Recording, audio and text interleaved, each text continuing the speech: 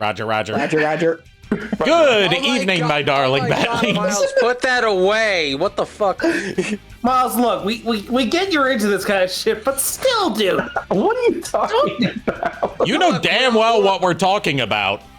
Look, we all know you're What into are we cuddling talking about? Charizards. We all know you're into cuddling Zards and cuddling Furrets, and I'm into cuddling Gardevoirs, but now is not the time. Furrets. I'm not into cuddling Who's furrets. cuddling me? Wait, what's happening? I don't know. I'm confused. I think they're trying to push their stuff onto me for it. Says the guy who's pushing the blame for other things onto previous people they knew. You know what? Fine. You know what? I like cuddling Gardevoirs, and I'm not ashamed of it. We already knew that, Nico. Anyways, Yeah, you're calling me out. good evening, my darling batlings, and hello there, our early viewers in chat, Miss Mandy Lynn, Cobalt Rogue, and Iron. I guess we chose violence earlier than usual tonight. I think we did. When do we not, to be fair? Valid. Tonight we're gonna be continuing my first time playthrough of Metal Gear Solid Portable Ops, which because I know Cobalt Rogue is the one who was interested when I brought this up one previous time during a Metal Gear stream. This is not the Monster Hunter styled portable Metal Gear game. That's the one after this. Technically, well, after this in the like timeline of series events, but the one you're looking for if you want a like what if Metal Gear was Monster Hunter in its structure would be Peace Walker, which is part of the next collection that's coming out in August. Also, shout out to one of the best Sonic songs right now. Yep. For some reason, VLC is showing it with the Shadow the Hedgehog box art, but I don't care. That's killer box art. I mean, Shadow is a knight in Sonic and the Black Knight. He is Lancelot. Yep, but he's not the Knight of the Wind. No, that'd be Sonic. Yep. I do need to play the storybook games on stream sometime, and by that I mean Black Knight and not Secret Rings, because Secret Rings is unfucking playable. Also, I would like to if only I knew who it was that donated a combined total of $80 towards our Extra Life campaign these past couple of days. But if you're listening, if you're out there and you're listening, thank you very much. Much appreciated. Yes, indeed. Yes, thank you very much for the donations. They mean a lot, and it goes to a good cause. And I have my own announcement to make regarding my second channel, the one that I post reviews on. I have finally, after over 6 months, finished the script for part 2 of the Metal Gear 1 review, and I've begun recording and editing it. I'm hoping to have that out by next week at the latest. Nice. And I am not going to approach Metal Gear 2 Solid Snake the same way that I approach Metal Gear 1 in terms of my review style, because I bit off way more than I could chew trying to recap it beat for beat of my playthrough. So, yeah, I'm going for more of a summary next time rather than a step-by-step of what my experience was like. Yeah. Also, It was an if you interesting guys hear- Go It was ahead. an interesting experiment, but not one that will be repeated. Also, to the people in chat, I do apologize if you hear me sniffling or coughing a little bit. I caught a cold when I was at the eye doctor today a little bit, so bear with me. I do apologize. And That's an order. And with that being said, I can lend you my copy of Black Knight if you want. Oh, I have a copy of Black Knight. Same one I've had since I was in high school. How does one bear with someone? Like, you get, like, really, really, really long claws and teeth, and I'm not continuing past that. A bug? Did you just describe a bugbear? What the fuck? Or is that to bear with you? You know what? Fair. Also, I would love to be part of the Black Knight stream just because Excalibur Sonic is Oh, hell More yeah. cooler supersonic forms. I call it a supersonic form, so fight me. It more or less is, even if it doesn't take the traditional super transformation route of like recoloring his appearance. Fucker's in golden armor and He's in has golden holy armor with a sword. red cape and a massive sword. It's badass. Yeah. Anyways, let's switch on over to the game screen. We're doing emulation tonight, just for ease of use. I played back to where we were, so we won't have the exact same soldiers that we recruited last time because their names are randomly generated, but we're at the point we left off at, which is the important thing. Eh. Jeez, that was loud. Yes, it was. Huh? So, there will be some text reading in this that we could have some fun with because Hell yeah.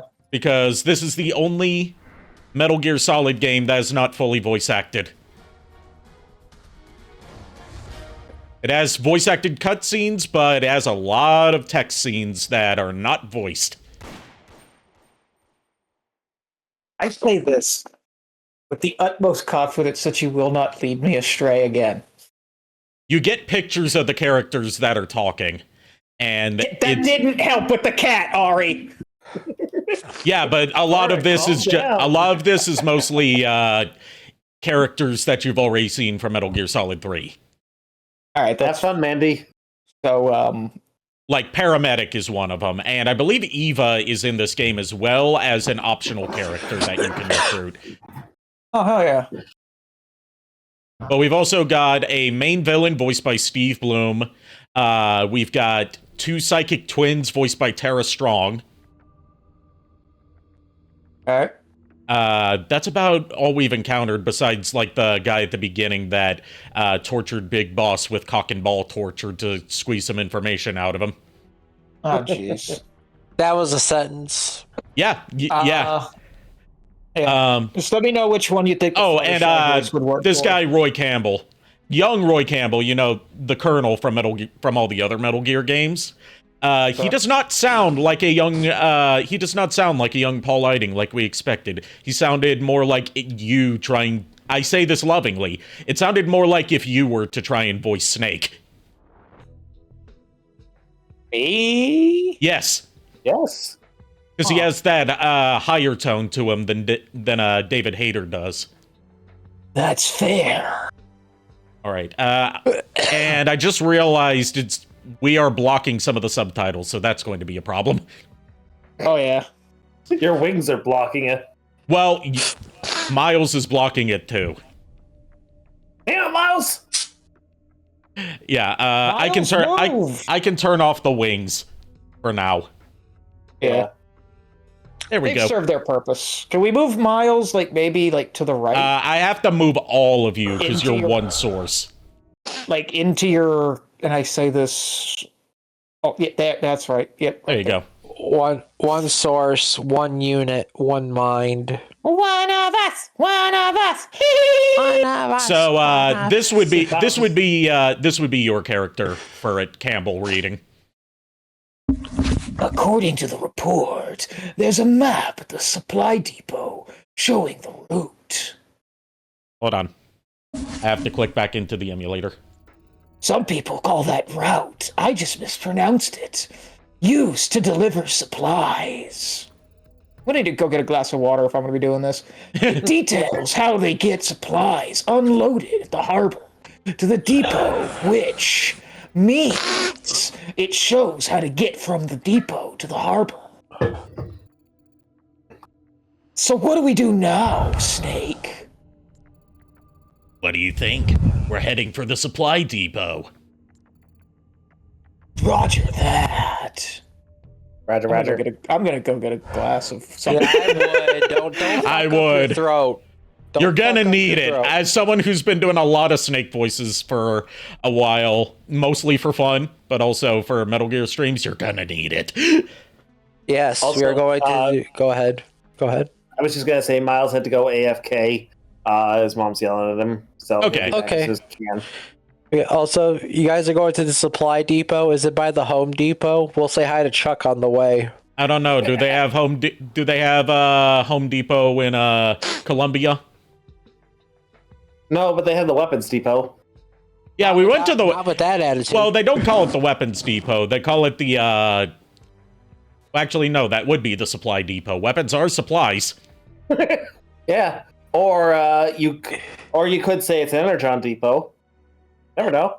I didn't realize if I was going to do that voice, I should have done my warm up for whenever I try to do a snake type voice. Otacon, Samus took her suit off. Don't worry, I'm an expert at putting on women's clothing. Oh, God. Those Coda calls. According to the report from our spy unit, the supply depot is used mainly to store supplies unloaded at the harbor. Which means there must be a map somewhere that shows the transport route. From the harbor to the supply depot, get used to me saying that a lot apparently. And if we follow that route, the other way around, it should take us straight to the harbor. Find that map. It'll tell us how to get to the harbor. Can't take you seriously with that voice, Furret.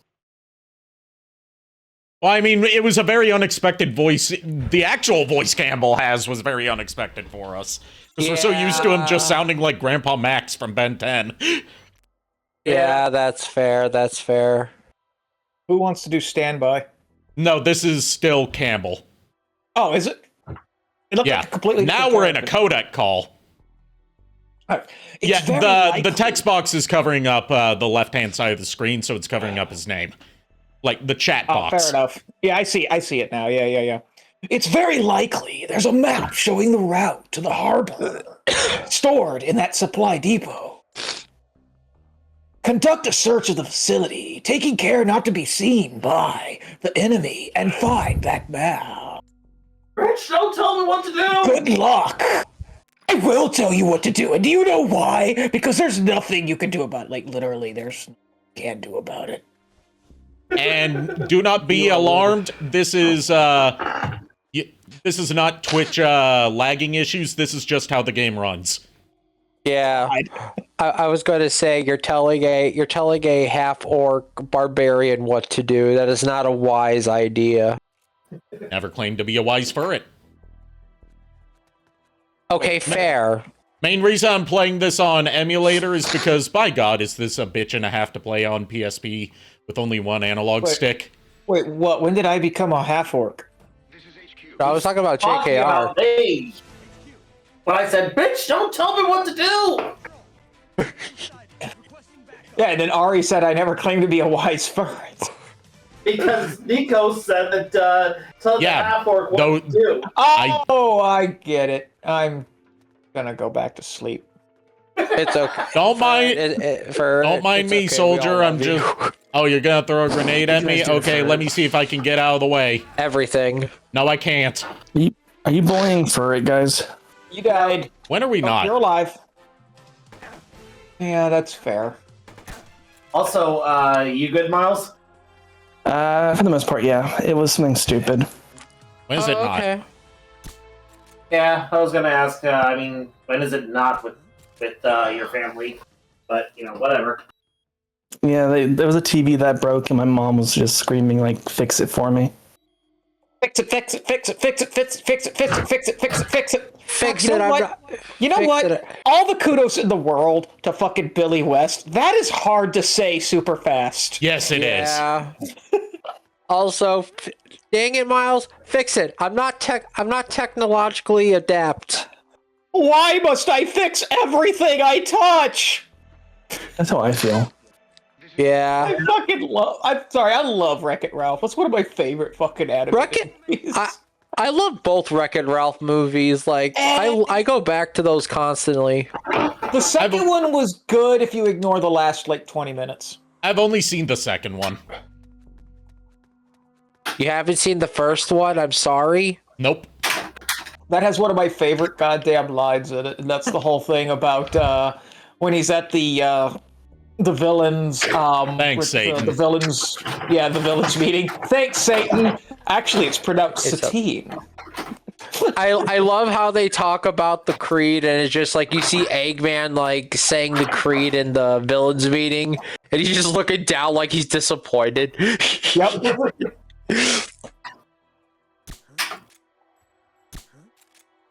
Also, the fun fact about that movie is they could not get the rights for Mario to appear. They really, really wanted him to, but Princess Peach and Daisy appear. Yeah, Doesn't Bowser Yeah. appear too? yeah. Bowser Yeah, does. Bowser does too, yeah. Like, they could get everyone from Mario except for Mario, because Mario himself came with too many stipulations. Yep, Mario and Luigi both could not appear. Yeah. Also, I love the fact that the Konami code was referenced in there. Oh, yeah. Up, down, left, right. Up, down, left, right, B, A, start. Start. 30 extra lives. Contra. That code lives rent-free in my head, and another one that lives rent-free in my head is from a game of all things. I don't know if you guys have heard of it, called Vector Man. I know Vector I've Man. heard of it. I played it. I loved it. The name rings a bell to me, but I don't think I've ever actually played it. You might know, if you had Sonic Gems collection, it was one of the unlockable games on there. Yeah, I can actually show it to you sometime, JKR. It's random and weird.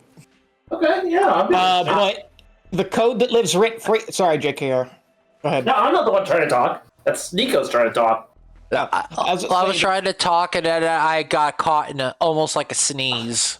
Ouch. Oh. The code from that lives free in my head is CA left ACAB. Call a cab, and it enables what people have called taxi mode, which is basically just move freely around the screen and damage everything you touch. Yep. Yeah. Basically the cheaters mode. They actually call you out on it. If you fucking win the game using only that, they call you out on it saying great job. Now actually play the game.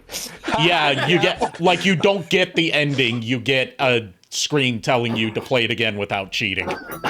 I was gonna say, that game for some reason just gives me like, you know, the Genesis Toy Story game? Yes. It gives me that kind of vibe. It gives me that It was vibe. developed by the same person. No, that Okay. no, those were two different studios. Were they? Yeah, one that Genesis were Toy both Story Enterprise. was Traveler's Tales, and Vector Man 1 and 2 was Blue Sky Interactive. Yeah, and I was gonna say we never got Vector Man 3 because the studio gave up on Vector Man, which is bullshit because it was a great character. We were going to get yeah. a Vector Man reboot, but it would have been more like Halo, and it got canceled. But a playable build has since leaked on the internet. Nice. I was also gonna say, speaking about the Konami code, another iteration of it that they brought it back in one of the Castlevania Game Boy Advance games. I think it was the one with Juice Belmont in it. If you go Harmony of Dissonance. yeah, Dissonance. If you do this before the title screen appears, if you type in the Konami code, instead of Juiced in Boss Rush, you get to play as 8-bit Simon. Oh, cool. Yeah, the Konami code tends to do, like, just different effects each game that it appears in. It's not always extra lives. It appears in Metal Gear Solid 3 and its remake, Delta, where in Metal Gear Solid 3, if you enter it on the map screen during the fight with the Sorrow, not the Sorrow, the end, it'll tell you where he's currently positioned by highlighting his sniper post in red. Okay. But because they didn't want you cheating that way in Delta, but they still wanted to carry over the code. If you enter it there, instead of his position getting highlighted in red, you just hear him laughing at you. Oh god. Mission complete. Now get your ass out of there. Bitch, don't tell me what to do! I just fucking did.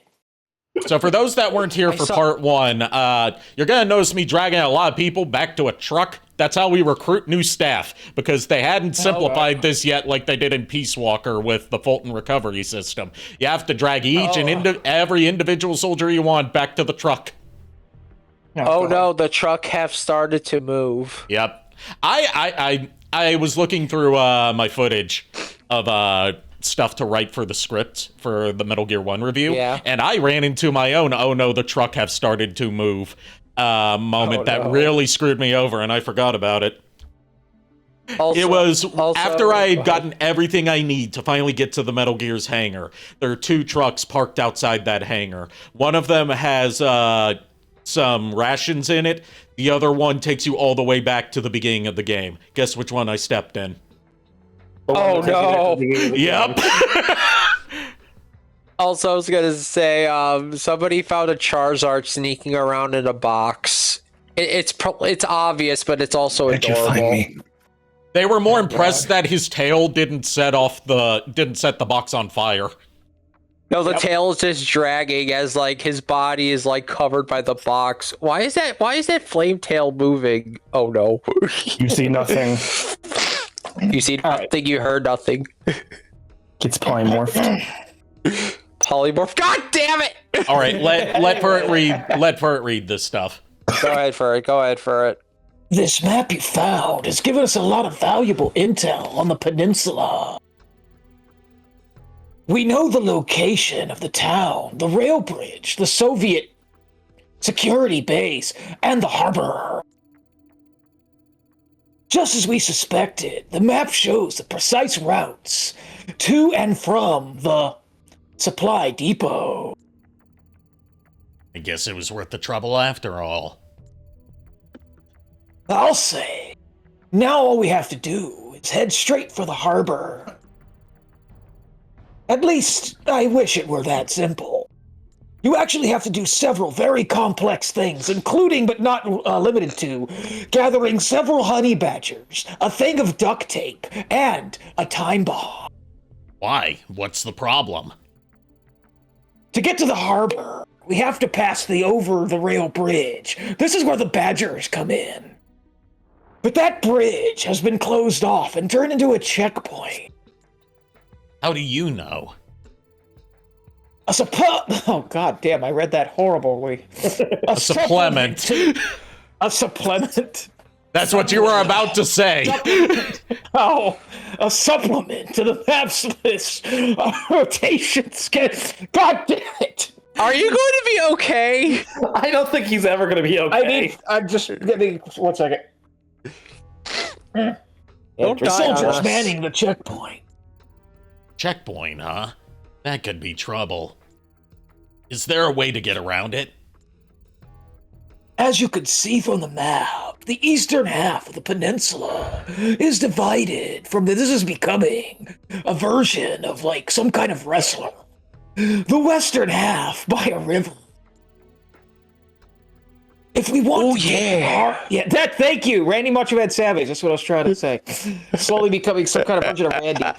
If we want to get to the harbor by the truck, or by truck rather, the only way is to cross over the rail bridge.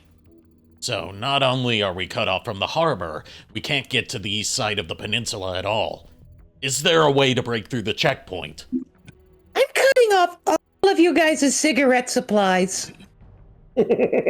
I can't for sure, or I can't say for sure without actually scouting the place. But I'll bet the checkpoint will be heavily guarded. Busting our way through probably isn't an option. Damn. At any rate, let's get started. There is no get in that sentence. Let's start by never fucking mind. Let's start by getting a feel for the situation at the bridge. Checkpoint. Oh god. Then we'll talk about getting through. A new report has arrived from the spy unit. Let's see, we got Swan to join our squad. Okay. So let's see what Swan's good at and see where they go on my team. Yeah, I knew a Swan once. Not a very good person. I knew a Good swan lord. once. Fucking cobra chicken bastard. Oh, God. Let's see, Sergeant, artist, impervious to dirty magazines, place in sneaking unit. I beg your fucking pardon. Impervious to dirty magazines, place in sneaking unit. Also, I regret telling Miles about polymorph now. I regret all choices in my life. Oh my god. Oh god, I'm choking on my own lungs. Hold on. Please don't die. Please don't die. Not on stream, anyway. You want to die, do it off stream.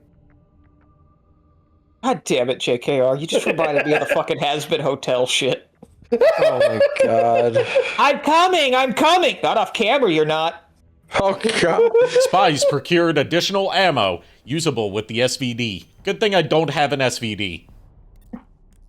Hey, Remember, Snake, step into a Slim Jim. Remember what we learned off stream from those PSAs that Vinny was watching? VD is for everyone, so what about an SVD? Oh, no. Okay, I'll be right back. I gotta go to the bathroom. Spies procured additional ammo, heat, usable with the RPG-7. Leech has joined your squad. Oh boy, Leech. My favorite kind of, there's no end to that sentence. Parasite.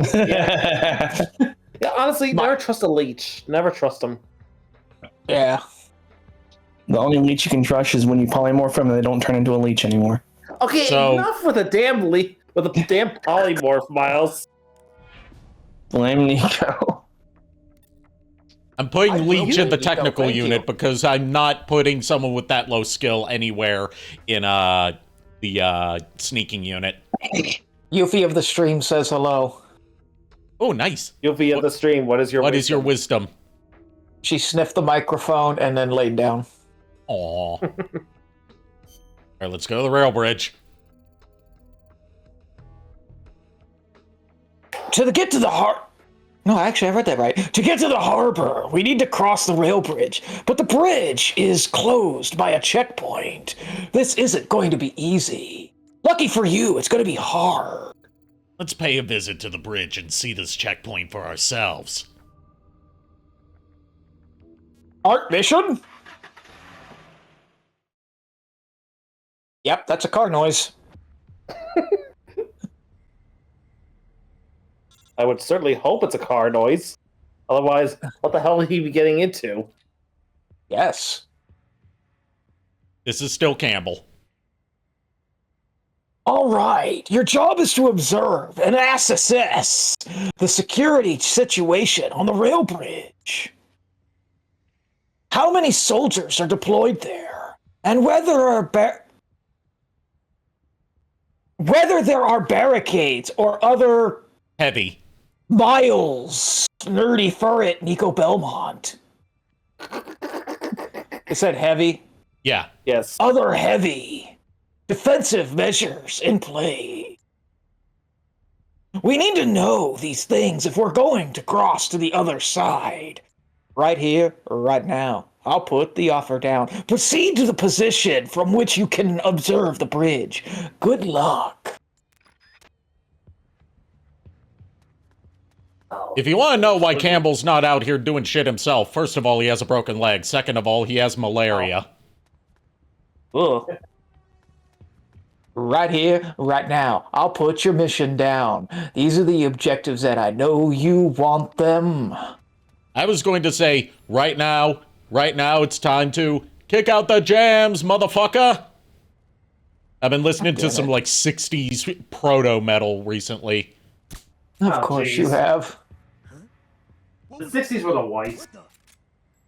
The 60s were not the worst. Not when the universally regarded as the worst year in music, as far as pop music goes, is 1974. Very bad year. Look, my whole thing is like the boomer years are just automatically the worst. Okay, the 80s count as boomer years, too. Thanks, motherfucker. Technically, we're still in the boomer years because the boomers are still around. Wait, am I a fucking boomer? No. No, not really. You're a Gen X, if anything. Oh, thank God. No, you are a early millennial. Thank fucking Christ. For a minute, I was scared. Okay, Boomer. Hey, Shadow Dragon, Fish, the Two Masters DLC, and Ninja Gaiden 4. Didn't know the DLC for Ninja Gaiden 4 was out. And no, you do not need to read this again. JKR, have you ever been throat punched through a Discord call? Can't say that I have. In Minecraft. Yes, in Minecraft. Would you like to test if it's theoretically possible? Look, you can try all you want, but it's not like I have a throat for you to try that on, because, after all, I have no physical form. That's true. You ever been resurrected by a necromancer and then... Motherfucker, I've been dead for, who knows how fucking long, and...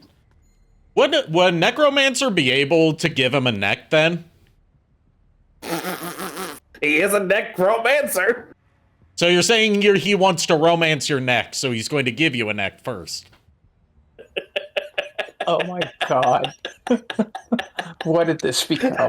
Where are we? Who are these people? Honestly, Furret, I don't fucking know either. I thought it was Ari X JKR.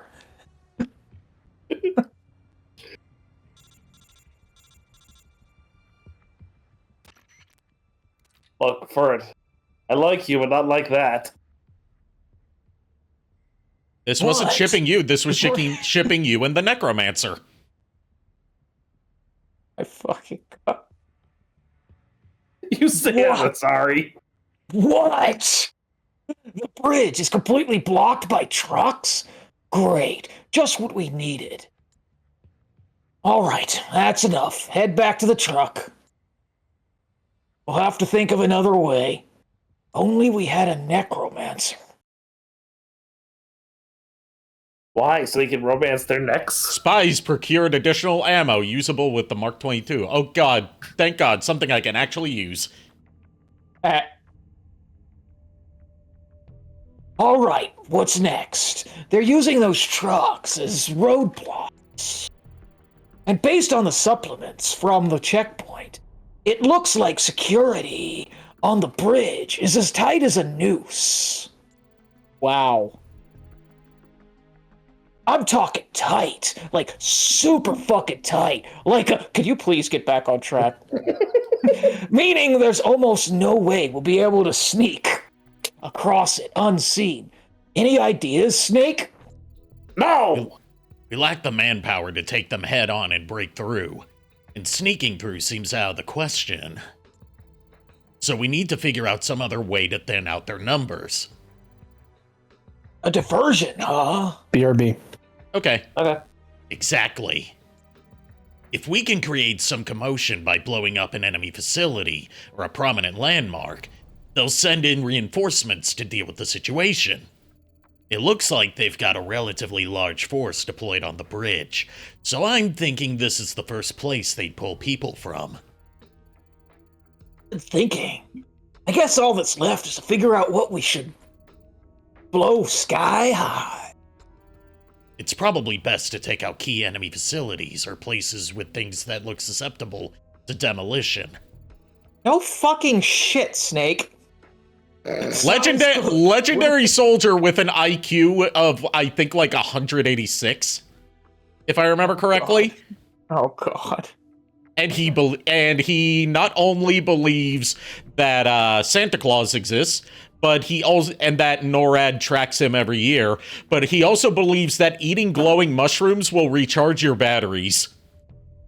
God. Sounds good. Where do we start? That's what the spy unit's for, isn't it?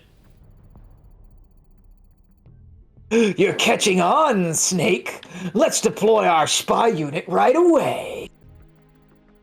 But where to send the spies? Well, that's up to you, big boss. We'll also need some TNT. We're surrounded by military facilities. The supply depot and other likely places are bound to have some. Okay, I'll go look for the TNT myself. I'd rather you did. The last time you got TNT by yourself, the Wendy's next door was never the same. Look, Roger that. And I really miss their frosty snake, and it's entirely your fucking fault. Roger, then let's get prepped for Operation Diversion. I honestly thought that said peppered. I didn't see that very well. God damn it. A new report has arrived from the spy unit. Now I have to Shit, Captain! Yeah, you actually have to read the reports. Let's see. Supply depot, Scorpion found. Sources indicate that there is a Scorpion stored inside the supply depot. We assess that as available for procurement at any time. Scorpion, by the way, is just a type of gun. Okay, thank God, because we had to use an actual fucking scorpion as a weapon. No, this isn't Metal Gear Solid 3 where we're flinging tarantulas and scorpions at people and that backfires immediately. Because someone thinks they're the shit. I got nothing. No, here's the thing. I was talking to Ari about that because it's like, this motherfucker here thought it was a good idea to pick up a tarantula and use it like a fucking weapon, thinking he's the shit. No, it's because you guys wanted me to. You were responsible for your own actions, Ari. I am not denying that. I'm saying the inciting incident was you guys saying it would be funny, then me agreeing that it would be funny. And they ended up being funny, just not in the way I intended. The important thing to take away from all of this is that it was goddamn hilarious. It was funnier than if it had been successful. Yep, because it was just horribly backfired. All right, sources indicate that there's a survival knife stored in the prison. We assess that as available for procurement at any time. And from the supply depot, diversionary operation. We have located a truck on the peripheral road. Sources indicate that this is an ideal point for detonating an explosive, thus igniting an enemy diversion. Okay. Back to Campbell. I'm not getting to read much of Snake tonight. We need to divert some of the guards away from the rail bridge.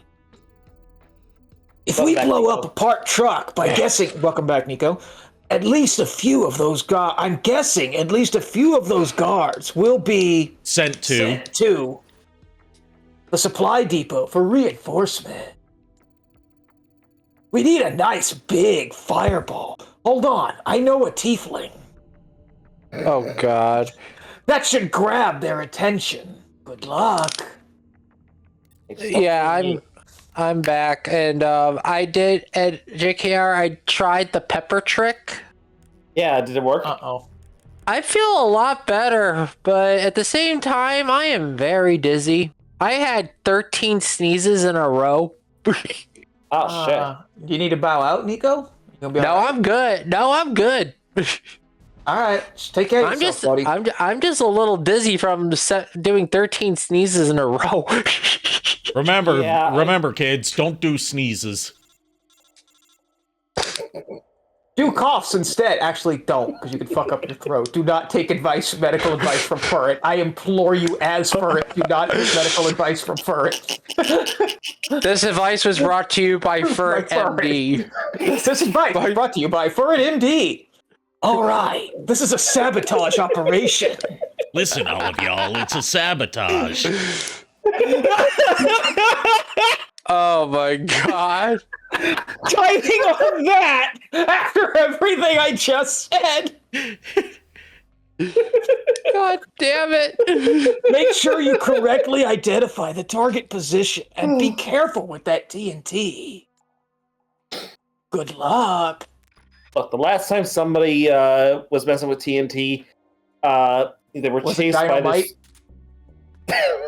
No, I was going to say they were chased by this, like 7 foot tall winged individual with and then that same winged individual was seen on a bridge just days before it collapsed. JKR, I love you. What the fuck are you talking about? Are you on the Coca-Cola again? No, I'm actually referring to the Mothman incident.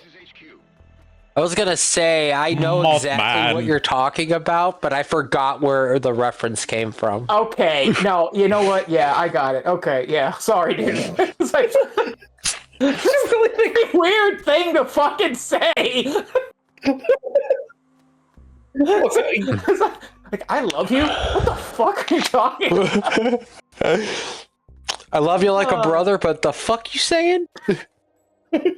Look, I may be nuts, but do I ever seem like I'm never actually with it? You know what? Don't answer that. I don't know. Do you want our honest opinion on that? Like I said, don't answer that. We have fun here. Yes, we do. I need to take off work more often. No, I don't. That's a bad idea. Look, on one side, you won't have a lot of money, and you will gain extra brain damage from hanging out with us all week. So you're saying there's a chance?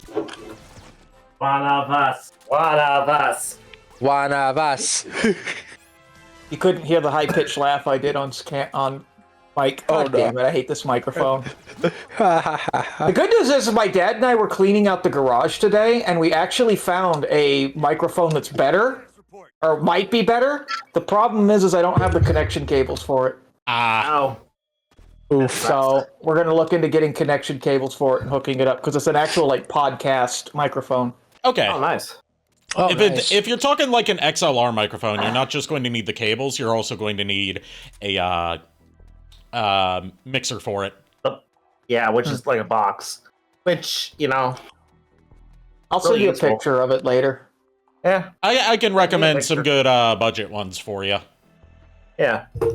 Like I said, I'll send you a picture of this thing later. Excuse me. It's blue. Is it Nice. powder blue? No. I was going to say it's blue, which is my second favorite color. What's your voice? Red. Red's my favorite color too. Yeah, you guys are your blues, your reds. It's always inferior colors, because you know the sum is greater. The whole is greater than the sum of its parts. And what I mean by that is purple's the best color. I was going to say I'd rather not hear about how great your whole is. Yeah. Okay, JKR, you're my JKR. I love you like a brother, but I don't love you in that way. Okay, you know what, motherfuckers? Let's be honest. You know your audience. You knew that was going to backfire. That is Shadow Dragon's here. I had to. Shadow Dragon here doing the Lord's work. You guys hate you. Look, Hate all of you. Look, JKR, once you make the Robotnik Rubik's Cube, then you can exact revenge upon all of us. The You're saying you Robotniks. don't want Nolan North's autograph. Got you. Oh, shut up, Furret. The Robotniks cube. Got it. Honestly, that's not a bad idea. I don't know why I didn't think of that. Look, Robotnik would just have a sentient Rubik's Cube that fires lasers, does probably Oh my God. roboticize people on site with it, and Oh my God. literally just controls it with its mind, with his What's mind. the oh my gods for? The Robotnik's cube. Robotnik's cube. Yeah. Robotnik Rubik's cube. A Robotnik's cube. Yeah, which is just like I'm surprised that I didn't think of that last night, but that's a good ass name. But like, put emphasis on the Rube part. There's no rube in it. It's Ro. That's what I said though. Was Robotnik's cube. Yes. Bro, That does. I'm saying Robotniks. No, I get what Furt's going with. Yeah, I know. Robotnik's Cube, as in Rubik's Cube. Yeah. I get what you're saying, but honestly, Robotnik's Cube just rolls off the tongue better. Yeah. Now I'm starting to regret showing you that picture of the character Mastermind from Elsword. God damn it. You should regret showing him almost anything that's going to give him an idea. I'm speaking from experience. All right, time to break out Jonathan, our first recruit. Oh no. Get him, Jonathan! You can do it! We believe. He dies instantly. Well, I mean, Jonathan! just so you know about our boy Jonathan, he is voiced by Robin Atkin Downs, who, in what I'm noticing about this voice cast, is like a lot of people in this cast, apart from obviously David Hayter, who's definitely going to be in Peace Walker, are people that would go on to play similar, if not identical roles, just more canon than this game in the very next game in the Big Boss Saga. Steve Bloom voices Gene in this game, and in Peace Walker he voices he voices a character known by two names, Galvez, and I forgot his real name, which is Russian. Because he's a Russian KGB agent pretending to be a Costa Rican professor. Look, you'll forgive me here. I just have severe PTSD about deep-voiced people voicing characters named Gene.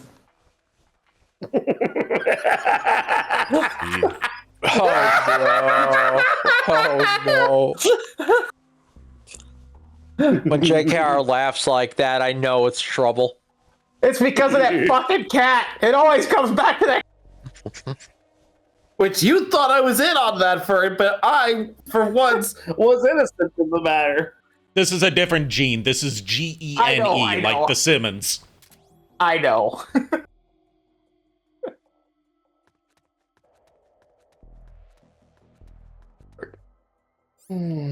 Miles, are you okay? Miles went He went- AFK. Yeah, he had to go AFK for a while, so Okay. I don't know. Been gone for a while. Hope he's okay. Probably just something to do with what he said earlier about his mom needing him to help fix something. Probably. Okay. Also, I'm munching on some garlic bread. Ooh, garlic bread. Keep it away from Mari. Yeah, I do like my garlic bread, even if it does make me, die a little on the inside. And the outside. Remember, kids, don't feed your vampire or your half vampire garlic. He's a vamp. Even if they He's a ask for it. He's a vamp elf. half vampire is still technically correct, the best kind of correct.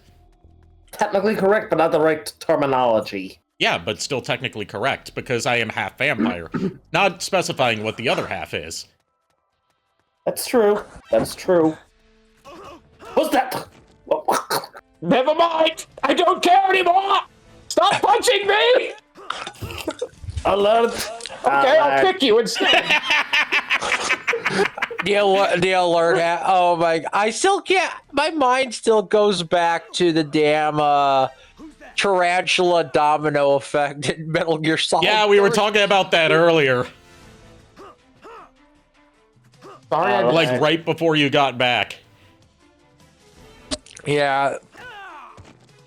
That's gonna be peak for me all. Look, I need time. to punch these guys out, not just because Mama said to knock them out, but also because I don't have any tranquilizer guns equipped on Jonathan. That's only on Snake. That is a sentence. I'm knocking these guys out because Mama said to knock them out. Yeah. Oh god. Yeah. That is how the song goes. I'm gonna knock you out. Mama said to knock you out.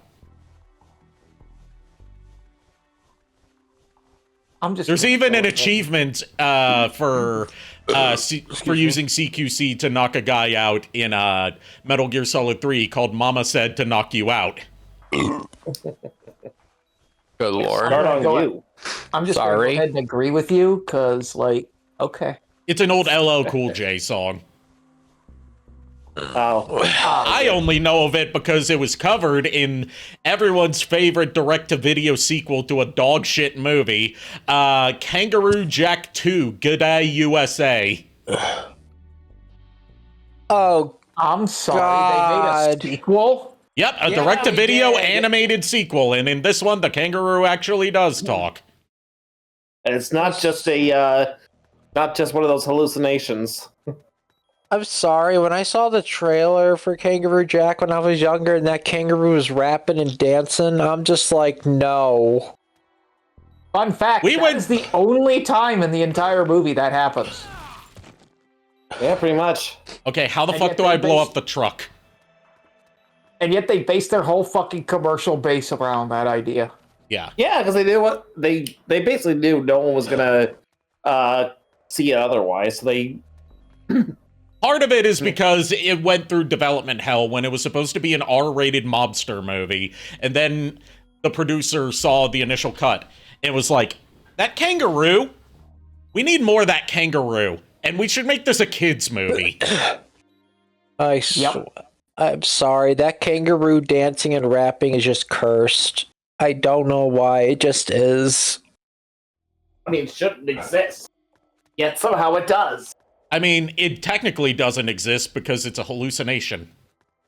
I know, but I'm talking about for us. The movie itself. I saw that on my birthday. In the theater. Condolences. Condolences are. Probably the most awkward part for my dad and stepmom, who were taking me and all my cousins to see this, was the part where, like, the guy's waking up from his dehydration-induced hallucination, and he sees, sexy love interest lady in front of him, and he thinks she's a hallucination too, so he just grabs her tits and starts feeling her up, and he's like, this mirage feels awesome. Oh, God. She slaps him for it, but... yeah, rated PG. No. Oh, no. I know this would never happen in the campaign, but I just, no. If you ever want to see one of the most random, yet somehow funny hallucination scenes in a kids movie, while we're on the weird topic of hallucinations in kids movies. Which movie? Oddly enough, the Dora the Explorer live-action movie. I'm sorry? Yep. Yes, and I actually highly fucking recommend that movie, because it is funny as hell, but it has a hallucination scene in there where, if I remember correctly, like, they accidentally eat some mushrooms. Oh, no.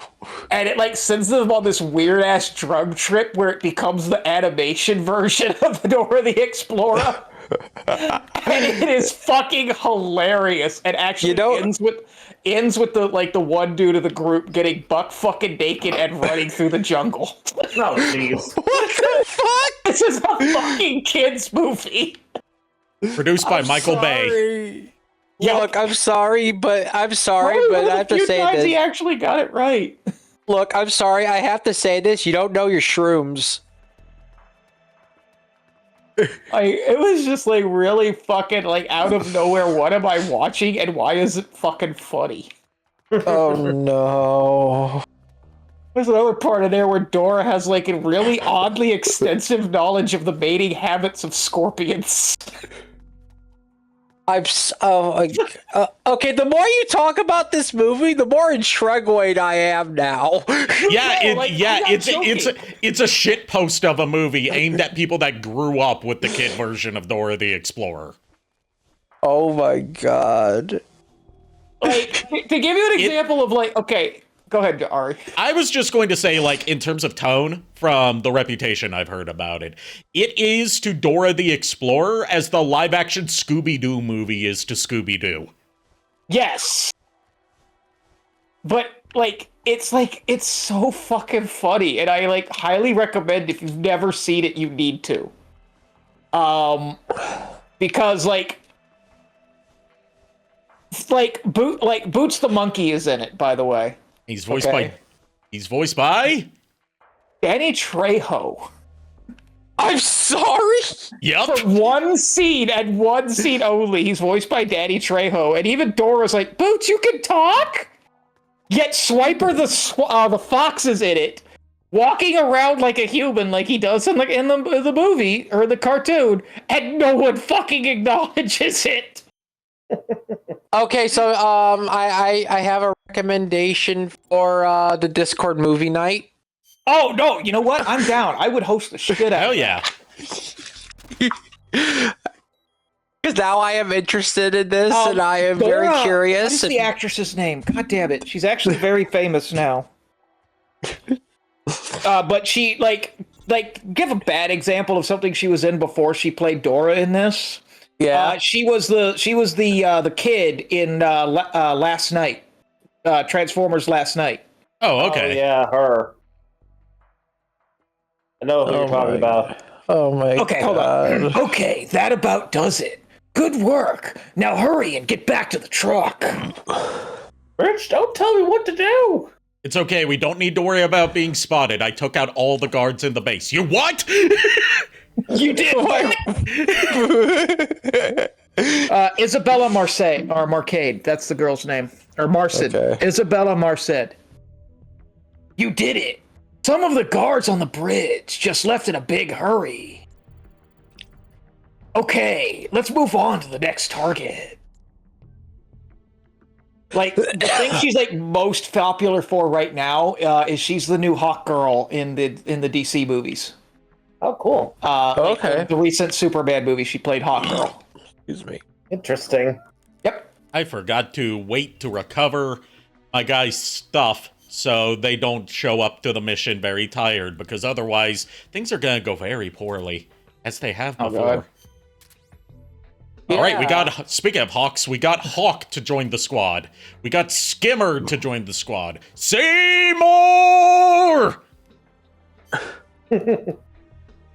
Steamed hams. No, steamed clams. That's what I... Yeah, That's what I call hamburgers. Oh my god. Also, Ari, you will be happy to know that I actually started playing Mass Effect last night. Yeah, and? Tell me. Enjoying it so far. I'm only like in the first like actual like mission where it's like we actually drop down Eden Prime.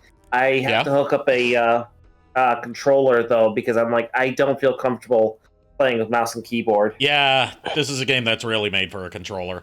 The only benefit you get from mouse and keyboard is like easier access to hotkeys for your like special attacks. Yeah. Hotkeys.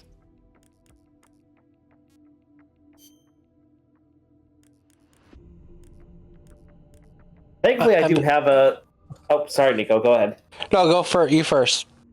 Like I do have the an Xbox One controller, and I've got plenty of USB cables that could plug into it. So it's not like I'm lacking on that. I just need to, that'll work.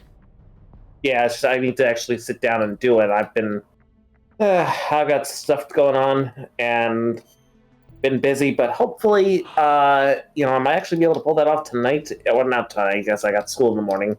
But definitely, probably sometime tomorrow after I'm done helping Nico. I was gonna say, because of the discussion we have earlier, now I can't get the image out of my head of Danny Trejo speaking as Boots the Monkey. What the It's hilarious. You'll love it. Nice job procuring that TNT.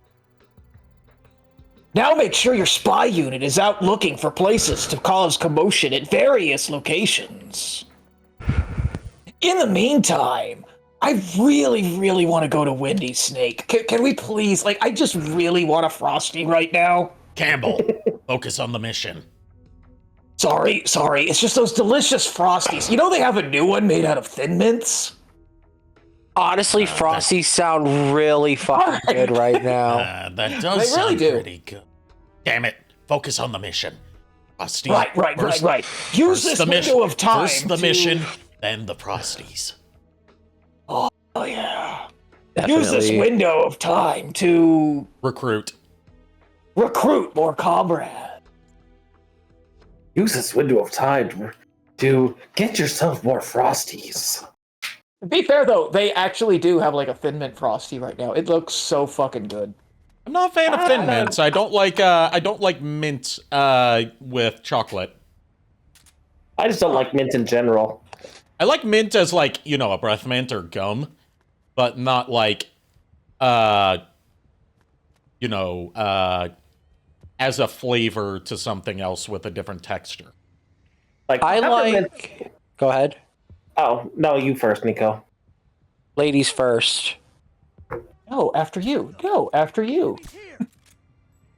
Okay, fine. All right, fine, whatever. I was gonna say I love peppermint and mint flavor in ice cream as long as it's like balanced, like not too overpowering, but not subtle, or I love whatever. chocolate chip ice cream. Okay, yeah, honestly- that is good. Peppermint is something I do enjoy, especially around the holidays. But that's about as far as that's about the only mint that I actually care for is peppermint, and that's it. Mint I was on its gonna. own. I like Go ahead. spearmint. Sorry. Go ahead. Finish. I was finished. I didn't No. know. I'm just gonna say it's like mint on its own. Don't care for it whatsoever. I was gonna say. Funny enough, right now I think at Portillo's right now, I think they're starting to sell their version of like a mint shake, and they have one where it's like there's one that's just like a straight up like peppermint shake or spearmint shake, and then they have one where it's like a chocolate cake shake version. Oh, interesting. I mean, I did enjoy the chocolate cake shake years ago. That was a while back. I haven't really been back to a Portillo's since I think just after the pandemic ended. Actually, couldn't think of it.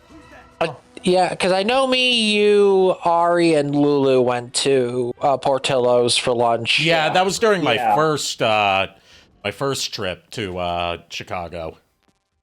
Yeah. I was gonna say what I like from there is because it's a little less carb than the chocolate one. The strawberry lemon cake shake.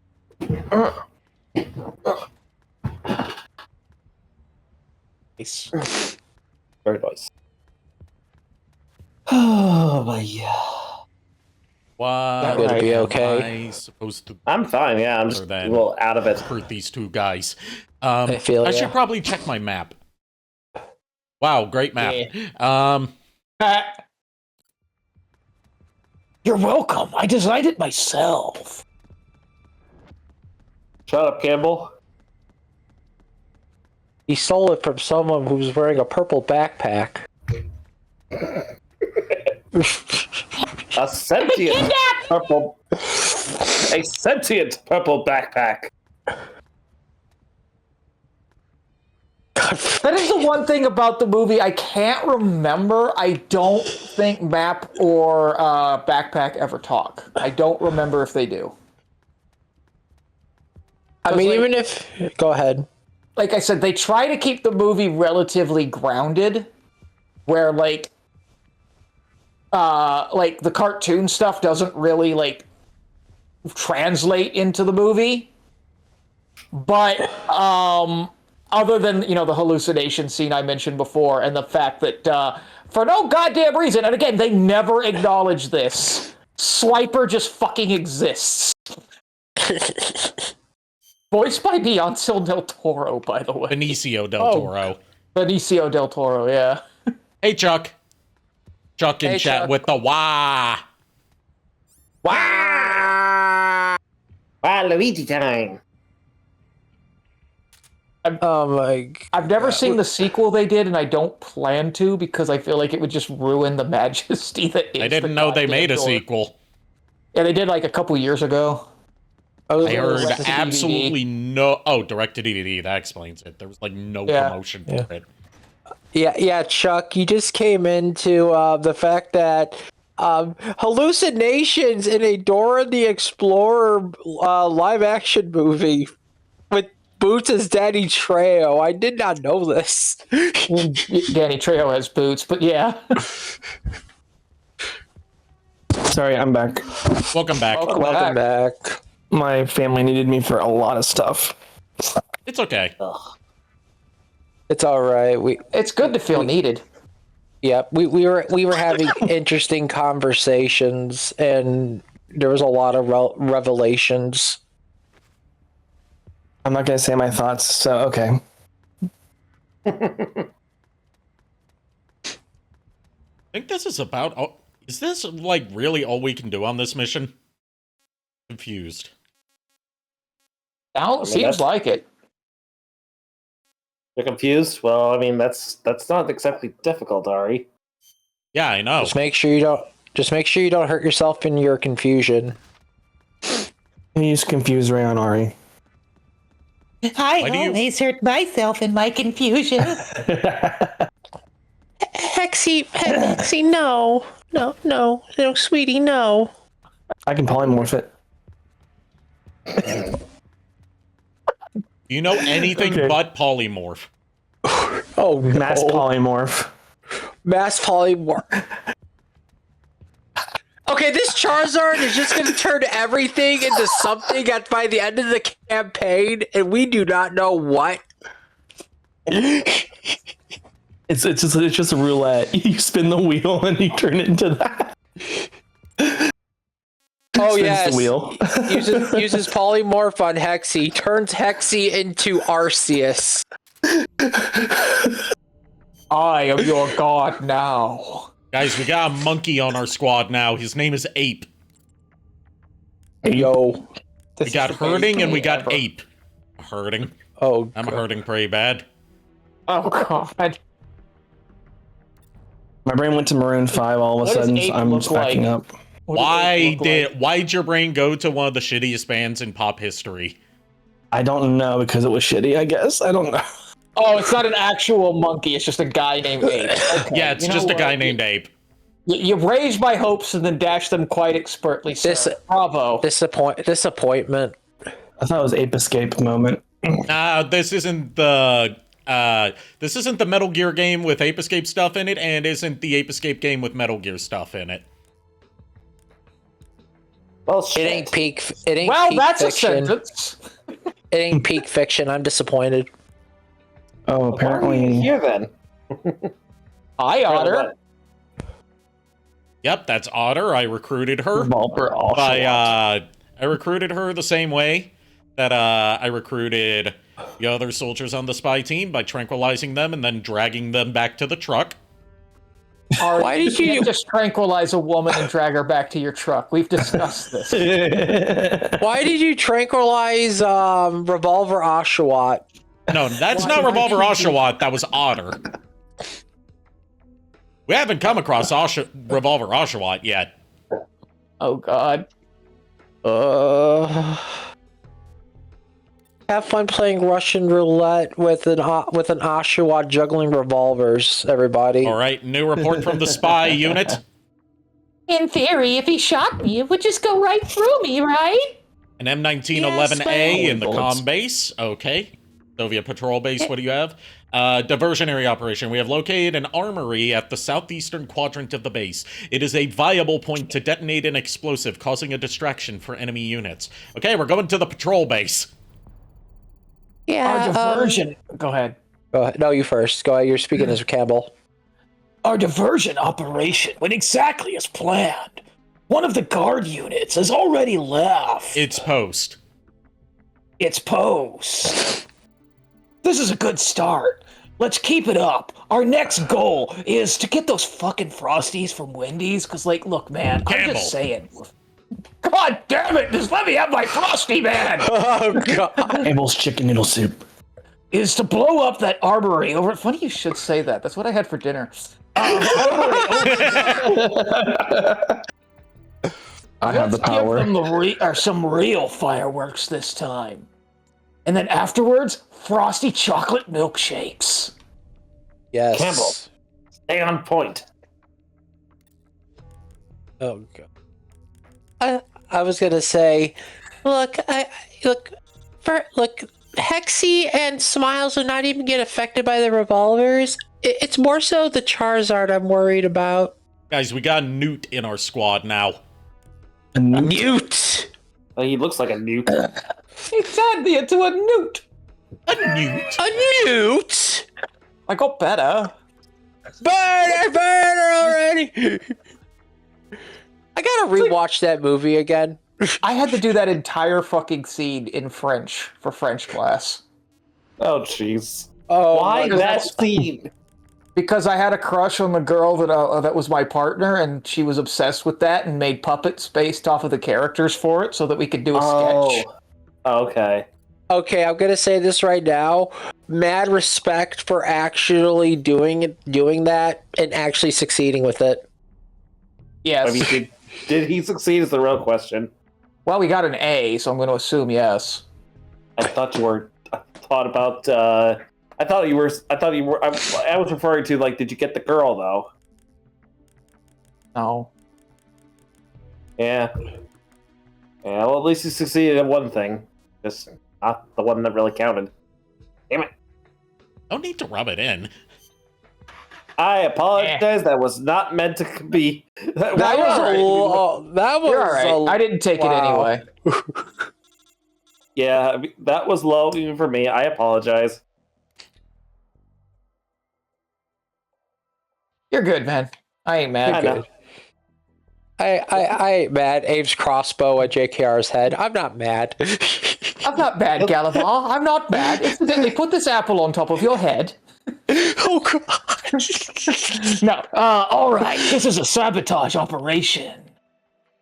Make sure you correctly identify the target position, and I cannot express this next part any differently. But please be careful with that TNT. Good luck. Oh, you know what they say about TNT. It's dynamite. And it'll win the fight. Power load. Watch it explode. Oh god. I hate you both. Are you going to be arm in arm when you win the fight? No, that's the wrong song. That's the wrong song, dude. Do you not know one of the easiest songs to remember because it's basically all chorus? I'm tired. I thought you were Miles. I'm Yeah. everything. I don't even know what song you're Miles talking is about, everything. to be fair. TNT by AC/DC. I've heard a lot of AC/DC songs, but not the TNT one. No, I I'm have not genuinely heard that shocked. It's like one of their most well-known songs. I'm genuinely shocked myself because I had a friend who I still talk to. We listened to a lot of AC/DC while we played NES. Because it's TNT. I'm dynamite. TNT. TNT. It's also like the only AC/DC song I know how to play on guitar. Yeah, fair enough. I was just gonna say we don't want to get Copyright DMCA. struck. Yeah. Because, me and Ari singing of that song was just so epic and, like, on point. Just That too Twitch good. It was too good, so Twitch is definitely going to pick up on that and be like, nope. You'd be surprised. That's fair. Yeah. Like on more so on YouTube than on Twitch.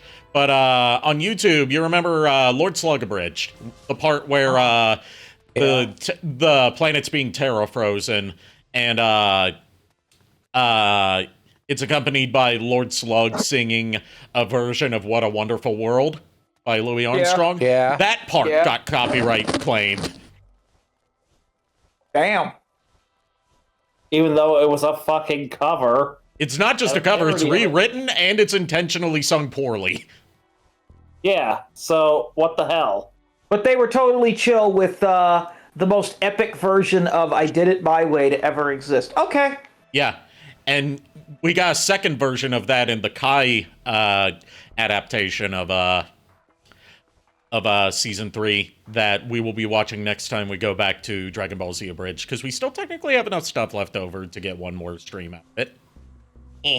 And some occasional revisits for Hiffle, which is an ongoing series. Nice.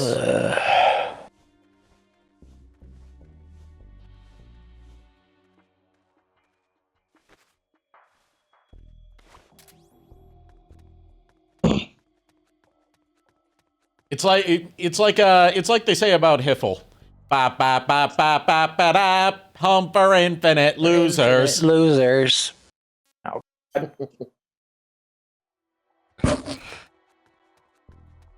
Know what they say. All toasters toast toast. God damn it.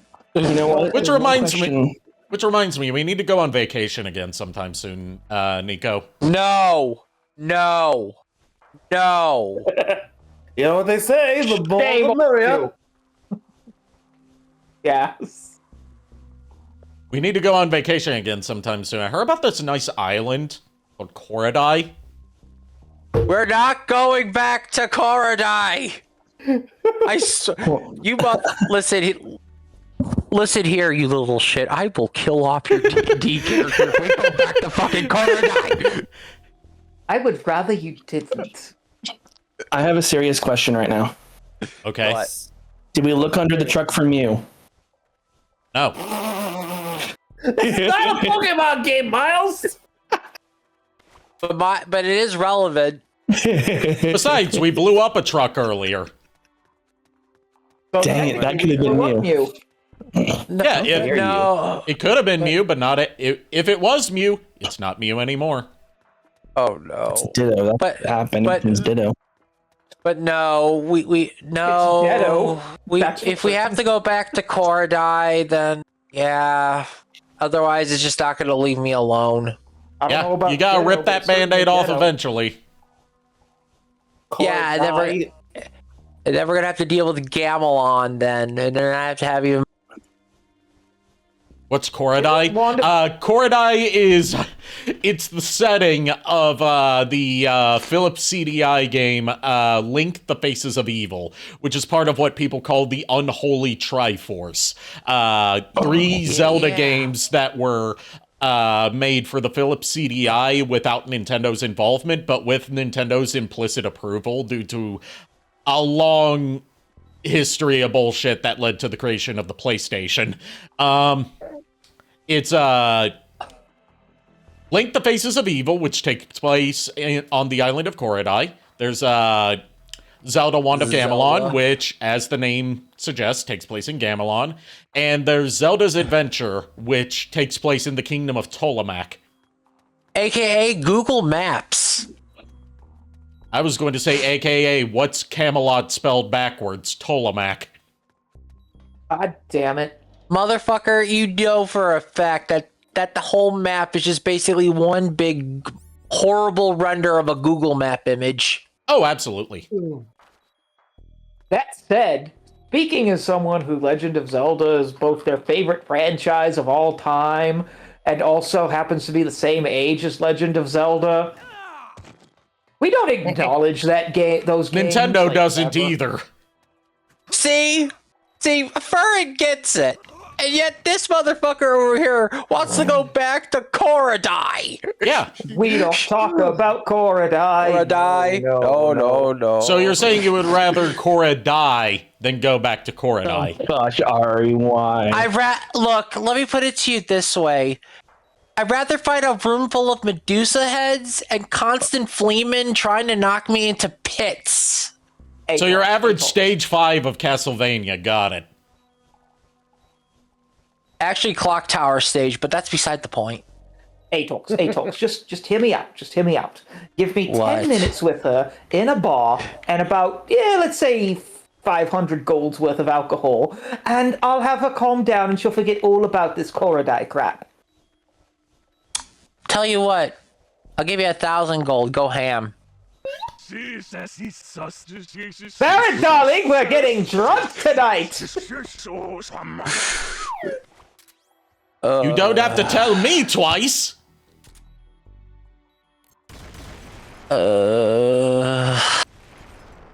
Kaboom. The best part is it's all on Atox. Oh, hell yes.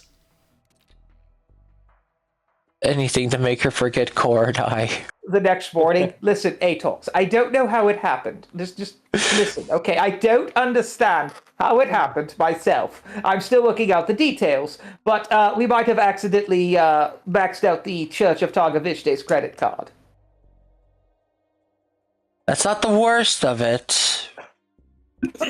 Nice work. What the fuck? We'll be waiting for I- you back at the truck. I was going to say, if you somehow got Varen pregnant through magic of alchemy, or you got yourself pregnant through the magic of alchemy, I would be very concerned on how you did that, and everyone with a medical degree would be questioning how the hell you did that. Yeah, especially since it's darling. especially since it's canon that Varen doesn't have a womb. Yeah. Which is why I'm saying it would be like, the fuck?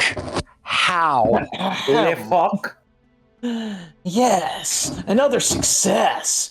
More guards are leaving the rail bridge. Let's keep it up. Time to pick the next target. When are we getting those frosties? We got a gecko on our squad, so we officially have someone from Zentrea's camp. Yes. God damn. Oh, and a monitor lizard. Oh God. Nice. Let's see how disappointing they are. Listen, darling, I'm telling you, with alchemy, almost anything is possible. I'm scared to think what and how. It's simple, darling. All you have to know is look at distraction! No, that's just Galavar.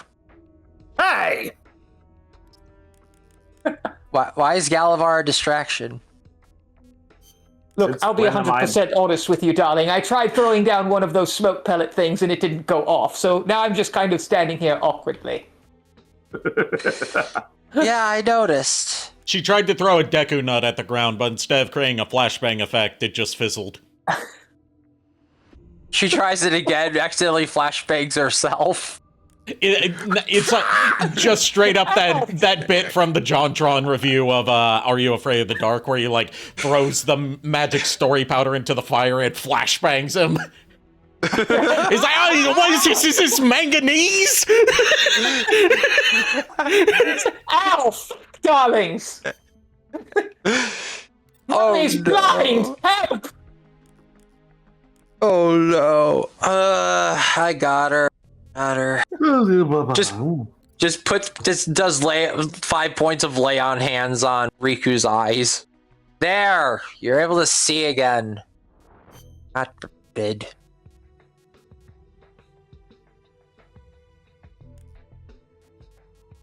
Yuffie's the thief, not me. Yuffie may be the thief, but Barry's the shadow monk that apparently killed 25 men and 15 vampires. All with one paw. Mm-hmm. With this thumb. With his thumb? Have you never seen Ratatouille? I've seen Ratatouille. I'm laughing. I've That's one never of my seen favorite Ratatouille. I've never seen Alright. Ratatouille. I highly recommend Ratatouille. How did you not even watch Ratatouille, motherfucker? What? Because I don't go to the theater all that often. You, That's I yeah. And I don't buy movies all that often. I might have like an extra copy somewhere. I could send it to you if I do. Okay. You okay? Yeah, I'm fine. Just a trap burp in the deep of my throat that was giving me a little bit of an acid reflux. But that was like one of my favorite just random quotes in a Disney movie of all things. I once killed a man with this thumb.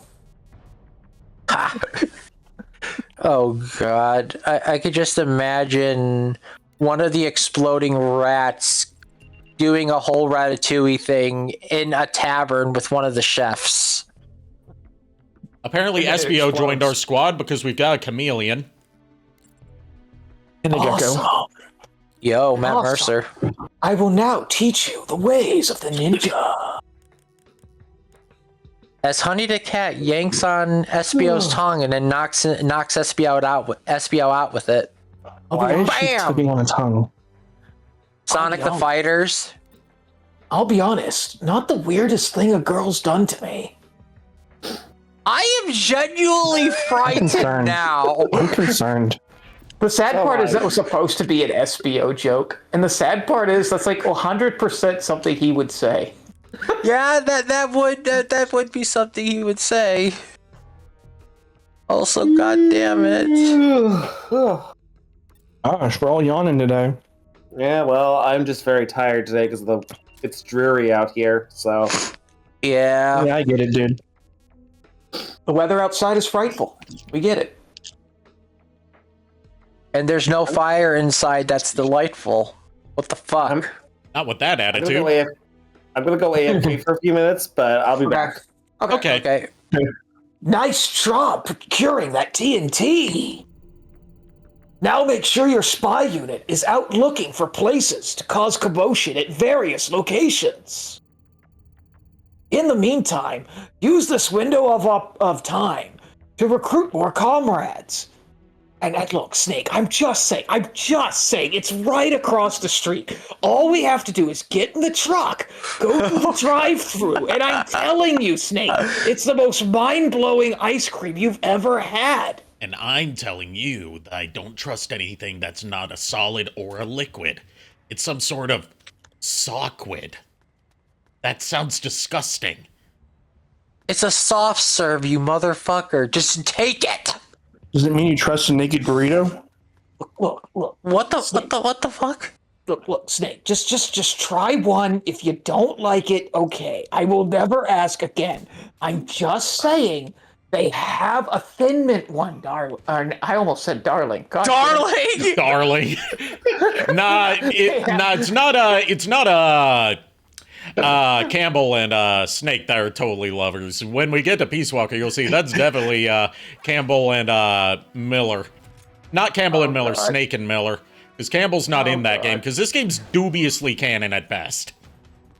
Like, Hideo Kojima's official stance on Peace Walk, Portable Ops' canonicity when he was still with Konami was Canonicity.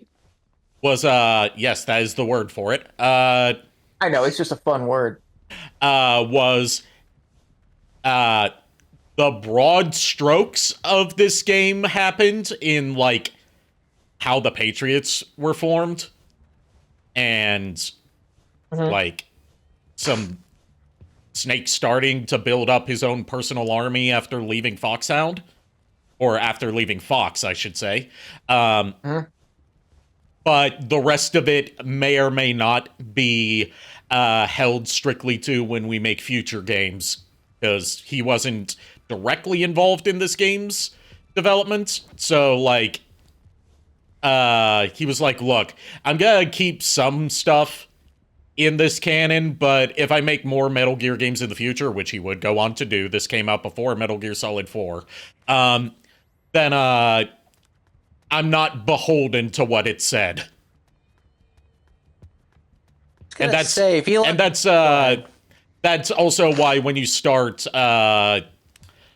like the actual gameplay part of the next game in the Big Boss Saga, Peace Walker, one of the first things that Miller says to you is, finally we can leave all that crap in San Geronimo behind us. Which, this takes place on the San Geronimo Peninsula. I was going to say, if Snake left Fox, then why didn't he go with Falco or Wolf? I'm joking, please don't. Because Sniper Wolf hadn't joined... Well, he hadn't formed Foxhound yet. And Sniper Wolf wasn't old enough at the time. She would be, like, either not born yet or still a little kid. I'm not sure how old she was. Oh, gosh. Sniper Wolf brings about bad memories. And let's be honest. Honest, he would totally go with Crystal. Yeah. Yeah, right. Yeah, right. Not gonna lie. When I played Star Fox Adventure, I thought Crystal was hot. So did I. I didn't know what a furry was at the time, and I'm still not one, by the way. But, like, they designed her to be hot. You can't blame people for finding her hot, whether they identify as furries or not. I think it's more so on the same level as the whole Rouge the Bat fiasco. It's like, yeah. Everybody found that character hot, so it's like a thing where it's like, okay, we can let this pass. Yeah. Also, random fun fact of the day, she was actually intended to be the main character of that game. It was never meant to be a Star Fox game. Yep. Yeah. but they didn't feel like marketing it as like a standalone. Well, its it was own more thing. so that like as they were getting close to finishing development of it, Shigeru Miyamoto saw it and basically mandated that they turn it into a Star Fox game. Yep. And Because the characters down happen to Crystal's be part. foxes, so he was like, "Oh, the characters are foxes, and one of them kind of looks like Fox McCloud. Why don't you make it a Star Fox game?" And no one says no to Shigeru Miyamoto. Yep. I That's true. actually loved the hell out of that game. That was like one of the GameCube games I eventually rented a lot. Blockbuster. Yeah, I never owned it, but I rented it a lot. I really wish they would put it on the GameCube emulator. I really do. Yeah. Game. Fucking right. Like, people give it shit. Like, people do give that game shit. Like, oh, it's not a real Star Fox game because you're not in an R-wing except for the very end and blah blah blah. I was like, okay, it's called branching out. You're in the R wing for at least 25 to like 35% of the game, going between the planets. Yeah. You're in the R wing enough. There's only one planet. Well, you have to fly Yeah, but between you're the going chunks to of the different- planet. Yeah. Yeah, that's fair. Yeah. Hey, guys, and go ahead. I was just gonna say, I'm actually gonna head off because I am actually feeling really tired. Okay. And yeah, Go get some But- rest. yeah, with my class in the morning, I want to at least be well rested. So yeah, I will see you guys next time. All right. I'll Have a see you good tomorrow. I'll see you tomorrow, my guy. have a good night, See you tomorrow, JKR. Nico. You All right, too, have Ari. a good one. See you, Furret. We're gonna blow up some military trucks in the town. Have In fun the with that. game, to Yes. specify, Twitch, for the love of God, we need it in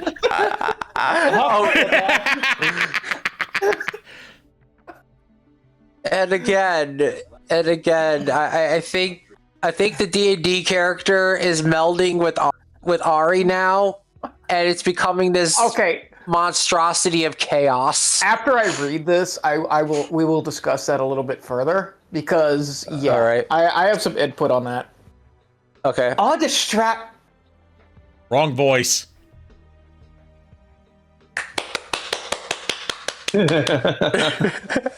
I just had to facepalm for a minute. Our distractions seem to be working. 2 of the guard units on the rail bridge have already left their posts. A few more diversions like this, and the bridge is sure to empty out.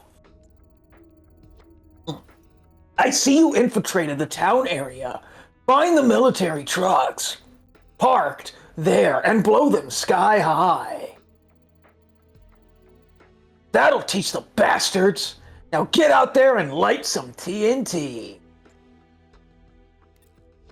All right, so as was just fucking accidentally Yeah. verified, I guess is the word, or shown, Okay. Rico is actually kind of slowly taking over my mentality in life.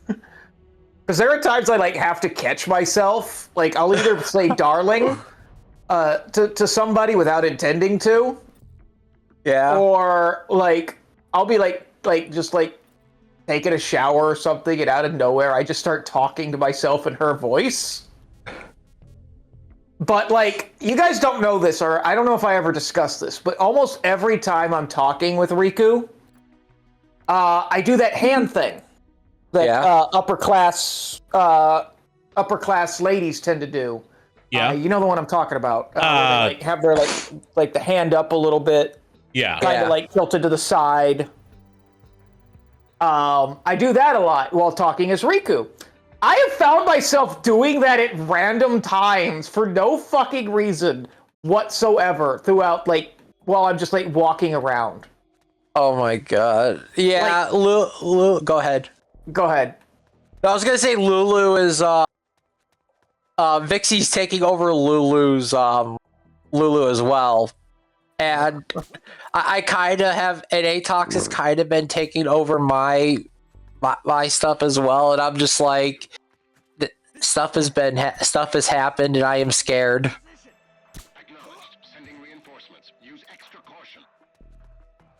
I apologize for all of it. Oh no, don't, because I love Riku. She's one of my favorite D&D characters I've ever made. Like, but like the fact that she like has evolved into this like mindset and character is like awesome. Oddly enough, when I introduced Esmeth, when I talked as him, I accidentally sometimes slip into some lines for Esmeth. Mm-hmm. And when I talk to myself, and I'm like, oh my god, stop it. Stop it.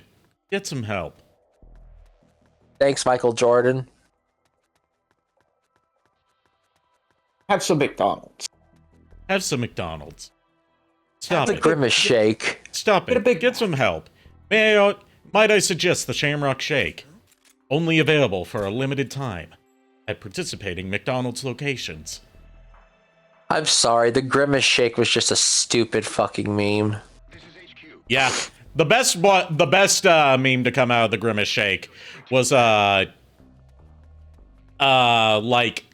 it was a Danganronpa meme of like one of the characters being like, "Hi, I'm this character from Danganronpa, and I'm going to try the Grimace Shake," and then like it smash cuts to that character covered in, you know, the blood in Danganronpa is hot pink, so in this case they're covered in Grimace Shake instead of blood. Oh god. Oh no.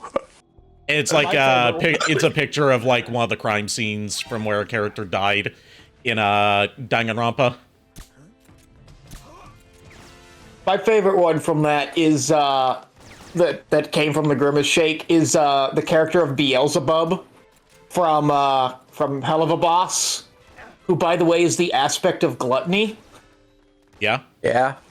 She takes a drink of it, saying, "How about, you know, I don't understand how bad this could possibly be. Why are all the mortals so..." And it flash cuts to her laying on the ground, but she's an actual fucking bee, dead. Oh no! Oh no! Like she's dead. And she's drooling out the shake, and like it points to her, and it says DED. Oh no! For those who don't know what Beelzebub looks like in the thing, she's like a fox, like a fennec fox, but like with extra arms because she's supposed to be a bee. Yeah. Like she's a really cute design, but like just the fact that this thing flash cuts to her and she's an actual fucking bee laying inside the Grimace Shake gets me every fucking time. Damn it! Oh no!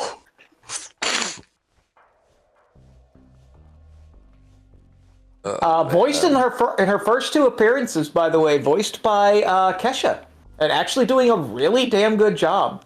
Yeah, Kesha has more talent than people thought she did. It was mostly, you know, her horribly abusive monster of a producer that was making her seem untalented by making her put out shitty music, among other are very much worse things that were happening behind the scenes that we can't get into on Twitch. Yeah. And all that said, I'm glad she got away from it. It should be a red flag anytime that you see pop starlets continuing to work with him. I'm looking at you, Katy Perry, claiming to be, pro women's rights feminist while working with one of the biggest monsters in the music industry continually to this day. Yep. Like, in case you needed another reason to dislike Katy Perry.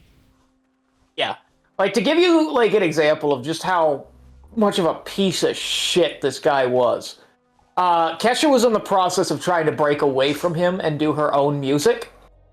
And actually, like, wrote and directed Beelzebub's song in Hell of a Boss. Called Cotton Candy. Which she was going to sing. And had actually recorded, and they were gonna use it.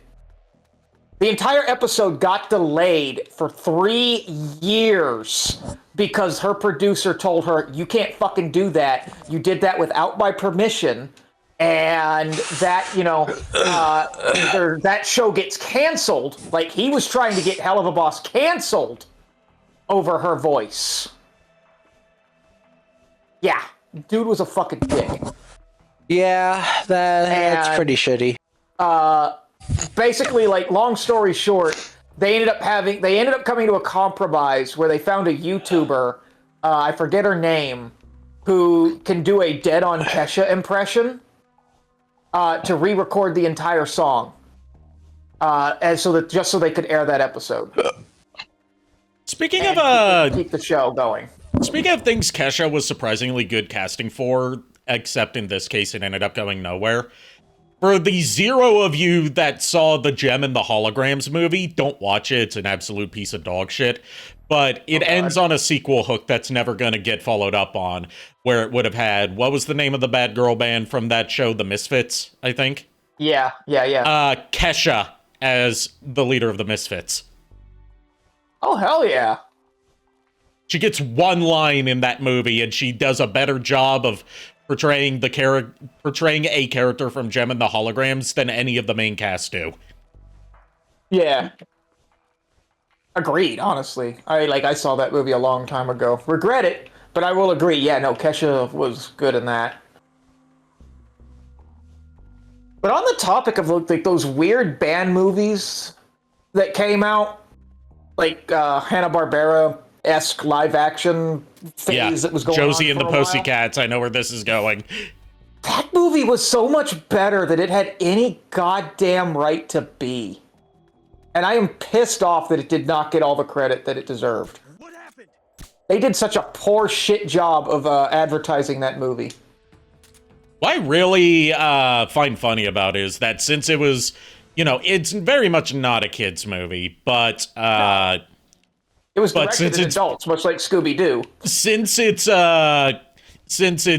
based on a very kiddie show, unintended Giggity. in this case, Yes. on the home media releases, they put out, like, when it initially came out on video and DVD, they released 2 cuts of it. One that was like a PG rated cut, and then the original PG-13 cut. Oh, God. And they would have, like, either one of them for rent at, like, different stores. Like, typically, like, I think it was, like, Family Video, where they would make specific Oh my altered cuts God. just for that store. God damn it, I finally have context for one of the dumbest fucking jokes in history. Thank you, Ari.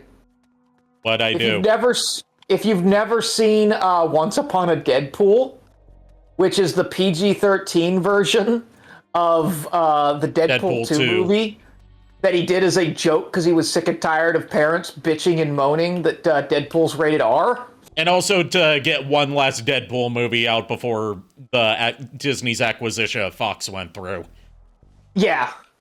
At one point in the movie, he says, "Yeah, that's right. We're Josie and the Pussycatsing this shit." Yeah, that's what that's in reference to. Oh my God, I never fully understood that reference until now. God damn it. But yeah, that's another movie, if you haven't seen it, I actually recommend it, because it's so much funnier than had any right to be as Josie and the Pussycats. It's also just a time capsule of, like, late 90s, early 2000s pop punk. Yep. Also, oddly enough, the live-action Yogi the Bear movie. The first one. People... Isn't there a Yeah, sequel? the first one. I don't know if there is or not. I'd have to look that up. No, I'm and thinking I the really don't Smurfs. feel like it. Oh yeah, no, the Smurfs. The first one was good. The second and third one can burn in hell. What about the one that just came out last year that nobody saw? I say again, they can burn in hell. Starring Rihanna as Smurfette. Yep, and they highly marketed the shit out of that Yeah. because of Ariana, and Smurfette barely has any Not lines. Ariana, Rihanna. Rihanna, yeah, sorry. Rihanna barely has any lines in it.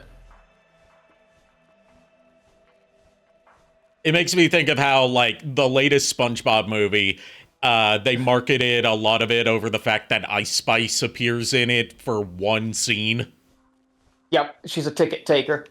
Yeah, and she has a musical number, which, it's Ice Spice, so it's like a solid 3 out of 10. Yep. from the He's same. honestly the reason. It makes me I get that this movie was aimed a bit more towards the older audience that grew up with SpongeBob, but at the same time, I'm like, yes, my favorite musical guest to have for a musical number in a kids movie. The woman that gave us a song called "You Think You the Shit, You Not Even the Fart."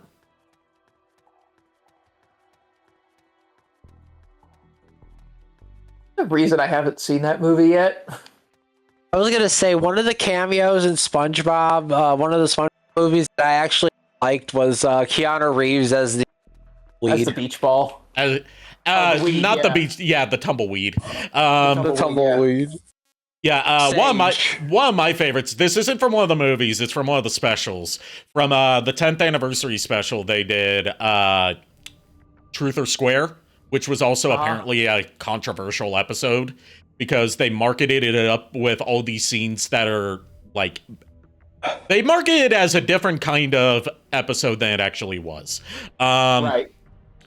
They market it as you're finally gonna learn the Krabby Patty formula. You're going to see SpongeBob get married to Sandy, and what the episode actually is just the characters stuck in an air vent, reminiscing about. It's a clip show, but the clips are made just for the episode, and it was a huge ratings trap. But the parts people liked were the wraparound segments with Patchy setting up the 10th anniversary special with all these celebrity cameos, and one of them is he gets Robin Williams to come with him to sneak into Nickelodeon Studios so he can try and get SpongeBob to appear at his party. And Robin Williams has one of the best lines in all of SpongeBob, which is when they're sneaking through the Nickelodeon Studios building, which is now sadly defunct, in Orlando.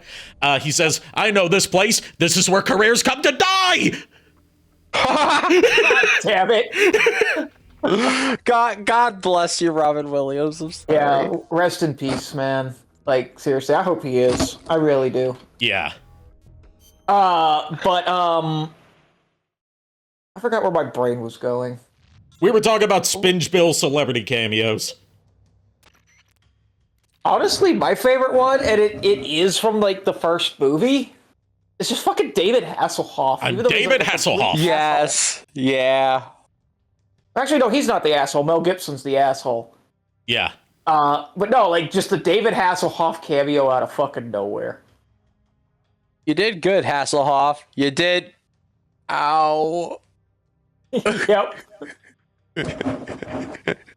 But just one of my favorite things about David Hasselhoff being in that movie is that because he was a high-profile actor at the time, they couldn't secure his license for the SpongeBob movie video games, so they had to do some crazy Photoshop jobs on the screenshots from the movie that make up the cutscenes in the game to make him look not recognizably the character from the movie, but legally distinct from David Hasselhoff. Oh, God. And they weren't allowed to call him David Hasselhoff, so they had an impersonator voicing him. So instead of saying, I'm David Hasselhoff, he says, "I'm not a lifeguard, but I play one on TV." Oh, God. Damn it. All right, real quick before we get into more shenanigans. All right. This is a sabotage operation. Make sure you correctly identify the target position. And be careful with that TNT. We're counting on you. What, no good luck this time? Good luck. You didn't go with me to get those Frosties, so no. Yeah. This is on you, man. We could have been having Frosties right now, but no. Also, back on the subject of Keanu Reeves cameo, that actually led to a meme that I know Ari and Nico especially would really appreciate. I'd have to dig it up. Oh God. But it says you walk into a room. You walk into a room, and all of a sudden there's a save point, several crates of ammo, several health packs, and blah blah blah blah blah, or something like that. and it says casual player. Ooh, this room could only mean good things. And then it cuts to like it has like a picture of Keanu Reeves underneath it. It says any expert player that knows this is right before a boss room. It really doesn't. Yeah. It's really not. I can name a few instances where that is relevant, and oh god.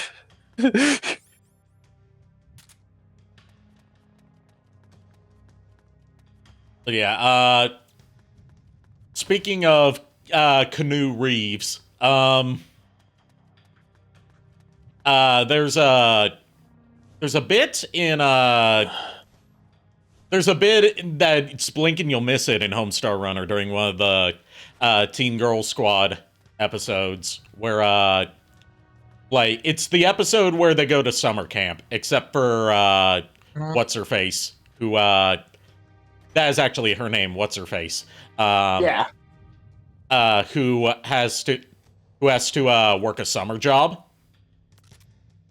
because her stepmom made her. But like the girls are riding a canoe over to the boys' camp across the lake to try and score some hot boys, like they're typically trying to do. And like if you look at the writing on the canoe that they're in, it says Canoe Reeves. God. Oh god, no.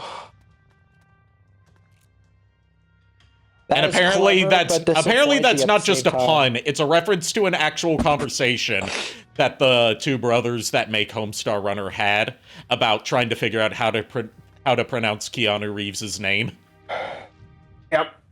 Even the name Homestar Runner is down to a conversation that they had with one of their childhood friends when they were watching an Atlanta Braves game.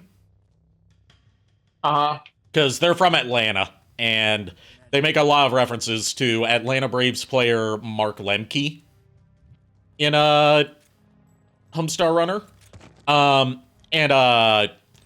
like their friend who knew nothing about baseball was like trying to do an impression of some commentary for the game. And he was just like spouting out terminology he didn't know. He's like, and coming up is coming round to home base is Mark Lemke, Homestar Runner for the Atlanta Braves. Nice. And that was the first time anyone uttered the words Homestar Runner together in that order. Nice. Always nice to like learn like the origins of where we like names and stuff came up with. Yeah, and for the 20th anniversary special they did. I'm listening, but BRB. Okay. For the 20th anniversary concert they did for Homestar Runner, they invited that childhood friend of theirs, who they had not seen in a while, onto the stage with them for like a reunion of the three people who more or less came up with the idea of Homestar Runner. And it was really awesome. It was during a performance of the live version of Everybody to the Limit, where they brought him up on stage not just to, you know, be there for the finale to that night's show, but also to read a spoken word rap verse he wrote for Everybody to the Limit for that show.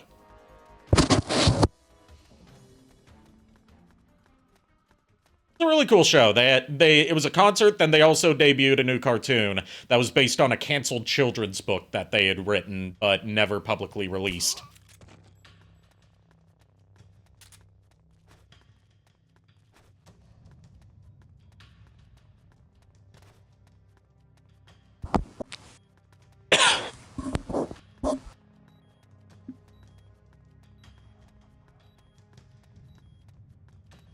That being said, I need to search around this here town for another truck to blow up.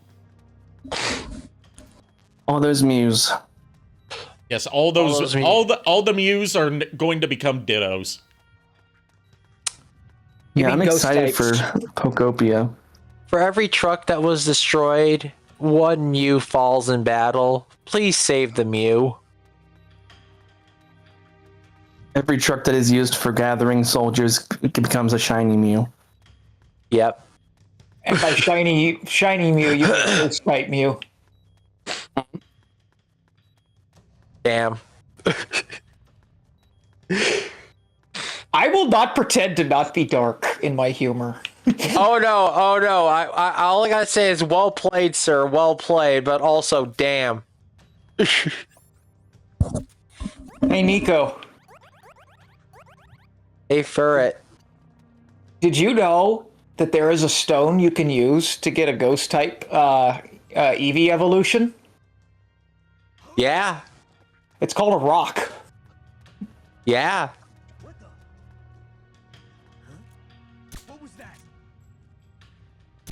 Hey, Eevee, what do you want to be when you grow up? I want to be a ghost type. No! Yeah. They have gone on record saying that they have actually developed, but have not released for whatever reason, an evolution for every single typing. Yeah. No one knows why they won't release them. Like, even Nintendo, like, not Nintendo, but, like, even the Pokemon Company right now has no idea why they aren't releasing these evolutions. They just don't. Yeah. I This think is you, a Furret. small part of... Oh. All right, I got this. Finish your thought first. Well, I said I think a lot of it has to do with, having to come up with different ways to evolve these EVs, too. Yeah. Yeah. Okay, that's about... God damn it. Okay, that about does it. Good work. Now hurry and get back to the truck. Only we had a chopper. Only we had him a goddamn fucking Frosty. Yeah, I know, right? Boom. Hold on, I did not pick that up. Boom. Did you see the size of that explosion? The enemy's gotta be pissing their pants by now. Security on the bridge is down to almost nothing. I'd say we've pretty much achieved our objective. Of course, I wouldn't complain if you took out one more target. A new report has arrived from the spy unit. We got Frog on our squad, we got Bison on our squad, we got Snail on our squad, we got Camel on our squad, we got Mammoth on our squad. Wait, we got got- Bison? Yeah, we got Bison. Of course! I was gonna say you got Camel. We got Yeah. Camel, but also, and more importantly, we got Snail. Snail! I was going to say, why Camel? The Camel only walked 2 miles, whereas the Quaalude walked 20. We're a fucking Quaalude! Quaalude! Oh God. Mentioned lately how much I love you guys. We love you. We It's love not- you too. Because it's not a lot. I'm kidding. Oh my God. I actually needed We have this today. fun here. We have We do. We do.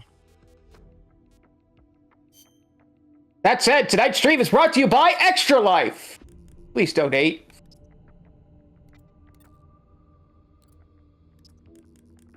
Every donation goes towards those poor Mews. And by poor Mews, we mean children at Yes. hospitals, specifically Yes. Lurie's Children's Hospital. Lurie Children's Yes. Hospital, yes.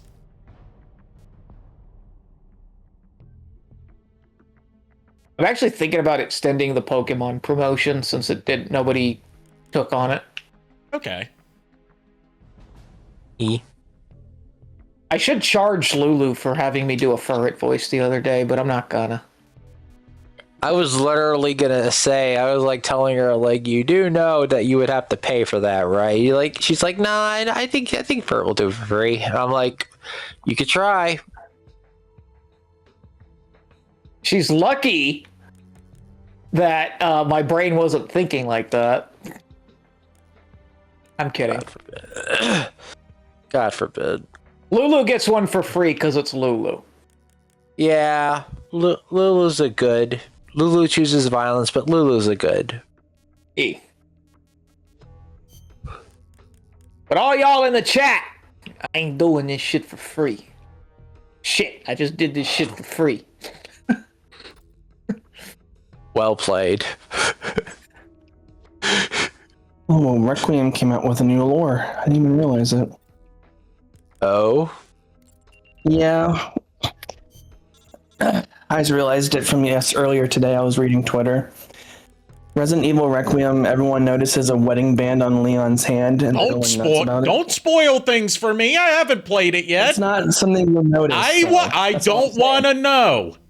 All right, I'll mute myself then, okay, so I don't accidentally say something.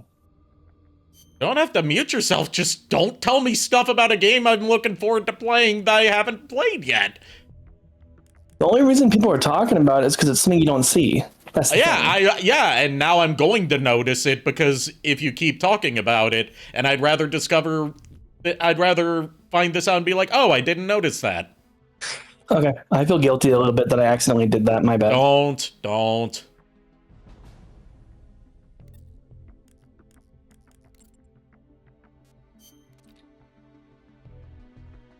Hey, Urgent report from the Go ahead. resident doctors at the hospital. Soldiers under the command of Jean may have planted multiple claymores at the hospital.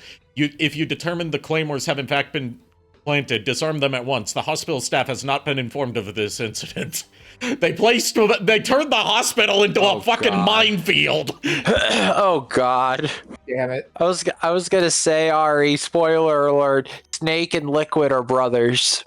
Now you know. I never would have figured that from the title of Metal Gear Solid: The Twin Snakes. No shit. But now you know. I spoiled it for you. Good thing it's a game I've already played multiple times and not one that just came out that I haven't gotten a chance to buy yet. I know, right? Oh, so you don't like spoilers, huh? You ever seen Passion of the Christ? Jesus fucking dies. No, I haven't, but thanks for spoiling the ending for me. Oh no. It's one of my favorite fucking pity arcade lines ever. Wait. So, Ari, you don't like spoilers? Then you I was gonna say something jokingly about cars spoilers. Here's the situation. Oh my God. Our diversion was a success. The security presence on the rail bridge has been reduced dramatically. Now we can go to the harbor. You didn't say it right. It's harbor. You gotta get the burr at the end. You know what would really make us go burr, Snake?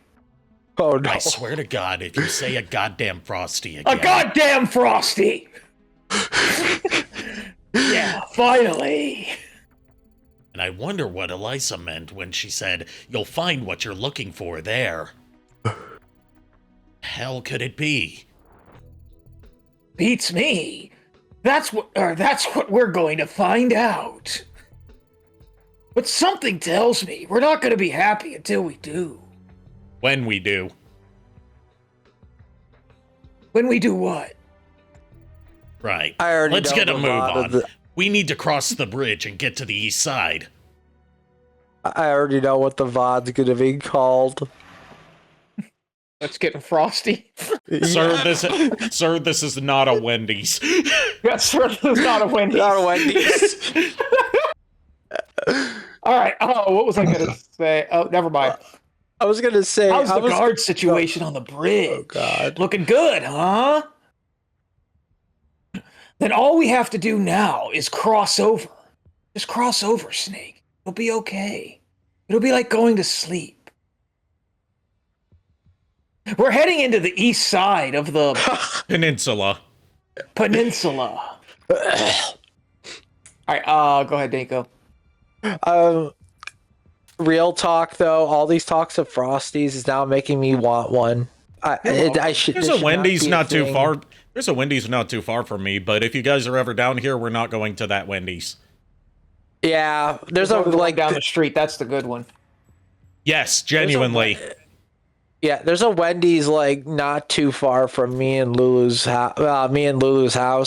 The only problem is we don't have any money for Frosties right now. I do, but it's cash only that I have. But we're not going to the Wendy's down the street. We're going to the one by the Walmart because the one down the street is so consistently understaffed that you can often get there with no cars in front of you or behind you and wait 5 minutes, 10 minutes, sometimes 30 minutes for someone to come up to, the other end of the drive-thru speaker to take your order. God forbid. That's how understaffed they are. I have been there at times where there are literally only 2 people working the entire store. One taking all the orders, both indoors and at the drive-thru, and one person cooking everything. Damn. On what I was saying earlier, that's one of the mini, I say mini, there's 2 Penny Arcade comics that live rent-free in my fucking head, where, I don't remember their names. Gabe, I think. I know one's name is Tycho. Okay, yeah, it's, Tycho, or no, Gabe, comes back from seeing Peter Jackson's King Kong, and he goes, it was a good movie, but I don't know. I was kind of hoping that King Kong would live at the end. And Tycho goes, "Oh, thanks a lot for spoiling it for me, asshole." Oh, God. And Gabe looks at him and goes, "Dude, how the fuck is that a spoiler? It's King Kong. There's a finite amount of expectations as to what could fucking happen in this movie." And Tycho goes, "Yeah, but I don't know. Maybe they could have changed the ending." And then that's where Gabe goes, "So you don't like fucking spoilers? Or for 100-year-old stories? Here's one for you. Have you seen Passion of the Christ? Jesus fucking dies." Okay. I'm Catholic and I find that fucking hilarious. God. Yep. Even I can admit that. The other one that lives with free in my head is a D&D one. Where they're making their characters, and Gabe makes this really, really, really old wizard. Who's his he's doesn't even wear pants and all kinds of weird shit. And he walks up to a dragon and goes, "I like popsicles." and they're all looking at Gabe what the fuck? And he goes, "What? My character has Alzheimer's." Oh my God. That one lives rent-free in my head forever. See, I don't have any Penny Arcade comics that live rent-free with me because I never read Penny Arcade. My gaming webcomic of choice during my formative adolescent years was VG Cats. Oh, hell yes. 100%. VG Cats was also one that lived rent-free in my head for the longest time. And by extension, through VG Cats, there was also Super Effective, which I'm disappointed he never followed up on. He just stopped right after, right in the middle of Rock Tunnel, and then, no, not Rock Tunnel, Mount Moon. Stopped right in the middle of Mount Moon, and then just never made any more installments in that. Yep, he also did that with a Final Fantasy one, where he started a whole comic series about Final Fantasy. What was the MMO before the current 11. One? 11. Yeah, he had a whole series about Final Fantasy 11. He only did 5 comics of it.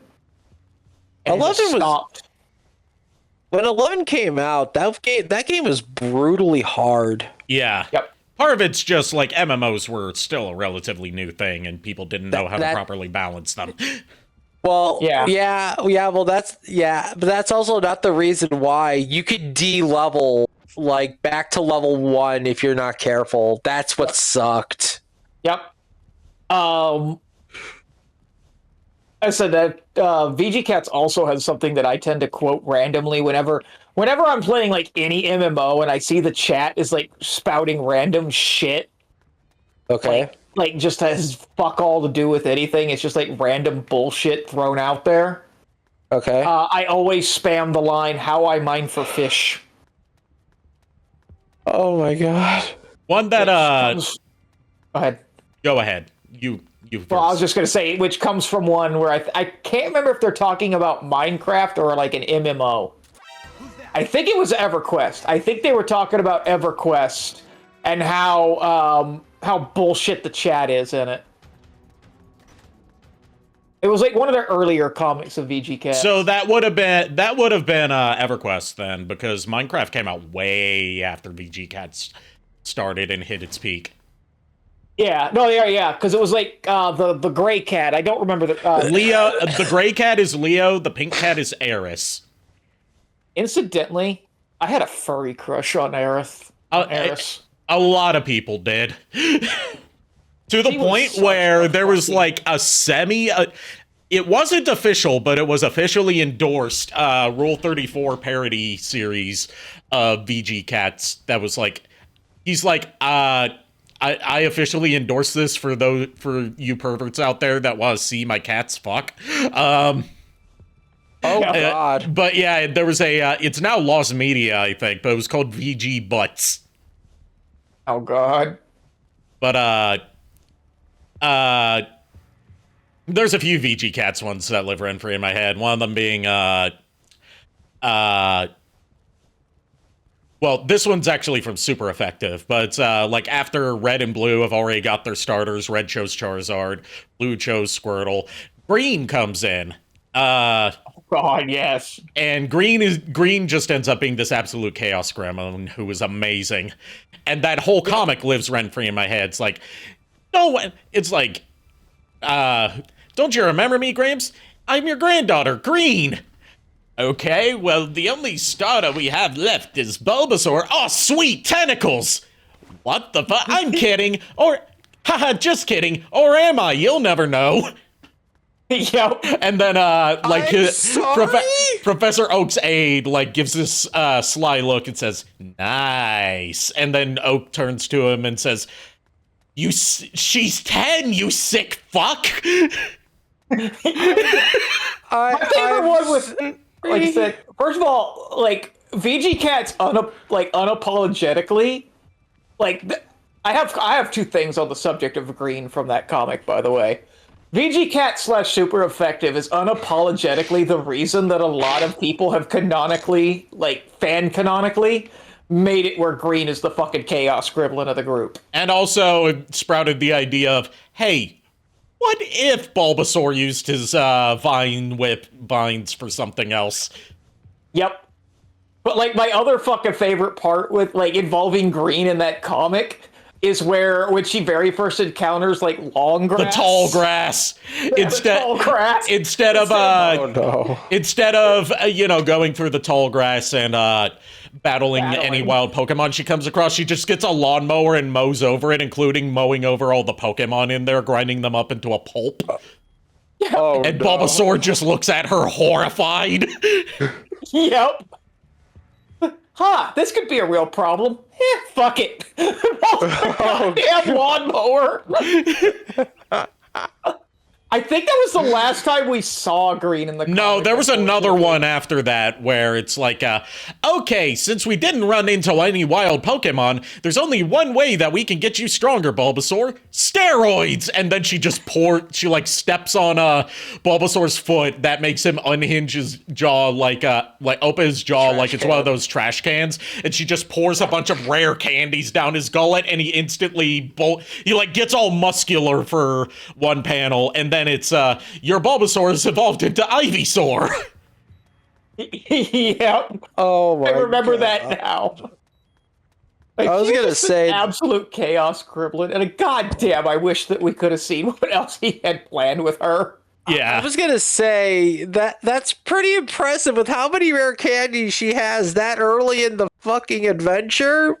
Also, how God Incidentally, like I said, like on the subject, like her being a chaos gremlin, even Nintendo embraced that. Because if you've ever played Let's Go Pokemon Eevee or Pokemon Let's Go Pikachu, yeah, when you encounter her in Unknown Dungeon, she is a psychopath. Yeah, she is. Like she even has a line in there where she says, "How about if you lose this battle, you become my new Pokemon?" Tee, just kidding. Oh yeah, her. I love her so much just from the character standpoint. Like, I think it was the first time Nintendo actually canonically acknowledged Green.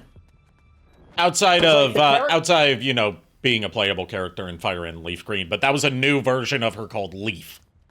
Yeah, that was Leaf. But I think, like I said, I think Let's Go Pikachu and Eevee was the first time they acknowledged Green in general. Yeah. Yeah, it is. Excellent! We made it through without a scratch. Hurry on to the harbor.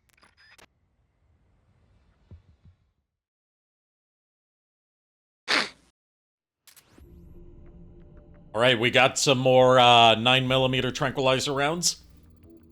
Nice. Miss Mandy Lynn, Madeline I've been meaning to get to what Miss Mandy Lynn said in chat a while ago, but we all got sidetracked. I made cheese fillings. She said she was making Danishes earlier, and that's why she had to pop away from chat. I hope they turn out delicious. Nice. What kind of cheese? Indeed. Well, while we're waiting, based on what Snake said he heard from the female soldier, God damn it, I switched the words around. The thing we're looking for is at the harbor. Right now, we still don't have a clue what it is, other than that it's some kind of clown thing that eats children. Oh, God. It could have something to do with Fox's rebellion. In any case, the fact that we need every little bit of intel we can get. The fact is, we need every little bit of intel we can get. Sneak into the harbor and conduct a search you see fit. As you see fit, motherfucker. Of course, you should still exercise caution and be alert for... Extra alert. Extra alert for any security. We can't rule out the possibility that this is a trap. It's a trap! Get the fuck back in the box, Akbar! Oh, God. What was that? I can't tell you how many times I've been sweet-talked by a broad into getting my ass kicked. Amble, you got something you want to tell us? No, please continue that thought. I mean, we know Campbell's a freak, given Metal Gear Solid 4 stuff. Oh, God. Yeah. New report from the spy unit.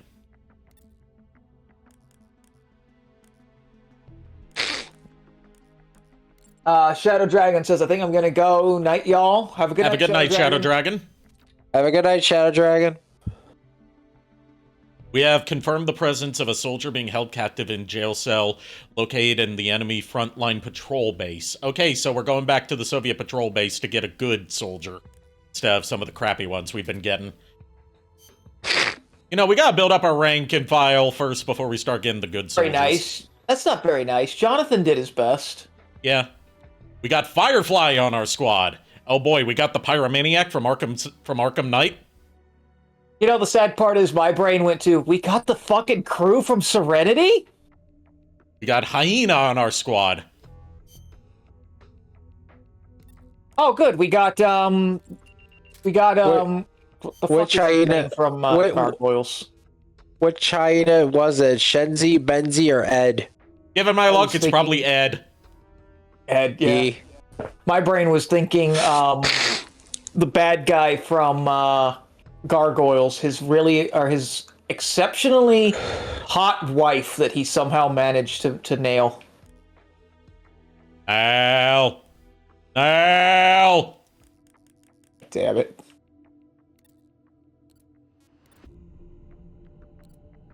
Mammoth is going into the sneaking unit. I'm running out of space in the sneaking unit, guys. I only have 2 slots left.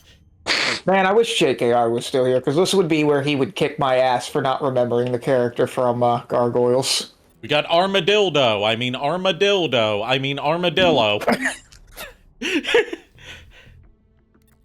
The Firefly. Stop thinking about dildos. I think Ari might be broken. Probably. Finally, someone who can go into the tech unit. Have we tried turning Ari on and off again? You don't I want to did, try but turning it's me on. I am a monster when I'm turned on. Look, I tried unplugging and plugging back in again, and all it did was just jumble his brain. Nico, I'm going to stop you right there. You do not want to talk about plugging me. There it is. Okay. Think about that for a second. I know, but here's the thing. You're the one who took it out of context. And? Nico, buddy, come here to the side for a minute, okay? Just over here to the side.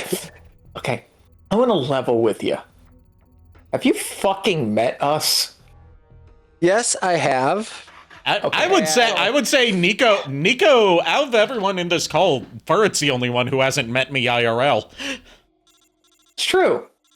Yeah. We still need to remedy that somehow. But anyway. Yep. Nico. Yes. At what point, since you've worked with us here, have you ever known us to not take anything out of complete context? Okay, fair, but counterpoint. If Ari takes it out of context, it ain't my fault. He's the one who chose to take it out of context. Nico, listen. I'm gonna level with you a little bit here, okay? That's the end of that sentence. Nico. Look, Nico, he took. Look, Nico, he, look, he, Nico. look. No, wait, I don't. Look, damn it! God look, damn it! Nico. What was that? What are we talking about? Look, Ari, you're the one. Look, Ari, you were the one who took the bait. That's not my fault. Also, What hi, can honey, I how say? are I'm you? a master at baiting. Oh my fucking god! Please stop. Welcome to the stream, Lulu. as chaos, which by the way, Best Doggo is here. Yes. What's up, Lulu?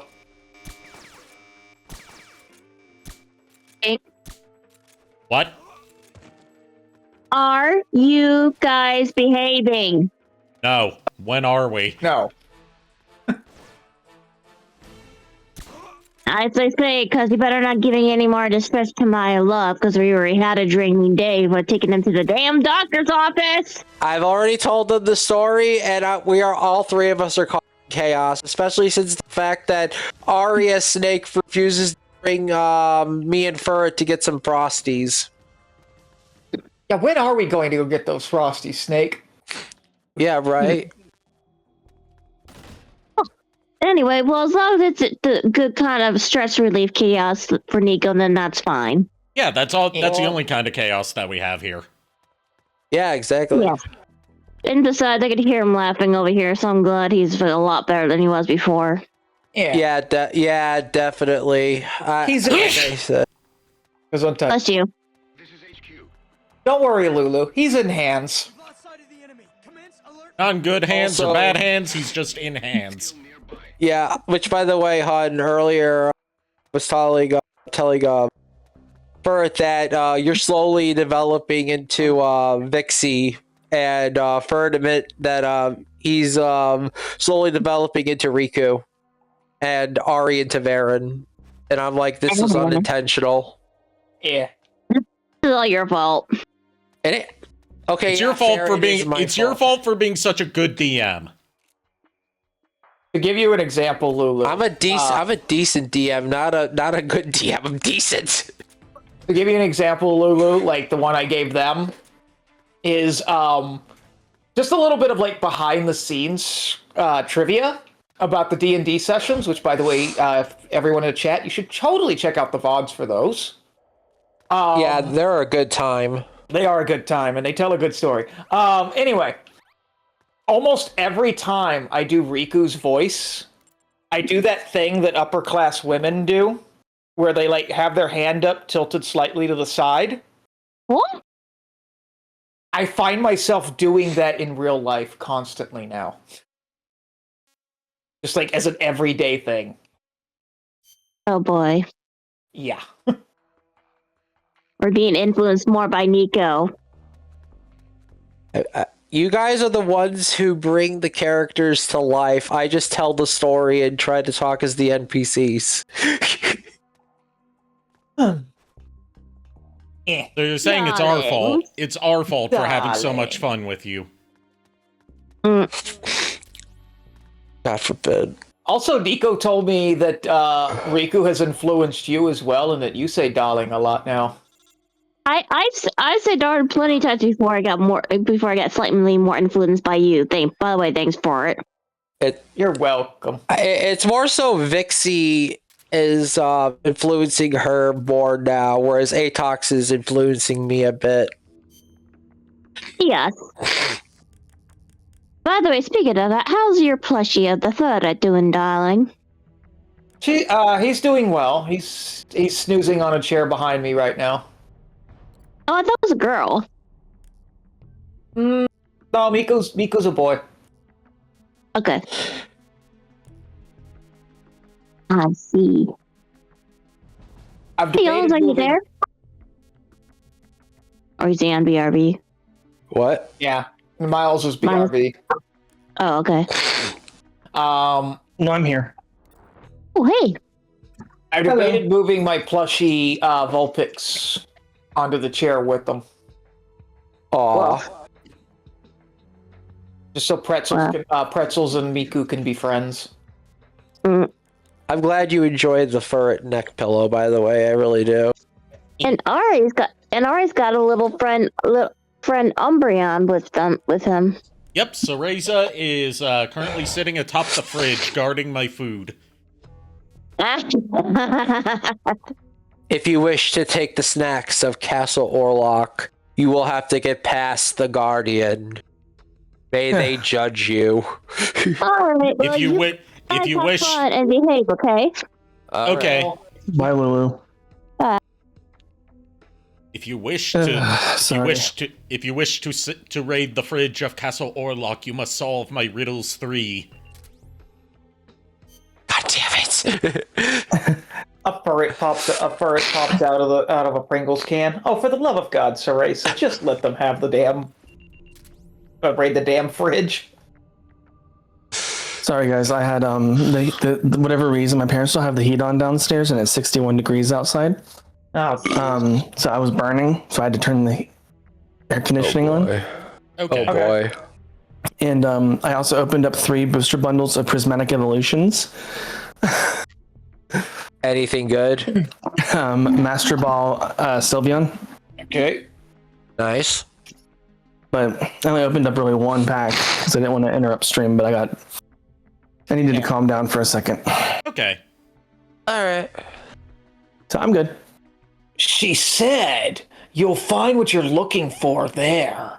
Looks like we'll find out what she was hinting at soon. Get that intel. Start mission? More like start transmission, am I right? Because we keep going by truck? Huh? Yeah. But up. Your mission is to investigate the harbor. Based on the lead Alicia provided. And guys, next time one of you tries to get a young chick. Next time one of you tries to get a young chick to spill juicy info, make sure you get the damn specifics. Conduct a thorough search of the heart. I choked. Conduct a thorough search of the harbor.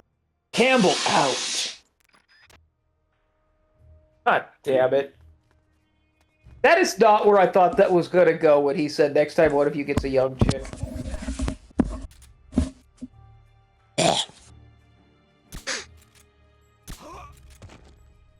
Yeah, I gotta admit, as someone who's never played this game, wasn't expecting it to go that way either. I don't know what to expect, really. Well, if the Animaniacs have taught us anything, Tiny Toons has taught us anything, it's to expect the unexpected. And they crack up all the sensors. Yes.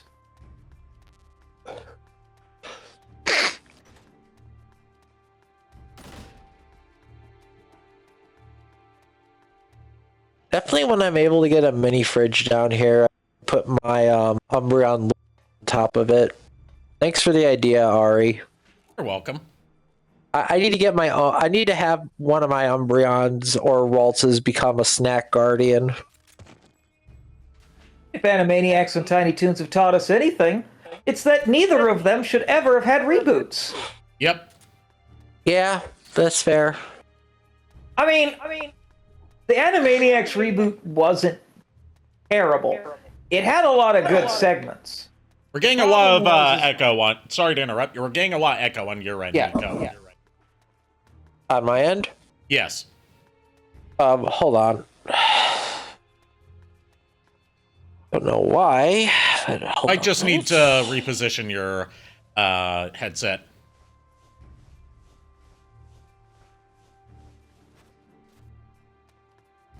Is that better? Let's see. Test. Furret, speak. Because it was you that was echoing. Test. Okay, yes, that is better. All right. What I was saying was it had a lot of good segments, and I do give it credit for bringing back 90% of the original voice cast. Problem is that they focused too much on the Warners themselves and Pinky and the Brain, and did nothing with all the other characters of Animaniacs lore. No Rita and whatever his name was, Rita and Runt. No Good Feathers, no Slappy, none of them. It just focused entirely on the Warners and Pinky and the Brain. Not even Hello Nurse. Yeah, there was like this whole thing where they couldn't even bring Hello Nurse back because she was considered so controversial. I was gonna say, wasn't Minerva Mink one of them too? Minerva Mink was so controversial back in the day that she only got like one episode's worth of shorts. I know. I was just saying, like, wasn't she like with Animaniacs or? Yeah, she was with Animaniacs. Okay, I was just making sure. She got 2, and she was the villain of what was considered one of the series finales of Animaniacs. But yeah, there was this long-standing lost media search for like people trying to find these like made but unreleased Minerva Mink shorts that had been like circulating in the rumor mill of the Animaniacs fandom for decades, and then finally like someone contacted one of the writing staff of Animaniacs online about it. And they were like, yeah, no, since the censors said she was too sexual for the show, even when we did attempt to censor her for later broadcasts, we just didn't write anything else for her, let alone make more shorts. Yep. The only thing they ever wrote for her ever again was, the detective one where they're on what's technically the Titanic. She was the main villain of that because they wanted to send her off, as they put it. And she also had a brief cameo in Wacko's Wish. Yeah. So they also acknowledge her in they acknowledge everyone in what was considered the season 1 finale of the Animaniacs reboot. But that's the problem, is that's the only time we ever see all those characters, ever, in the reboot.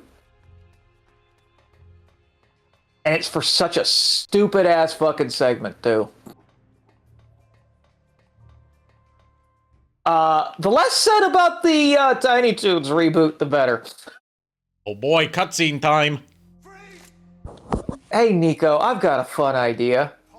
What? You remember how in Tiny Toon Adventures, it was very obvious that Babs and Buster were dating? Yeah, what about it? I think. Yeah, okay, let's make them siblings. You know, despite the Yeah, whole I gag was- with their intros being, I'm Buster Bunny and I'm Babs Bunny. No relation. No relation. Yeah, I was gonna say, I remember watching all of Tiny Toon's Adventures when I was younger, and I loved that show.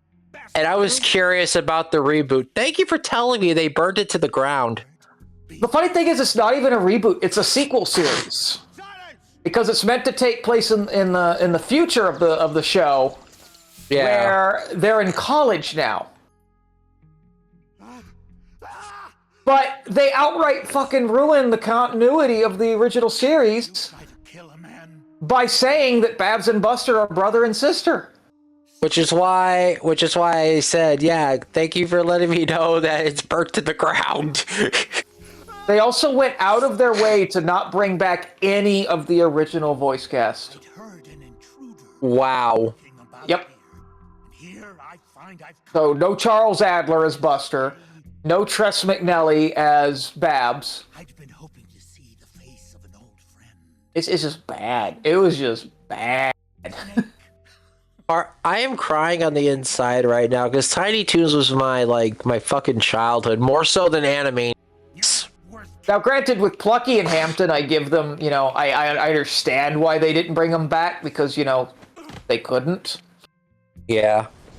Because sadly, both of those actors have passed away. Yeah. But you could have at least brought back Charles Adler and Tress McNelly. At least them, because, their voices were iconic for those two characters, and it's kind of hard to hear anyone else do the voices. Yep. Exactly. Yeah. Well, like I said, though, I watched both. I watched both Animaniacs and Tiny Toons. I just watched Tiny Toons way more than I did Animaniacs, so Tiny Toons holds a very deep place in my heart. Yeah, same.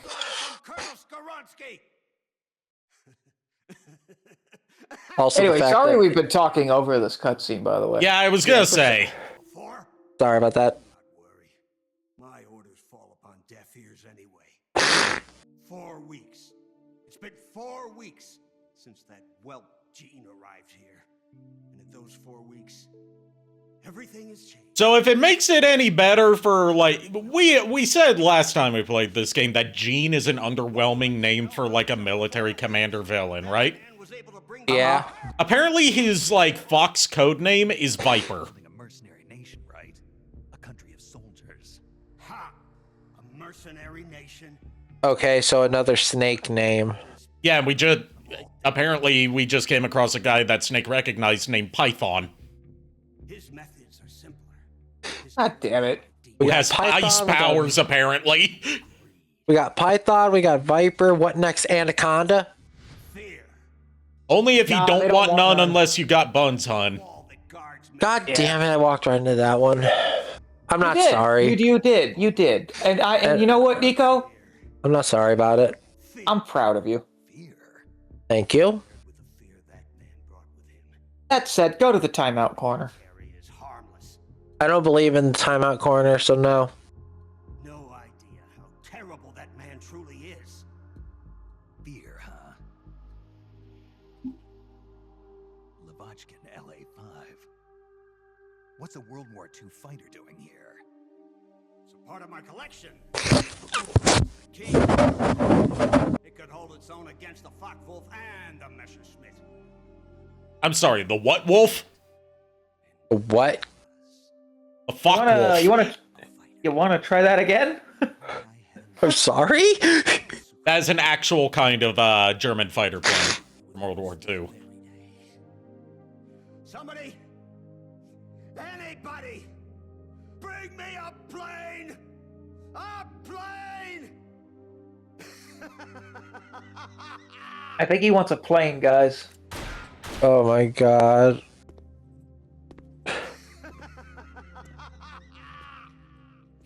Just make a paper airplane, throw it at him.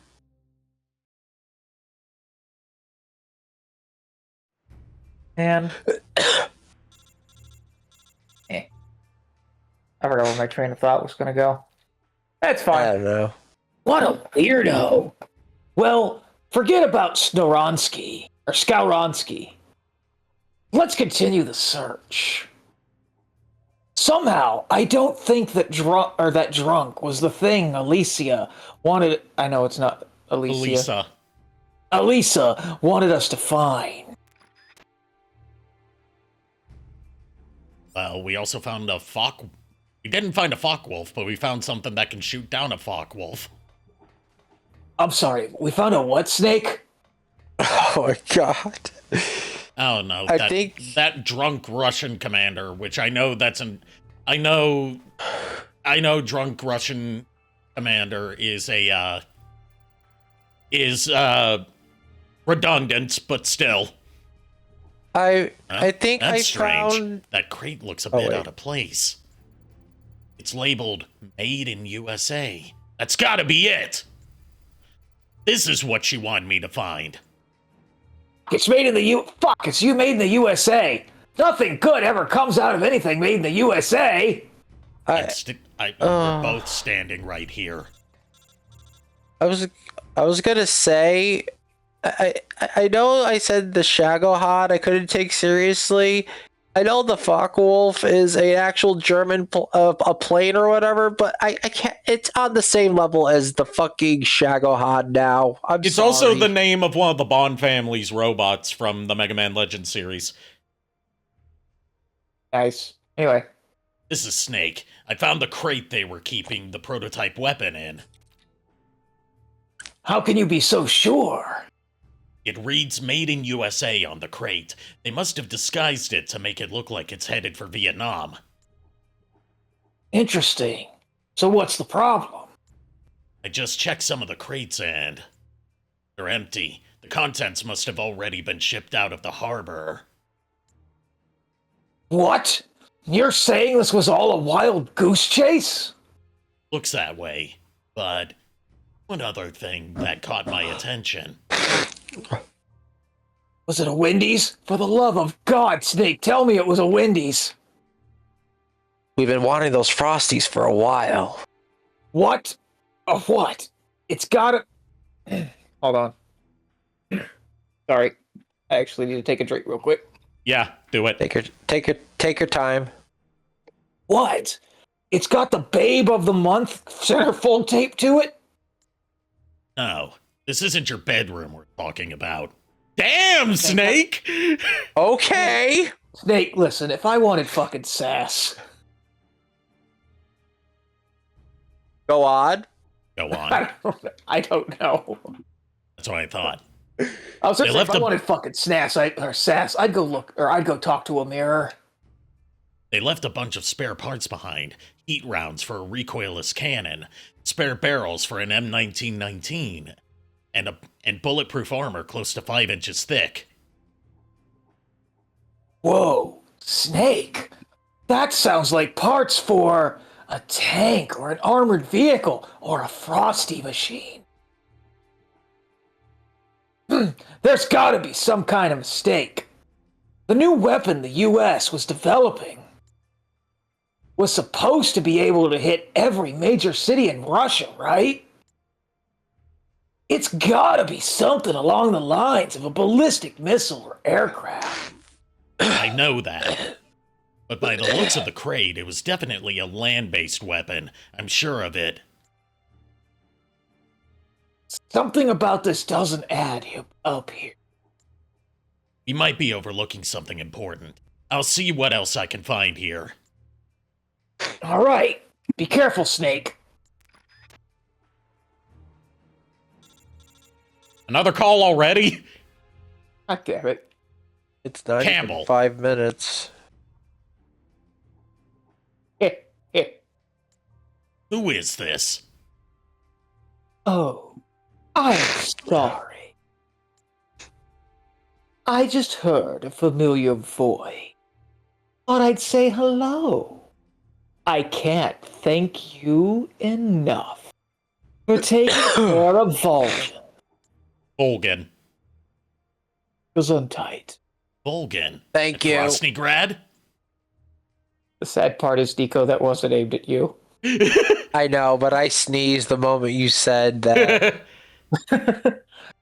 Yes, so you do remember. Who are you?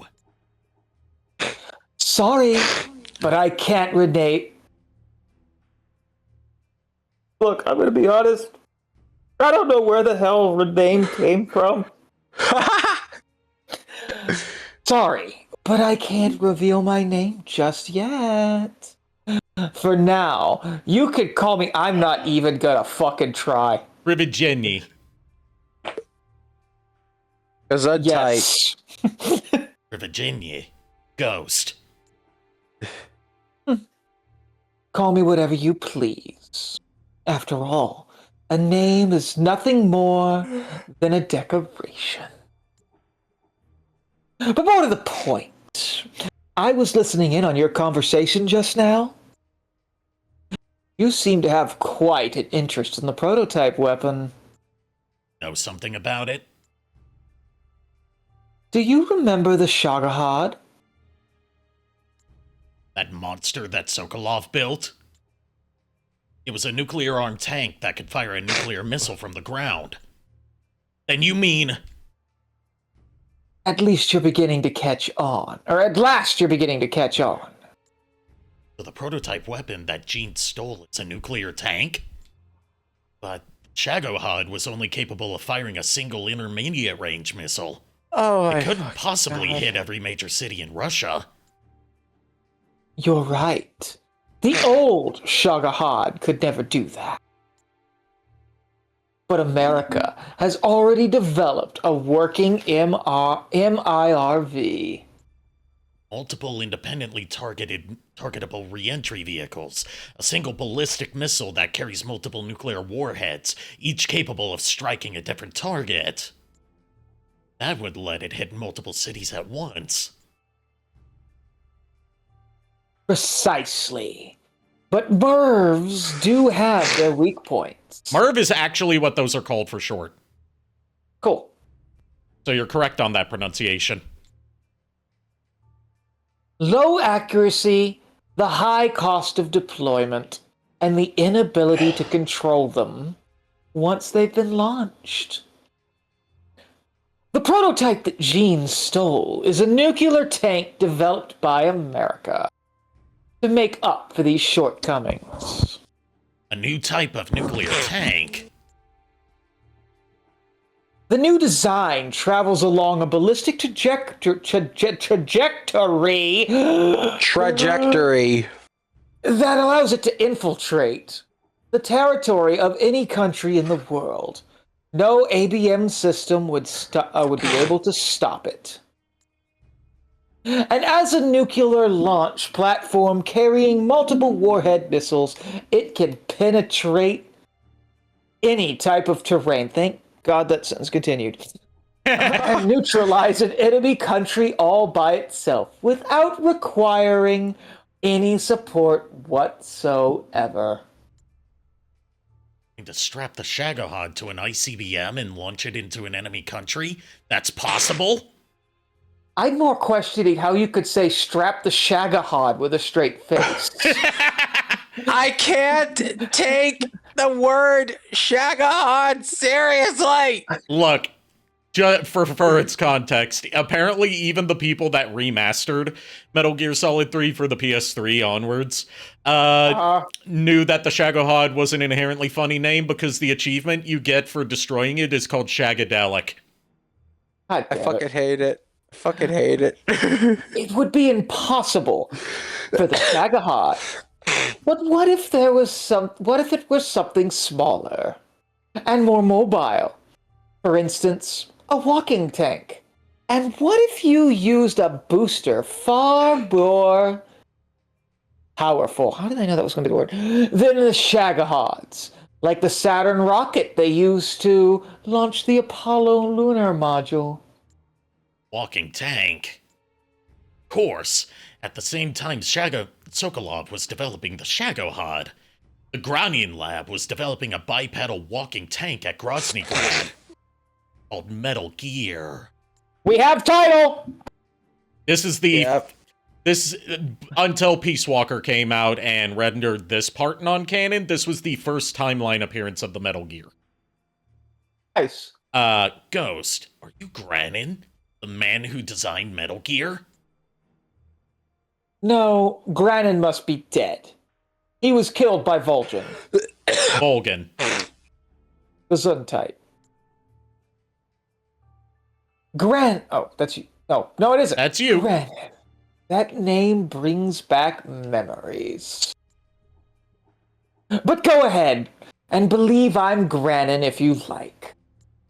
So Metal Gear is actually a walking nuclear tank, equipped with multiple small nuclear warheads? Exactly. However, it's in the preparation stage.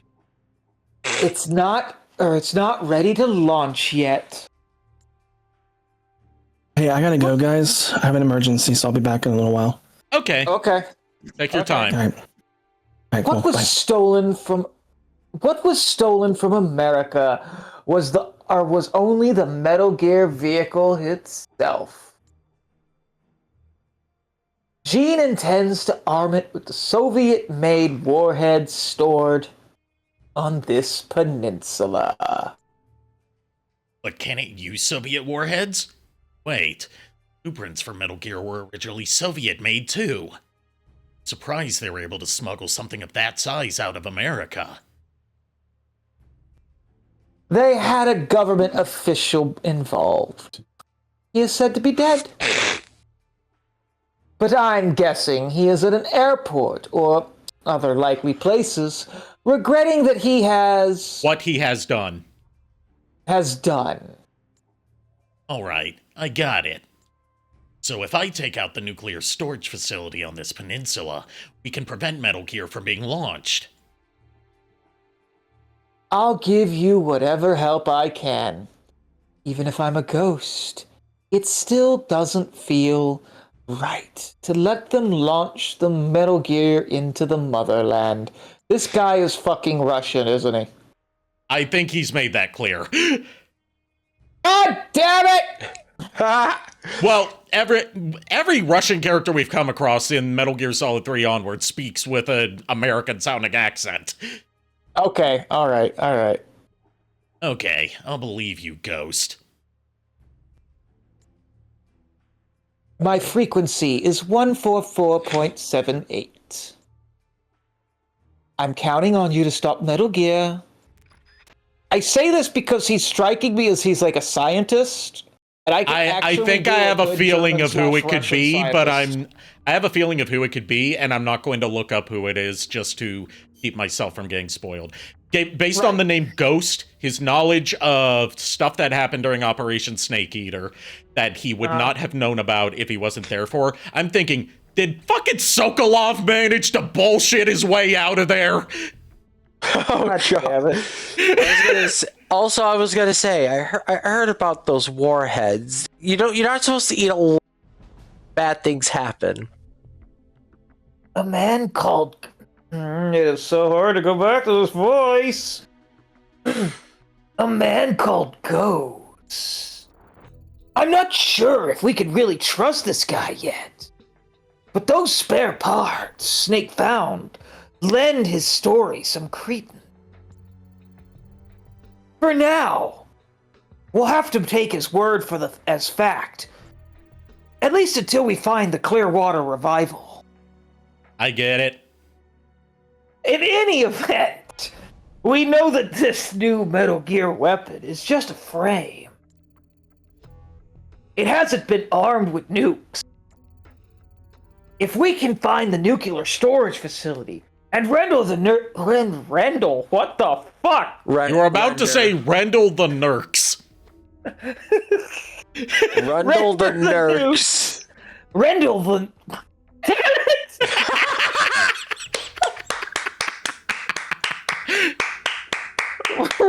Render the nukes unusable! That is hard to say in that voice!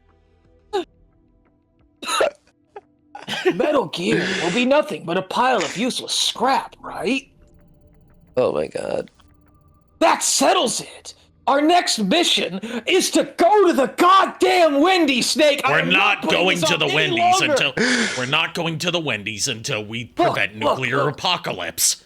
Look, I'm just saying, if we don't prevent nuclear apocalypse, there won't be a Wendy's anymore, and then we won't get the chance, Snake. Look, And Snake, I'm gonna make this That is my point exactly. If we don't prevent nuclear apocalypse, there won't be a Wendy's anymore, and then you won't be able to go to your Wendy's. You said my point for me. Just go to the nuclear storage facility. God damn it. Now that we're over the bridge and into the east side of the peninsula, there are a lot of areas we need to reconnoiter. Let's redeploy our spy units and start collecting intel on Metal Gear and the nuclear warheads. We're never gonna get our Frosties. This was a waste of time. As for the sneaking unit, why don't you go get us more new recruits? And by the way, fuck, I choked on my own air again. Do you know about the medical and technical units? As new recruits come in, try assigning some of them to the medical unit and the technical unit. It looked like it was one big word. They'll make your soldiers' wounds heal faster and develop new weapons and items for you. In the meantime, we'll be waiting for word from our spy units. Trust your men to do their job. Meantime, I guess I'll just fucking pull out my phone, get some goddamn fucking DoorDash. Maybe they'll get me a fucking Frosty. Boo! You stink! What do you mean Wendy's doesn't deliver to this area? God damn it. Oh god. What about McDonald's? $20 for delivery fee? Fuck this shit! Oh god. For that price, it would be easier just to drive to the fucking place. Pulls up in just like the Metal Gear. Hi, welcome to McDonald's. How can I help? What McFlurry, motherfucker? One McFlurry. One McFlurry, please. Oh, sorry, ice cream machine's broken.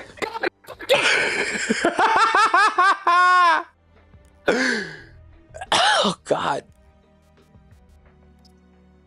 I will be 100% honest with you guys. I don't know where this Wendy's bit got started, but I'm glad it did. Yeah, same here, honestly. Yeah, same. So if we can't go to Wendy's, if we can't get ice cream from McDonald's, we just go to Dairy Queen. I'm gonna be honest with you. We're going to Dairy Queen.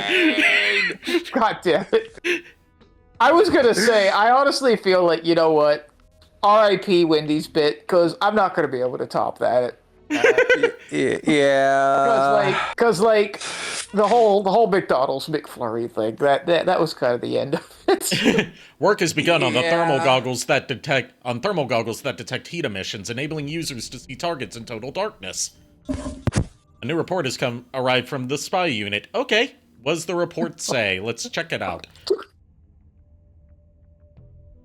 Take me to the damn Queen, Nappa. Yay! You know, I feel this is the beginning of a beautiful friendship. God. Soviet security base, classified information. We have reports of the existence of documents containing classified information related to the nuclear storage facility. With these documents, it is believed that we can determine the location of the nuclear storage facility. Snake! We did it! We finally found it! The map to the nuclear storage facility is in the Soviet security base. Very important that I point out it's in the Soviet security base. Go out there and get it for us. After I wait a couple more turns. So I can recover my stuff. Great Dane has joined our squad. We got Wild Dog, and we got Doggo, and we got a llama. Gimmy's mine. A llama? A llama? He's supposed to be dead! And we got Boa. We got one of the sexiest anime characters to join us. Hell yeah. Boa Hancock. Yeah, right. Oh fuck yeah. Third favorite, actually fourth favorite. Fourth favorite One Piece girl.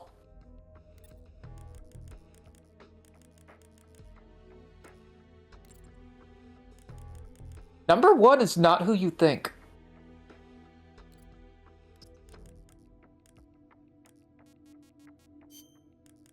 Are you gonna share with the class? My number two favorite is Nami. My number one favorite is Nico Robin. I was gonna say my number one favorite is Carrot, and my second favorite is Nico. Nico, yeah. Nico's just too, like, Nico Robin is just too adorable. I love her. She is just so. Her personality is just like so. You know what? Fuck it. I'm here. Might as fucking well. Yeah, she's got a lot going for her, honestly. So where like all the other characters are like absolute chaos gremlins, Nico's just there for the lulls. She stopped fucking caring, and I love it. Look, I'm supposed to look. Basically, at this point, I became the mother of this group, and I don't give a shit anymore. Pretty much. Like 100%. That's her attitude. All right. The map to the nuclear storage facility is in the Soviet security base. Hop into the truck. We're heading out. Who is Peace Girl? I don't know what you're talking about unless you're talking about Pause, in which case, not this game, the game that comes after it.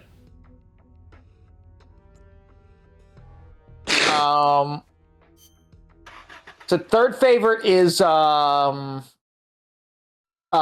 Princess Vivi. Yeah, I could see that. And then after that is Charlotte. Charlotte Pudding. For me, one of my favorites, just from the limited exposure I've had to her, because I really need to hunker down and start watching One Piece.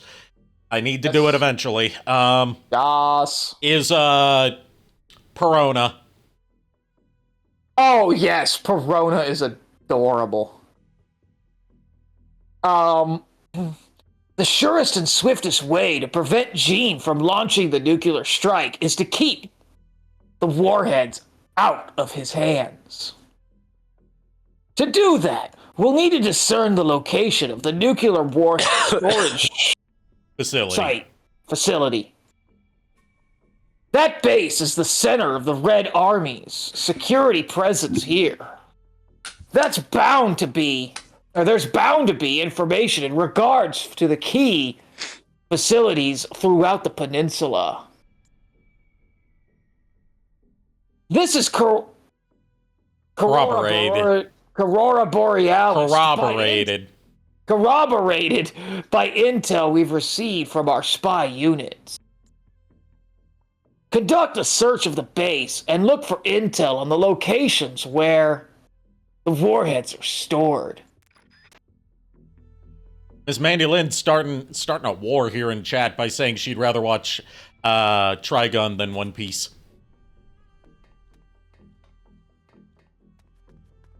Wow. All right. I mean, Trigun's good, but One Piece is... I've never seen Trigun either. For it. I haven't seen Trigun in a long time. I had a friend, the same friend I'm no longer friends with, that I've told some stories about, was really into Trigun. Thought Bash the Stampede was like the most badass character ever. I mean, he's up there. Yeah, Lulu likes Bash the Stampede. How would you describe Bash the Stampede as a character, for someone who's never seen him? Goofy, but a little goofy, but at the same time. Okay, because like... the way he would play out Bash the Stampede was like if he were uber serious all the time and had no goofy side to him.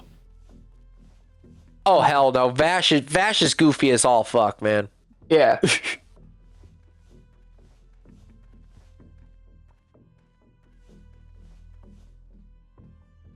Like, Vash is basically what would happen if Alucard from Helsing. stopped giving a fuck. Oh. Yeah. Basically. That's actually the closest you could possibly get to that.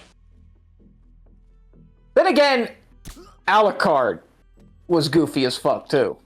Like he would have, I mean, not goofy, but like Joker say it would goofy. be like if he stopped, Joker goofy. Like to say if Vash stopped giving a fuck or Alucard stopped giving a fuck. I think the more accurate definition would be Alucard would be what would happen if Vash stopped giving a fuck. Yeah. Alucard is like the biggest troll. He does it for the lulz. And I'm not even counting the abridged series. I'm counting like the actual fucking Alucard was nuts. Oh fuck yeah. Especially in the original Helsing as well as Helsing.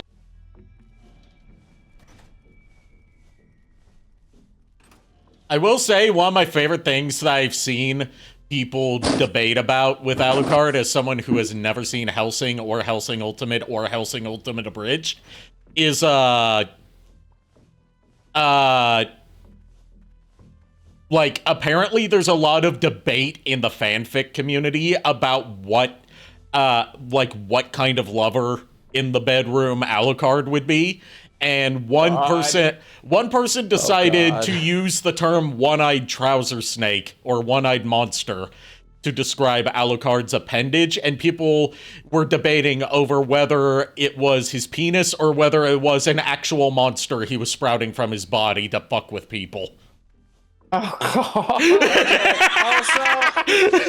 Also, Ari, buddy, I got something to tell you.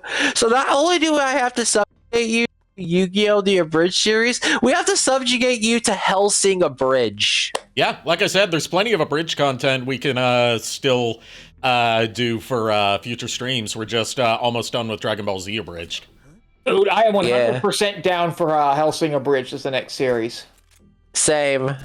Eventually, that one is like my favorite one and what actually got me into Abridged shit. Yeah, I love that one. But I do also want to get Ari into Yu-Gi-Oh! Abridged. All right.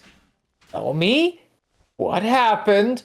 I was minding my own business. Bullshit! I won!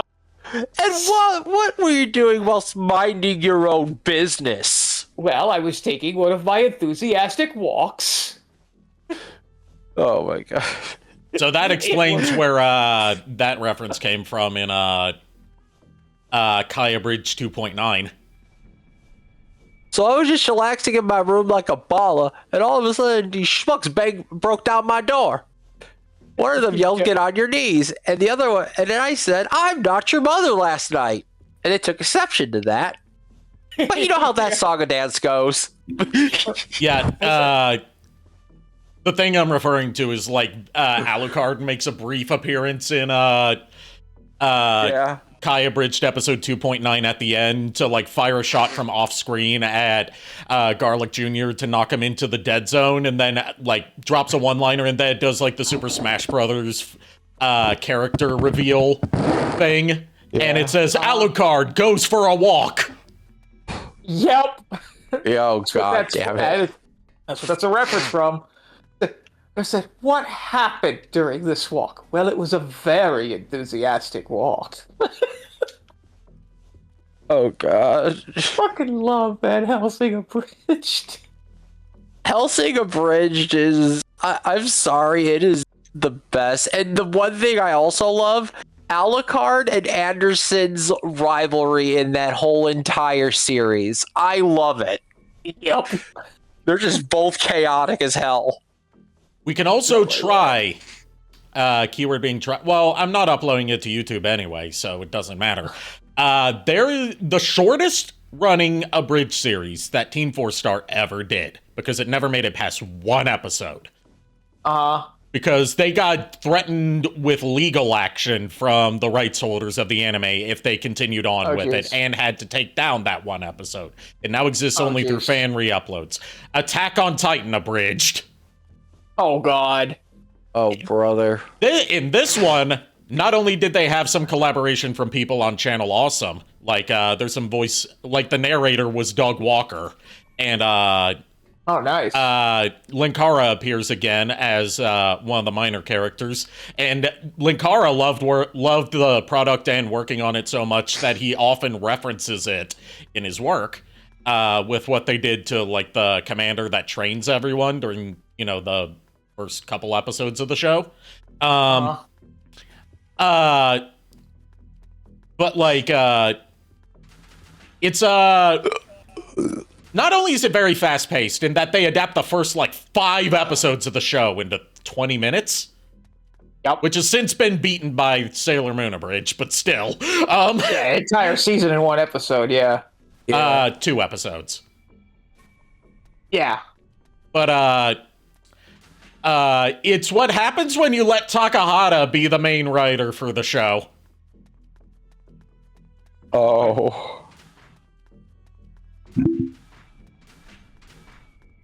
And he's still mad to this day that they couldn't make episode 2, because it was written and ready for the recording process when they got that takedown and cease and desist. Damn. Oh, God. Yeah, it was, not happy about it.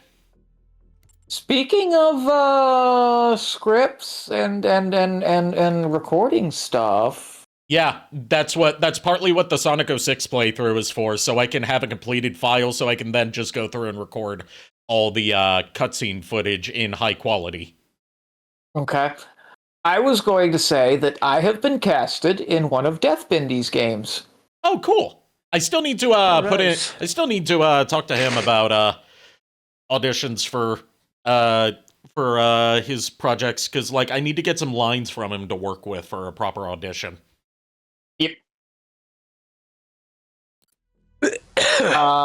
But I forget the name of one of the characters, but I will be playing a character named Crazy Ivan in a Five Nights at Freddy's style game. Oh, cool. And nice. a clown character in the same game. Cool. I'm excited. My first this will be going out to I think he said on Steam maybe. Yeah.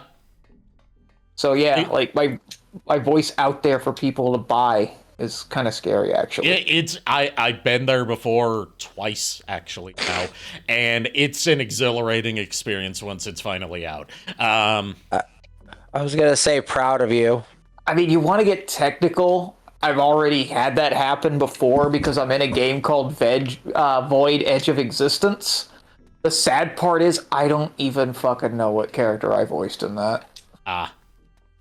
Just some random NPC somewhere, and I can't get, I wouldn't recommend the game, to be honest with you. It's terrible. I've tried it. If you want some games that are not terrible that you should totally try, and are free with no monetization because they were made as projects for the dev team to practice their skills on, that I am featured in both of them. The first one is called Steel Salvo, where I voice the enemy robot commander that's antagonizing you throughout the main campaign, which it's a game you can beat in 5 minutes, but part of the fun comes from trying to outdo your time. And apparently, according to at least one video review made after Steel Salvo hit Steam, people apparently really like my performance in that game, and I'm flattered at that. Oh, nice. And apparently I got I was channeling Starscream, G1 Starscream for that performance. But the point of reference that reviewer made for what I sounded like partly because it was so heavily filtered, but also this makes me even more happy, was they compared it to Richard Stephen Horvitz's Zim voice. Oh, nice. In terms of, like, how he is just the angriest bot who has ever lived. Theo Salvo found it. Yep. And the other one is called Twin Cores. That one is 2-player only, but supports Steam Remote Play. Okay. I play one of the 2-player characters. They don't really have specific names. It's just the 2-player characters. I was one of them. Which one's this? Twin Cores.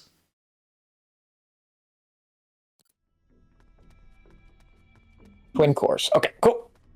Yeah, both of them are free. I've thought about streaming them before, but I feel I'm a little worried that that might come off as a little conceited about, like, hey, let's play these games that I starred in for voice acting and also, like, help punch up the scripts a little bit in. Yeah.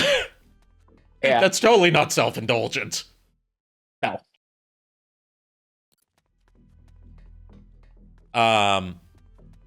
But yeah, those were fun to work on, and I got paid for Steel Salvo, even though I wasn't under the impression that I was going to be paid at all. Like, I was originally doing it for free, but afterwards they decided to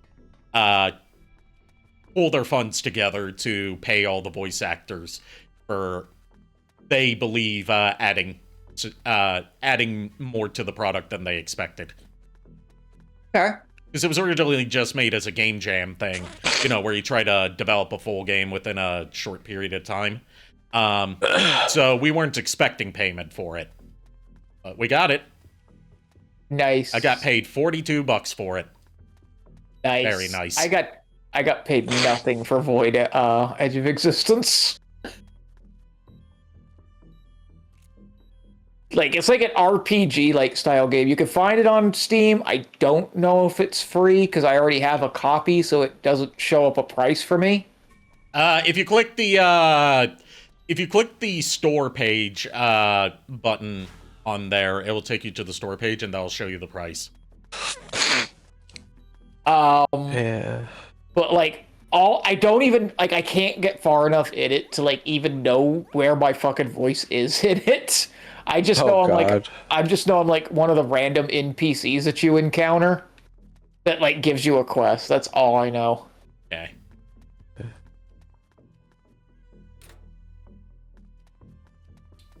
But yeah, like for Twin Cores was a hard one for me to get done because it took multiple sessions because we were having trouble nailing exactly how my performance should be, and I found it a fun challenge.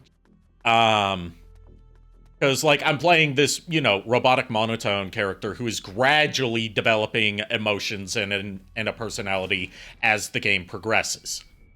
So I gradually get less and less monotone, but it's very gradual. Cobalt Rogue asked you a question. Yeah. Twin what again? Twin Cores. Cores. And incidentally, I have added both to my Steam library. Nice. May do a let's play one day, or bring me on board for Twin Cores because I actually haven't played that one yet. I was about to say we might play both of them like on one of my point and click adventure Saturdays whenever I eventually bring that shit back. Yeah, Twin Cores is like a vertical scrolling shooter that is 2-player only. Because it really is, it's not just working, you know, having 2 playable characters into the narrative, it's also working it into the gameplay. Right. But like, they gave me 2 points of reference for what they were looking for the voice of the male player character. And they were 2 very interesting points of reference, both of which I think will interest you for it. They wanted someone that was like channeling a mix of 2B's Pod from Nier Automata Okay. And Mr. House from Fallout New Vegas. Oh, hell yes. House is like, just like on the subject of that. That's awesome, by the way. House is incidentally like my favorite. You're not sure if he's a good guy and you're not sure if you're doing the right thing siding with him character in anything ever. Like, he is such a fucking, like, asshole doesn't even describe him, but at the same time, you're like, he's out of line, but he's right. Like, characters, you know what I mean? Yeah. Like that is just so, that's awesome, though, that they wanted it, like, him as a reference. That's awesome. Yeah. Like, I could get Pod 42 down, kinda. Mr. House, because I've never played Fallout New Vegas, was highly like, recommend. I have a copy of it, I just haven't played it yet. I've got all the Fallout games up to New Vegas. I don't have 4 or 76. I know not to play. I mean, it's better now. It's like, now that they've actually decided, you know what, maybe we could actually make a fucking game out of this.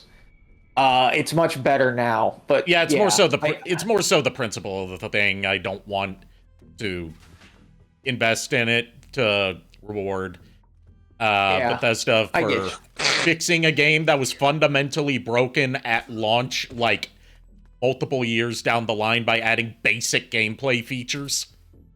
Yeah. To be fair, though, that wasn't 100% Bethesda's fault. That was the people that were developing it. Which was another team of Bethesda. Yeah, they basically, their problem was that they told those guys to go nuts and, you know, make the game that they wanted to make, and those guys had, like, no fucking, like, initiative to actually make a game. And they had also never made a basically MMO type game before. Yep. Yeah. Mission objectives complete. Return to base and make sure the enemy doesn't detect you along the way. Ugh. But like, of all the Fallout games, Fallout New Vegas is the one I would recommend. Yeah, Fallout New Vegas is the one that everybody recommends, whether you're new or old, whether you're a newcomer or an old head. Yeah. I never got to play Fallout Vegas. I got to play Fallout 3, but not New Vegas. There's also a running joke in the LGBT community that if your favorite game is Fallout New Vegas, it's a sign that you're trans. How so? What? I don't know. We were right. The document you brought back from the back was a map to the nuclear storage facility. I was trying to read something that was said in chat. In order to stop Gene from using Metal Gear, we have to prevent the nuclear warheads from being transported out of that storage facility. Here's the bad news. We don't know which part to destroy or how. If we stuck to protocol, we'd first gather some intel and then form a plan of action. But with reports of a transport team arriving to carry out the nukes, time is not a luxury we've got right now. Let's do this by the seat of our pants. Hurry and infiltrate the facility. I know it sounds suicidal, but it's very, very vital. I know that the actual line is recital. Yeah. Sorry. But it's our duty to interrupt the transport of the nukes. Let's do this. A new report has arrived from the spy unit. What does this report say?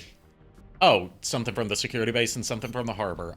Sources indicate that all weapons supplied to units stationed at the security base come from a single source, the armory inside the base. We assess that destroying this armory will drastically reduce the combat effectiveness of enemy units inside in the security base. Okay, duly noted. I'll go back there and do that. Harbor. Oh, Lord. Sources indicate that there is an M63 light machine gun stored at the harbor. We assess that it is available for procurement at any time. Okay, I'll go there later. God. You said someone was saying something in chat? Oh no, apparently it was something from a long time ago, so it has no context to the conversation we were having. But yeah, honestly, I've never played Fallout 1 or 2 all the way through. So if I had to rate the Fallout games, they would obviously be very low on my list, simply because I haven't played them. But I would honestly say New Vegas 3 and 4 are the absolute, best. Yeah.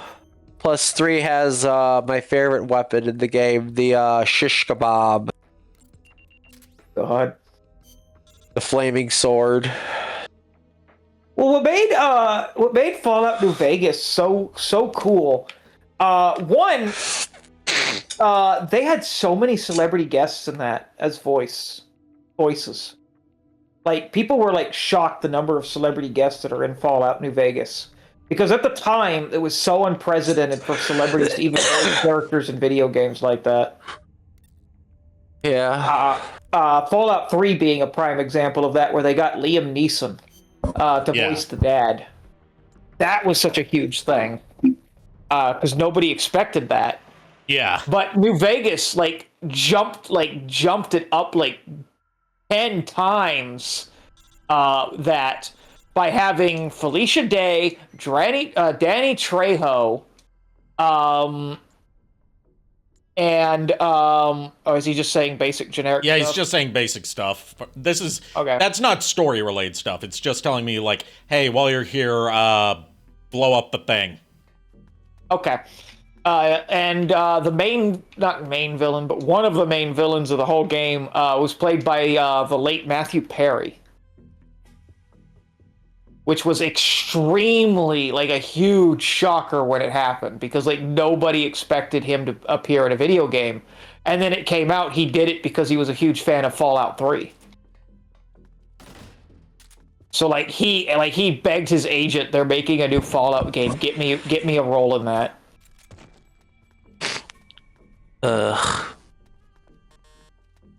But granted, Felicia Day, not as big a celebrity as she is now when this was coming out, but even also still. Not surprising back then that she would be in this, because she Yeah. was very much the nerd girl celebrity. Yep. But the fact that Danny Trejo appeared in it. In fact, this was the game when it came out and he was in it. That's when he came out and was like, I'm a huge fucking nerd. Of course I'm in a Fallout game. Bear in mind, this was before he voiced a character in World of Warcraft as well. God. One of my things about this wasn't. Yeah, I'm just a little stuffed up. I think I might bounce for now, Okay. if that is okay. Yeah, that's fine. Yeah, You gotta take care of plus you, it's a- especially when you're sick. Yeah, exactly. Yeah, well, it's more so I don't want it to develop into anything else. Yeah, that's the thing. that's what I'm saying. Yeah. And I'm just saying right now, if you do need to hold off on Friday's D&D to, I can. if you're I can still. I'm I can still D&D. saying this as your best friend. If you know. even have second thoughts about it, then we can just postpone it. I know, but I will tell you this: I can definitely D&D. Believe me, I can definitely D&D. Okay. I'm just saying that as your best friend and unofficial lover. Oh God. You're welcome. Good night. Yeah, but no, I will definitely be able to D&D on Friday. I will be fine. It's just a lot. It's just right now I'm a little congested, and I just want to Right. get myself cleared out. Yeah, go ahead and hop off. Yeah. All right. We're probably gonna wrap Alright. up soon anyway, because it's getting close to midnight. Yeah. Plus it's 30 minutes before Lulu decides to come here and Yeah. well, chats, y'all have a good night. Ari, Furret, you both have a good night as well. I will be probably in Discord tomorrow. If you guys want to talk, and There is one thing I'll need to discuss with you tomorrow. Definitely before we do the session on Friday. Well, yeah, that's why I'm going to be in the call Thursday, so at least everything can be squared away. Yeah. All right, go get you some rest. Thank you. All right, well, I will see chat on Friday, and everyone have a good night.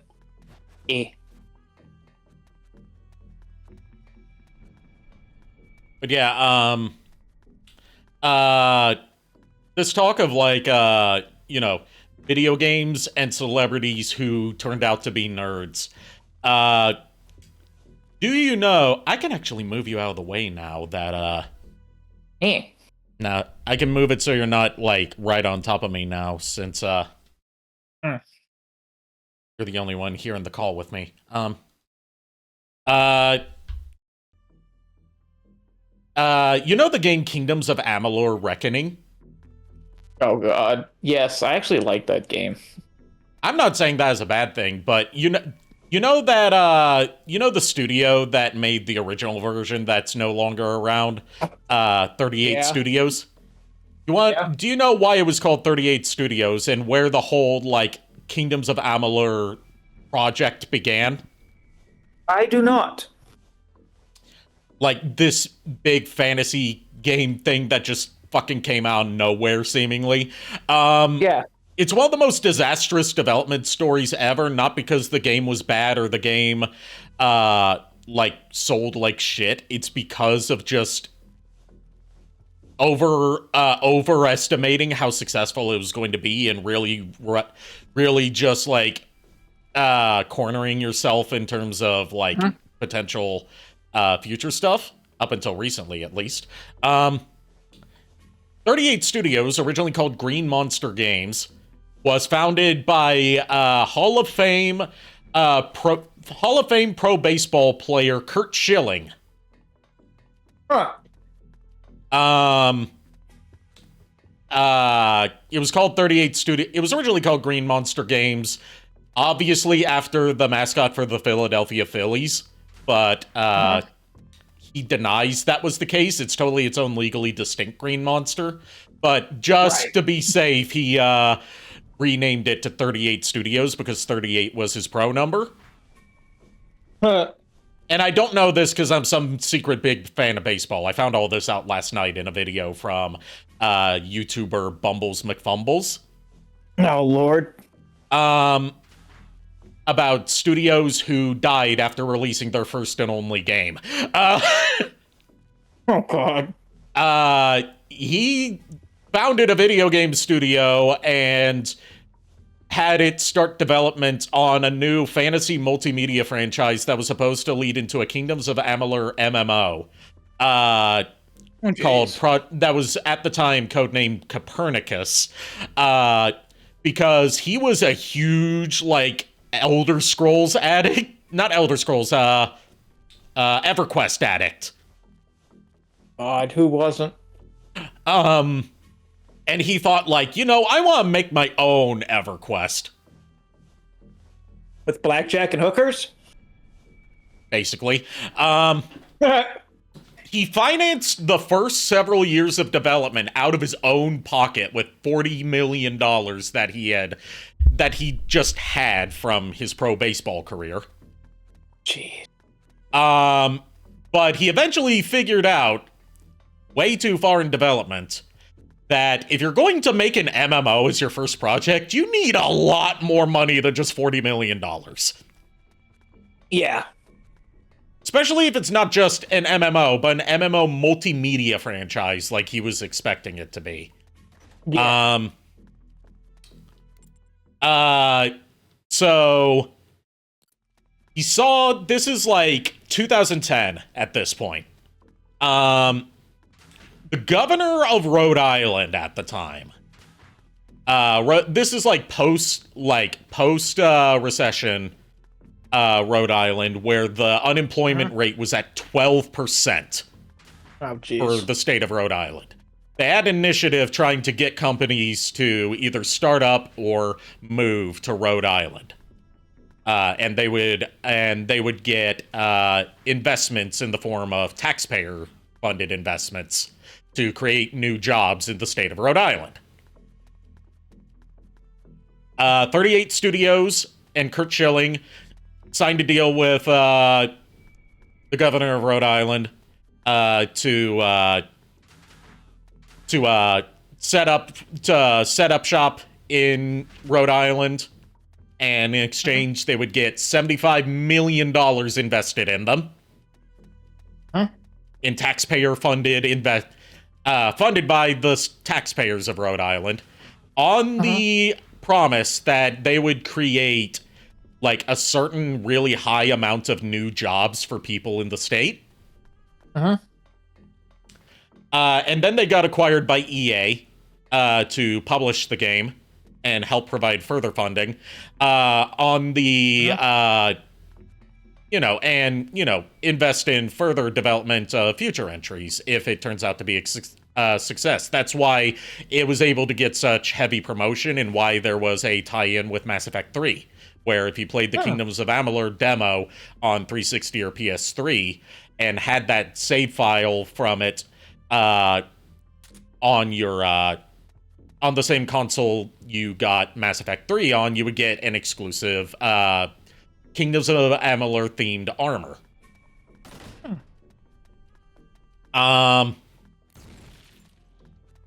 What happened was the game sold well. Like 1 million copies sold within... I had a copy of the original. 1 million copies sold within its launch window, which for a brand new franchise is not common. No. Problem is, they would need to sell 3 million copies just to break even. Yep. And to fulfill their contractual obligation with the state of Rhode Island. Yep. They did not. And this became a huge statewide controversy in the state of Rhode Island because the taxpayers had against their will, funded the development of this game that ended up not being the success it needed to be.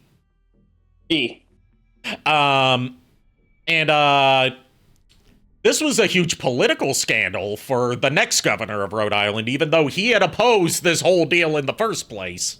But now that he was governor, this was on his lap, and he had to deal with it. And that's why 38 Studios also shut down. There's also an extra layer of shittiness to this. Because, you know, when you're moving your studio from, like, Philadelphia to Rhode Island, you're gonna need your staff to move there, too. And the deal was 38 Studios would take care of selling the houses of all the employees who moved to Rhode Island and getting them new homes. They got them new homes, but they didn't sell their old houses. So now all the employees were stuck paying 2 mortgages with no job. God. Wow. That's a lot to take in. Yeah, there's a reason Curt Schilling is not involved with Kingdoms of Amalur now. Although, since the remaster came out to greater success than the original did, given that it was a much cheaper job to remaster it, EA has said they're open to more Kingdoms of Amalur stuff in the future. But, kind of on the subject of, you know, why shit went under and everything. Just random curse knowledge that I have is a lot of people don't know why company that worked on EverQuest, as well as EverQuest itself as a franchise, just absolutely died. Really? I mean, outside of Steam basically keeping it alive by pumping out bullshit expansions every 2 years. They do that for both EverQuest and EverQuest 2. Okay. EverQuest 3 was in production and was actually supposed to be like... There's like a lot of different factors as to why EverQuest shut down, but like the two major factors are EverQuest 3 was in development. And at the time that it was in development, World of Warcraft was like really like hitting it out. So to compete, EverQuest, or I think it was like Sony Online Entertainment. Yeah, it was Sony Online Entertainment, which now no longer exists. Yeah. They wanted to say, well, you know, World of Warcraft is like you just said, like a multi-media franchise. Because it had books, it had movies, it had comics. Well, like not movies, but like animated like shorts and stuff. There were movie talks at the time. Yeah. Yeah, basically, like comics and all of this. So they decided they were going to do the same thing with EverQuest. They started putting out books, they started putting out like little shorts that are now like you can't find them anywhere, which sucks. And they were going to make EverQuest 3 more cartoony looking. Like they had this like whole idea that like they were going to like make it basically like the World of Warcraft killer, where it was going to be like the same animation style almost as Warcraft, because Warcraft has like a very distinctly, you know, like cartoonish look to everything. They were going to do the same thing with EverQuest 3. Well, the developers did not fucking like that. They were like, no. EverQuest already has its own distinct, like, fantasy style. Why fuck that up? Meanwhile, in the multimedia standpoint of things, they pitched the idea of a EverQuest movie. Do you know who picked up the rights to direct that movie? Who? Uwe Boll? Yeah, Uwe Boll. And the script he wrote was he wanted to do EverQuest if it was a modern day fantasy movie where everyone wore like there was like the various different races, like the elves, the Ixar, which is the lizard people, the orcs, trolls, all of them. If they were in a modern day setting, but still carried around swords instead of guns and stuff. Yeah, that's Uwe Boll. So Sony Online Entertainment told him not only fuck no. I'll finish this after this. We've confirmed the presence of the transport team, and they're here. And where the fuck did I get that? They're here to carry the warheads away. There's no time to waste. Get in there and destroy the machine. Room supplying power to the elevator. I don't know where the machine room is, but it's got to be full of big, heavy machinery. I can't imagine it'd be on the upper floor. Focus your search on the basement. Luck!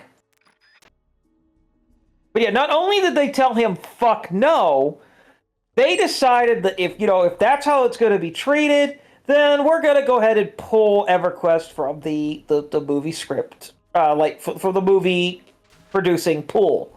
Be like, no, it's not going to get a movie if that's how it's going to be treated. Oddly enough, this was also back when Uwe Boll, like the whole Uwe Boll bullshit, you can't even call it a craze, was starting to die out. Like, people were getting tired of his shit. Yeah. So, EverQuest was kind of like the final straw with Hollywood and him. This where they're storing the nukes? Alarm system is installed and security is pretty tight. Granted, he would unfortunately make a comeback years later, if you could call it a comeback.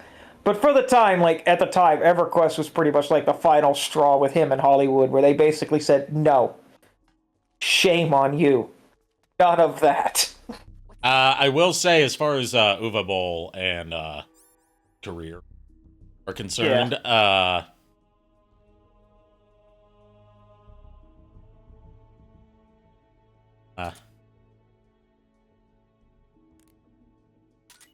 drop this TNT so I can pick up these thermal goggles. One of the things I'm not liking about this game's layout is you can only hold 4 pieces of equipment at a time, which includes health items, weapons, all that stuff. Like, I get PSP, limited buttons and stuff, but like Metal Gear Solid 1 handled. Yeah. Uva Bowl, he didn't really have a comeback later. Like, he had, let me restart this That's mission. what I said, if you could call it that, yeah. Yeah, like, the reason he was such a go-to director was not because of, like, his quality of work. It was because, like, it was a multitude of things. First of all, video game movies were often very cheap to get the rights to, because studios just didn't see value in those properties, and also didn't oversee their productions very much. With a few notable exceptions, like Capcom was very involved in the creation of the Jean-Claude Van Damme Street Fighter movie to its detriment. Right.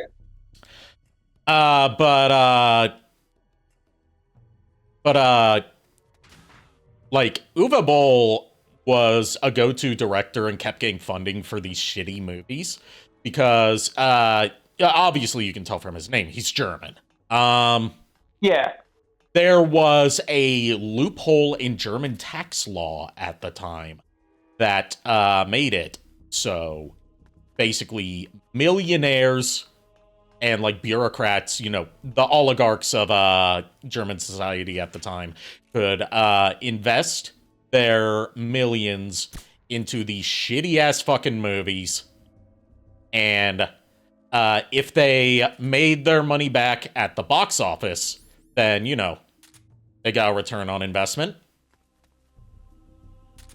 And if they bombed at the box office, then they would be able to call it a loss and get their money back, or just write it off on their taxes. Basically, what Warner Brothers is notorious for nowadays, but like every rich person in Germany was doing it. And it was with projects that actually did release, unlike Warner Brothers, marginally better.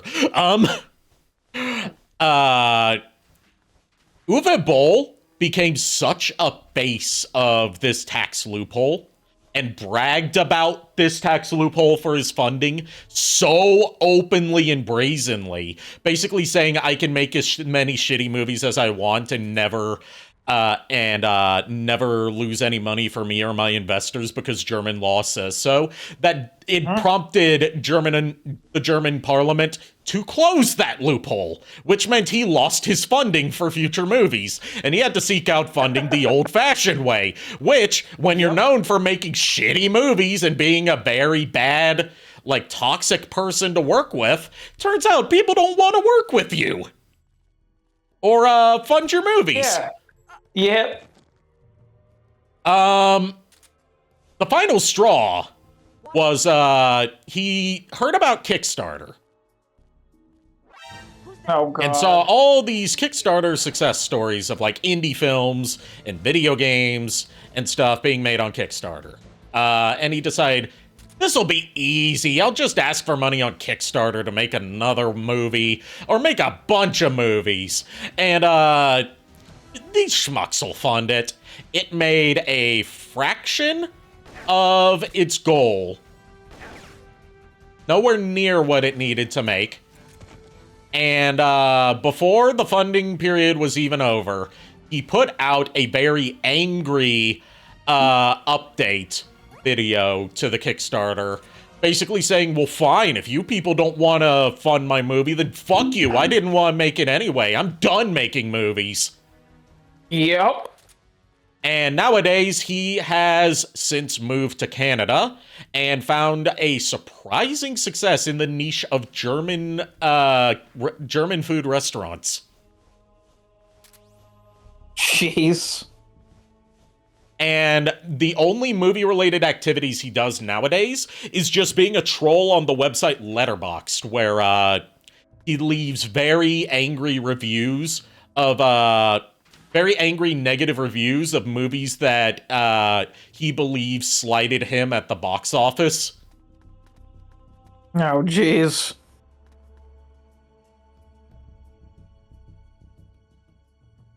Like, whether it's a movie that has the same name or if it was a movie that outperformed one of his movies at the box office, he leaves a negative review of it filled with, like, obscenities and slurs. Oh, jeez. Alarms. There's still no sign of the nukes. I was gonna say, but yeah, a culmination of all of that basically ended EverQuest as a franchise. Like, all of that together just basically ended it and put Sony Online Entertainment out of business. All because of them wanting to fucking compete with World of Warcraft. Have you found the machine? Have you found the machine room yet? Only way to put the freight elevator. What the fuck? The freight elevator out of commission is to destroy the machine room that acts as its power source. Make your way to that room pronto. It should be full of very large, heavy machinery. Oh my. If I had to guess, I'd say the machine room would probably be in the basement. But go look for it. You're so used to him saying good luck, that's throwing you off when he doesn't say that. Right? Hold on a second.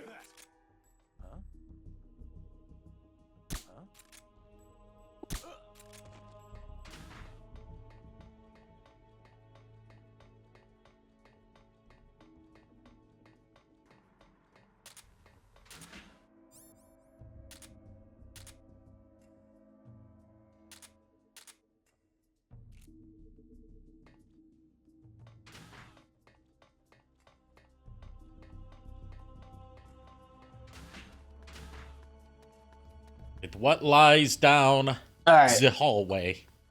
Sorry about that. Yuffie was acting weird. Oh.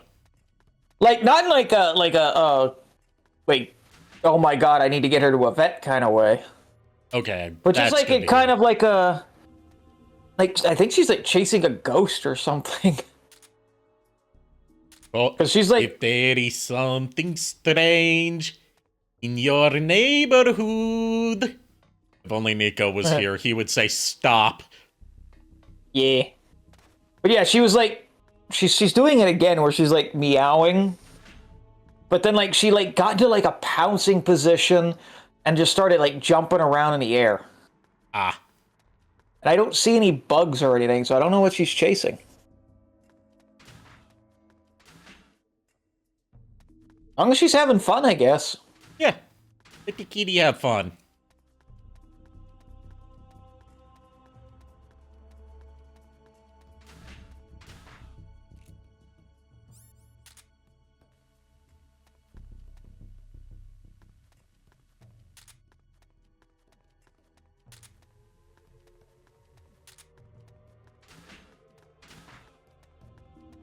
I guess we must continue downward.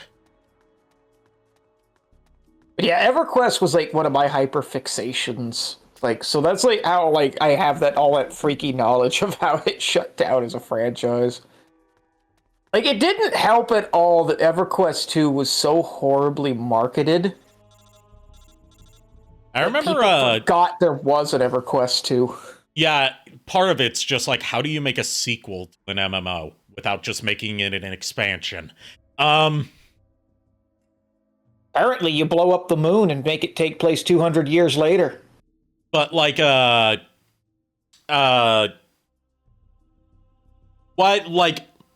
of my favorite EverQuest 2 related things was one of my favorite YouTubers of all time, Ashens, who just recently celebrated 20 years of him making videos on YouTube. Jesus. Yeah, he's been here since basically the beginning. He did a video on like DVD and CD scratch repair machines that you could get for like cheap, just to see like which ones work the best, or if any of them work good at all. And one of the discs he tried out was a copy of EverQuest 2 that he picked up at a thrift store, just to find out that the game had gone free to play. But yeah, apparently to make a sequel to an MMO, all you gotta do is blow up the moon, make it take place 200 years later, and add a race of rat people no one fucking asked for. Anywho, what's the situation look like? I've infiltrated what looks to be a machine room. Seems like I could do something useful here. Any ideas? A machine room, eh? This is just a hunch, but I'm thinking it could be responsible for supplying most of the power to the facility. It probably provides the power used to run the elevator as well. You may be able to stop the elevator system by sabotaging that machine room. Cutting off the power source should make it possible to move those nukes. So plant those explosives of yours. You got it. Okay, so I need to go grab more TNT. God damn it. Because again, oh, okay, I'll hydrate. Yeah. Hydration achieved. I saw TNT earlier, that just means I gotta go back up here. Another random was, because this is, my brain is now in full fucking hyperfixation mode, thank you. Another random bit of, like, trivia involving EverQuest 2 is it was one of the last mainstream things to be a part of Christopher Lee's career. Really? Yeah, he was the voice of the main villain for, like, the first 3 expansions of that. Okay. It also starred Heather Graham in one of the last few things she did before basically saying fuck Hollywood for a while. I was about to say, I didn't think Heather Graham was dead. No, she's not dead. She's just basically, she's on this whole, she'll do a movie when she feels like it kick. Okay. Oh, good for her. Yeah, exactly. I can't say I'm too familiar with Heather Graham. So, but I know her by name.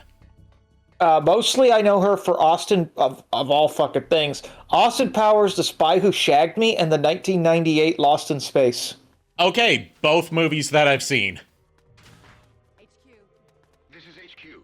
Like, I had a huge crush on her because of the 1998 Lost in Space for a little while. This is HQ.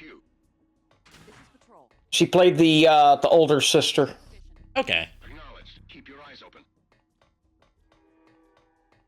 What happened? Guards that I knocked So, out like, is starting to wake up.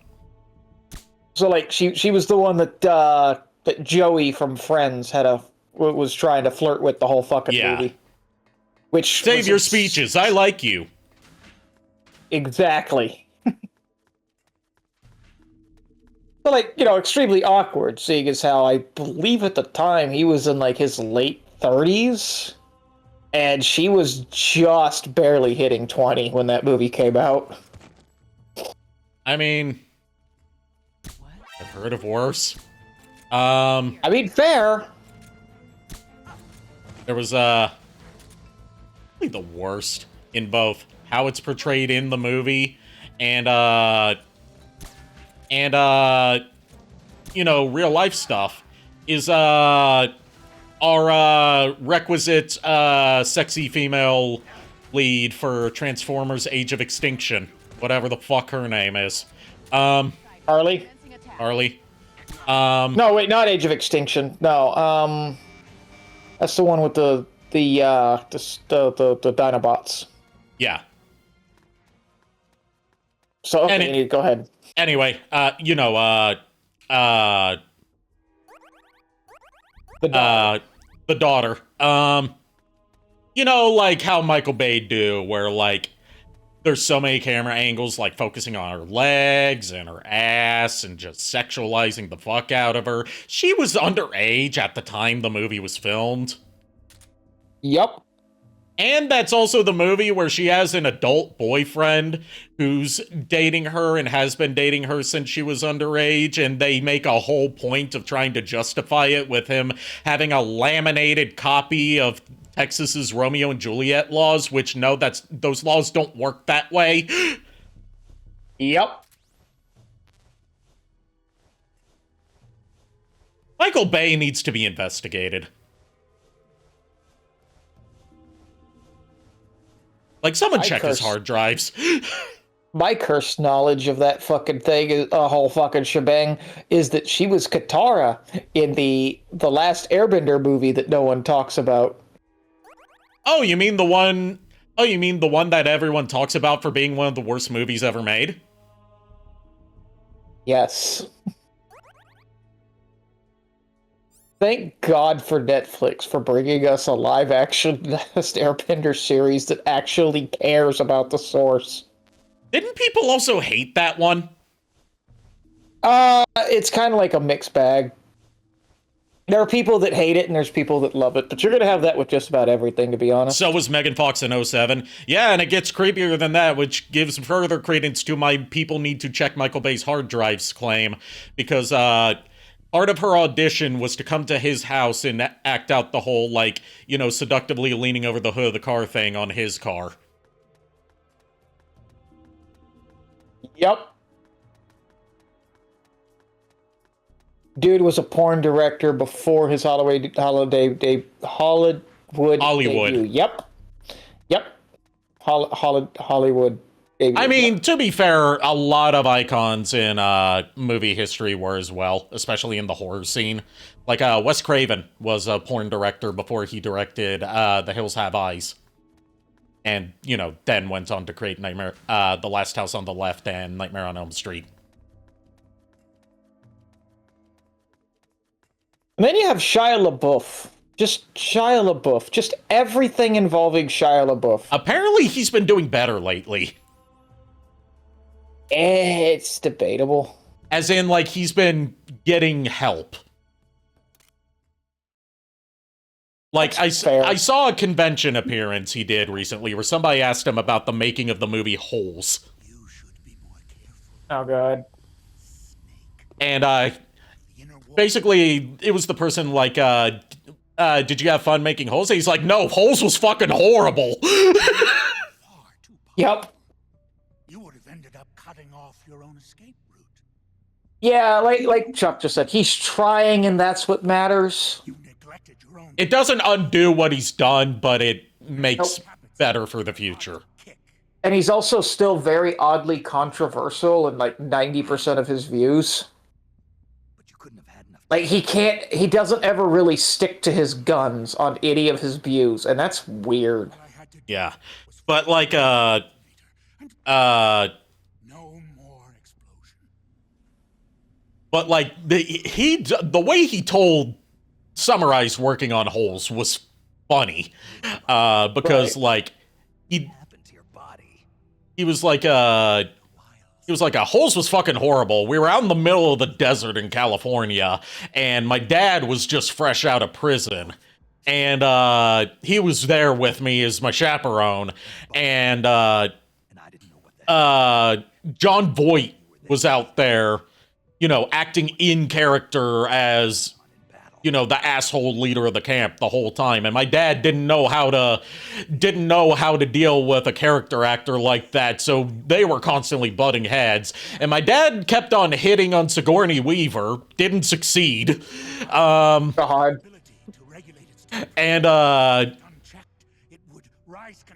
like, it was 100-something degree weather out there, and one night when we were in our trailers, me and my dad were playing cards, and the trailer next to me was the one for the kid that played Toothpick, and we hear this boom, and it's because the refrigeration unit in his trailer had exploded and blown a hole in the trailer and knocked him out of the trailer. Oh, Jesus. Will work on me. But Python, Oh, we have a Nico. you're a good man. Why join Gene's rebellion? The Nico has returned. Oh, I'm back. Sorry. We're about to wrap things up Yeah. after this mission because I feel like it's a Yeah. good cutting off point. Yeah. So it's like, Yeah, what's up? you're What's up, Nico? you're fine. I took some powerful medicine, and it instantly cleared me out. Oh, good. What was the medicine labeled, darling? Simply for research purposes. Puts her fingers together and leans slowly forwards. Severe NyQuil, cold and flu. Oh, all right. Ever since I came back to Fox, So Yeah, we were just having like Yeah, a long definitely. conversation about like of all things, Kingdoms of Olimar, Amalur. and Amalur, and EverQuest, And Shia LaBeouf. God, EverQuest. and Shia And how LaBeouf. how Michael Bay needs to have his hard drive investigated. spilled far too much blood by now. Yeah, that's fair. Lulu's too tired to hang out tonight because of today, and I don't blame her. I'm a Yeah. little bit tired as well from it, Poor sleepy Lulu. especially. Yeah, I told her it's okay. Just go get rest. Plus, she has the interview with Burger King tomorrow. NyQuil is NyQuil. NyQuil is my mom's cure-all. That is from Miss Madeline in the chat. Mandy Lynn. Mandylin? Yeah. Miss Mandylin? Yeah. Yes. Yeah, NyQuil, severe cold and flu, I'm gonna say this works, but it knocks you out cold in like 40 Look. minutes. Look, Ari, we've already established that it's my character's canon and lore that my translator malfunctions constantly. And that because I'm a furret, my English is not my first octopus. This is the first boss fight we've had in this game, and I'm not used to how boss fights work in this game. Is he kicking your ass? Yeah. Wait, are boss fights really that This different? is we are 2 sessions into this, about to wrap up our second session, and this is our first boss fight. Python hit And how's one the of his freeze experience? attacks. Well, apparently Python hit us with one of his freeze attacks. Your weapon is frozen solid. Oh my god, Snake! Snake! It's like your weapon is solid Snake! That's a stupid name. No one would ever like that. You gotta unfreeze it pronto. I would love to, but you kicked me out of the goddamn fight to tell me this. Find your way to thaw your weapon. Furret. That was bad even for me. This brings back memories. All those. Oh my god. Who's this fucker think he is? Sub-Zero? Yes, apparently. Chuck in the Well, I'm dead. Chuck in the chat. Riku, I must look into this NyQuil for research to take down enemies. Oh god. Yeah, no, that is 100% something Riku would do. Yeah. To be fair, she is experimenting with a night flower. Pretty much. This is ass. This is ass. Oh my god. Is this You have garbage? to when you die, you have to switch to one of your other squad mates and make your way back to the boss arena. Oh my god. While he's shooting at you, and while there's fog everywhere. How far And back? it's a green fog too. This would hurt Okay, your hold on. eyes. on a PSP. Okay, hold on. How far back? I don't know. That's the problem.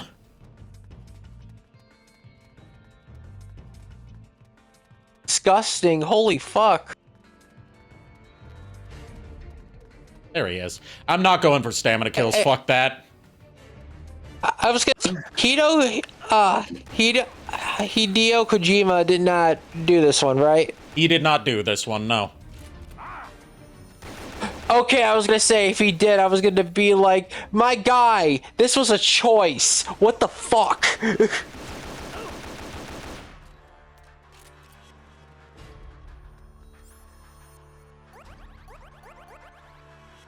Yeah, Snake is, KO'd, so I am stuck fighting as Jonathan, and I'm so not used to having to ready my weapon to fire it first.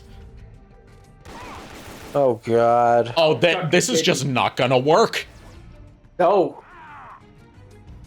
Chuck continued with the Riku experimenting with NyQuil thing. Oh, no.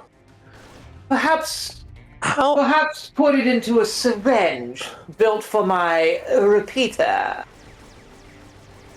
Oh, God. Just Riku on the battlefield, just fucking shooting NyQuil at Azmith and Dracula.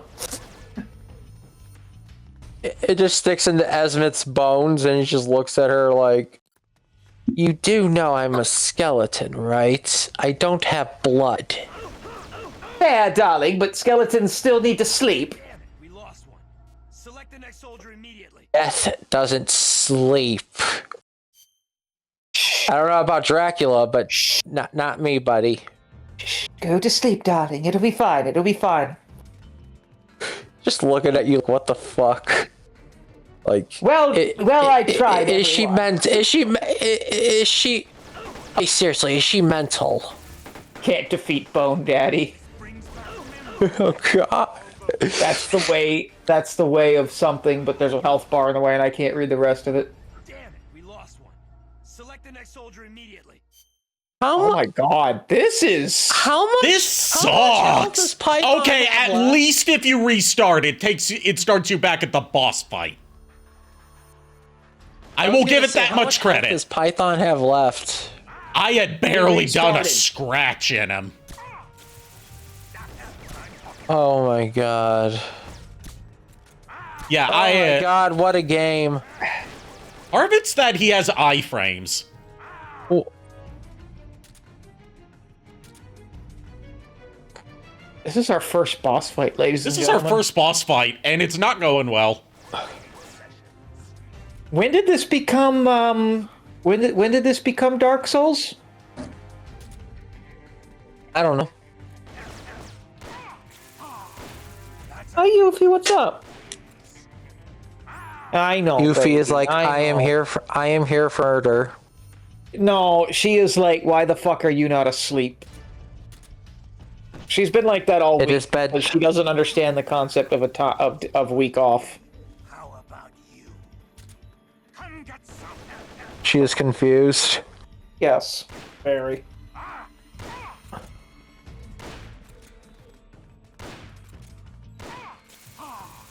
That's a nice. What?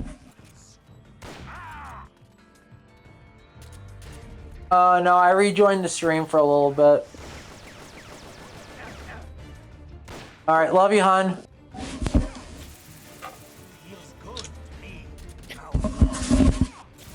Keep in mind, I'm playing this on emulator with a dual analog controller. If I was playing this on PSP, I would be even more fucked. Wheeljack and Yeah. you talking about Rosalie. Oh, what no. context, Chuck? Also, Lulu wishes the chat, as well as you, Ari, and Furret, a good night, and that may you all cause chaos. I Indeed. believe we already have, but we shall continue to cause more. Oh God! That's a nice cool breeze. Chuck, what Chuck put in there about Wheeljack and What- you talking about Rosalie. Just Riku. What did he put? What do you mean you can fix her, darling? She's perfect the way she is. I stamina killed him after saying I wasn't gonna stamina kill him because I only had a tranquilizer gun. God damn it. Oh, well, you see, Miss Riku, it's not the fact that he could fix me, it's the fact that I can ruin him. Take another life. Looks like I got Is that how that goes? after all. That's enough. What are you people? I love this idea of Riku just being like inherently fascinated by Warforge. Warforge, Atox in the background. I've been asking that question since the day I met all of you. You still owe me money from our last poker game. I can't have you dying on me yet. Oh my god, what the fuck? These guys were buddies back in Vietnam, and he has Still watching. and the boss that we just defeated, Python, was presumed dead by Snake, but he got ice powers from Soldiers like us. his revitalization, and he became the anti-Snake, known as Python. Need a hero. Eh. They need a man. And Snake was like, I'm not letting you die on me yet. You still owe me money, you bitch. Can you bear the burden You still owe me money in that one game of Uno. of Snake? Seriously, what the fuck, bro?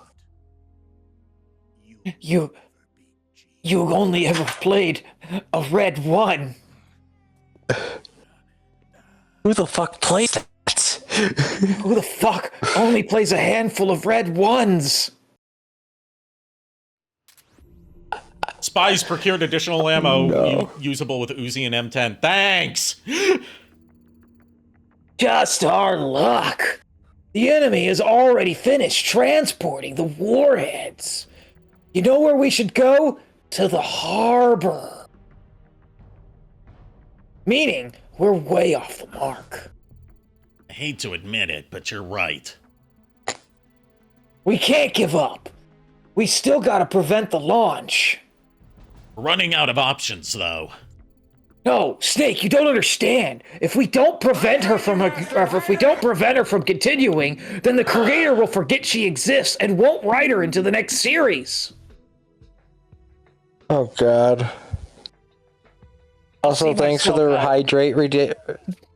Thanks for the redemption. I honestly can't hydrate right now because since I'm about to go to bed shortly, Yeah, we're about to wrap up after this dialogue. Yeah. We failed at stopping the transport of the nukes. The only option left is to destroy the Metal Gear itself. I know it's a tall order. I know it's a tall order, but in a way, you could say it's made our job a tad easier. Compared to the transported Wareheads? I'm very tired.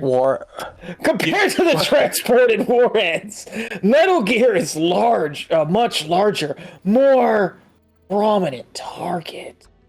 There are only so many places it can be stored, and more people are likely to know its location. We need to find someone who is involved in the Metal Gear operation. A high-ranking officer, or maybe a maintenance crew guy, or maybe a cute doctor, maybe like a nurse. No doubt they'll have more information, especially the cute doctor or nurse. You joke about that, but we had that last session of this, but we had to put the kibosh on fangirling over her because Snake refers to her as a kid. He didn't get that from the art style. Oh God! And I looked up her character's age, the Elisa that they've been talking about, who's a researcher and doctor. She is 16.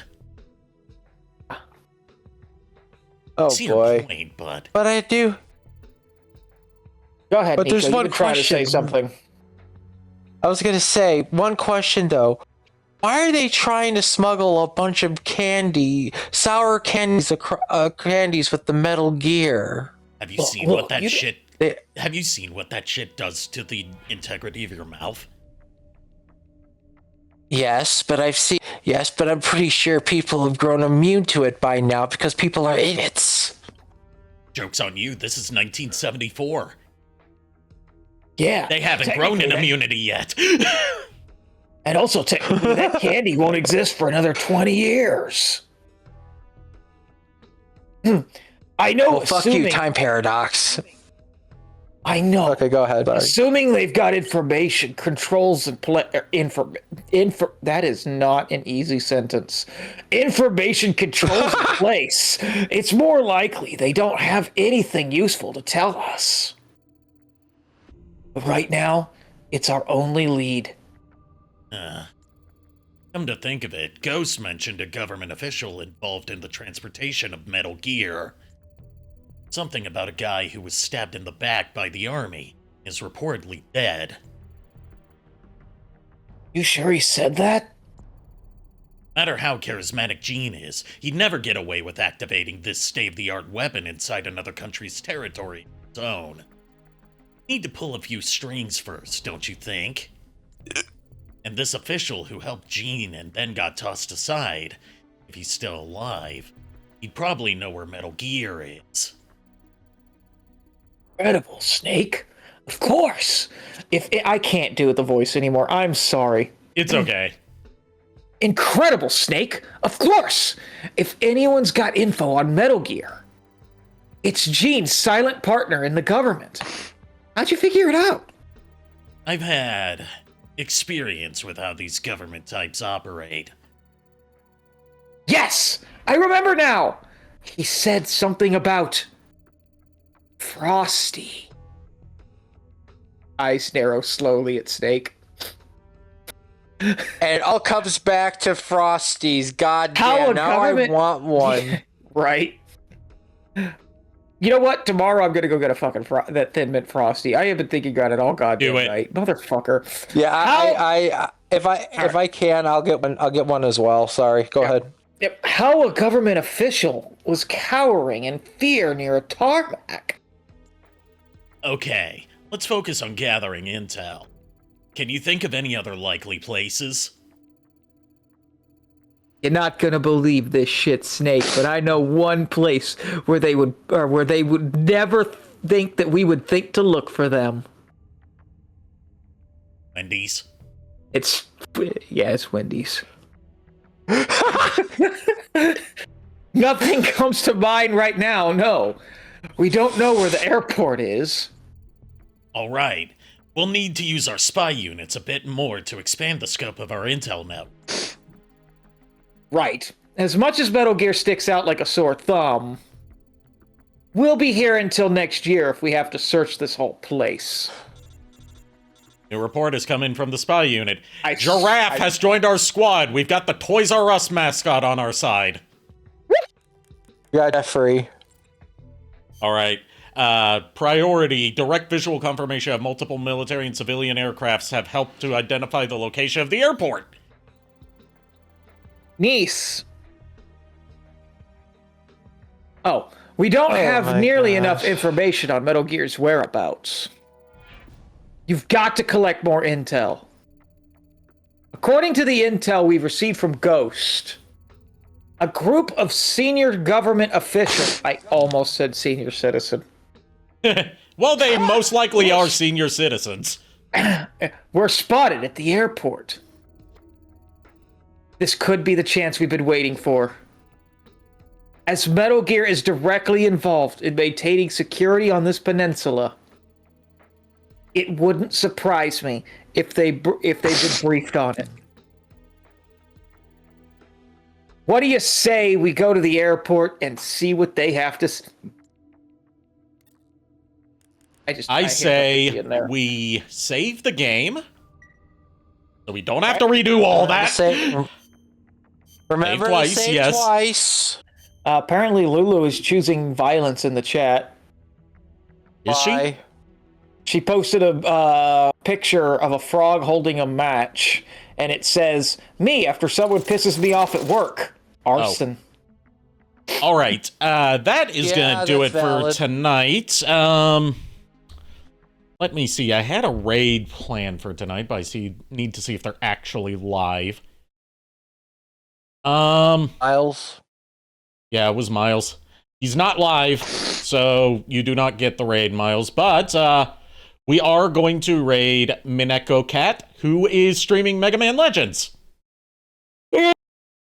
I know the exact raid message we need to put. Wendy's. What is it? Frosty, please. Sir, this is a Wendy's.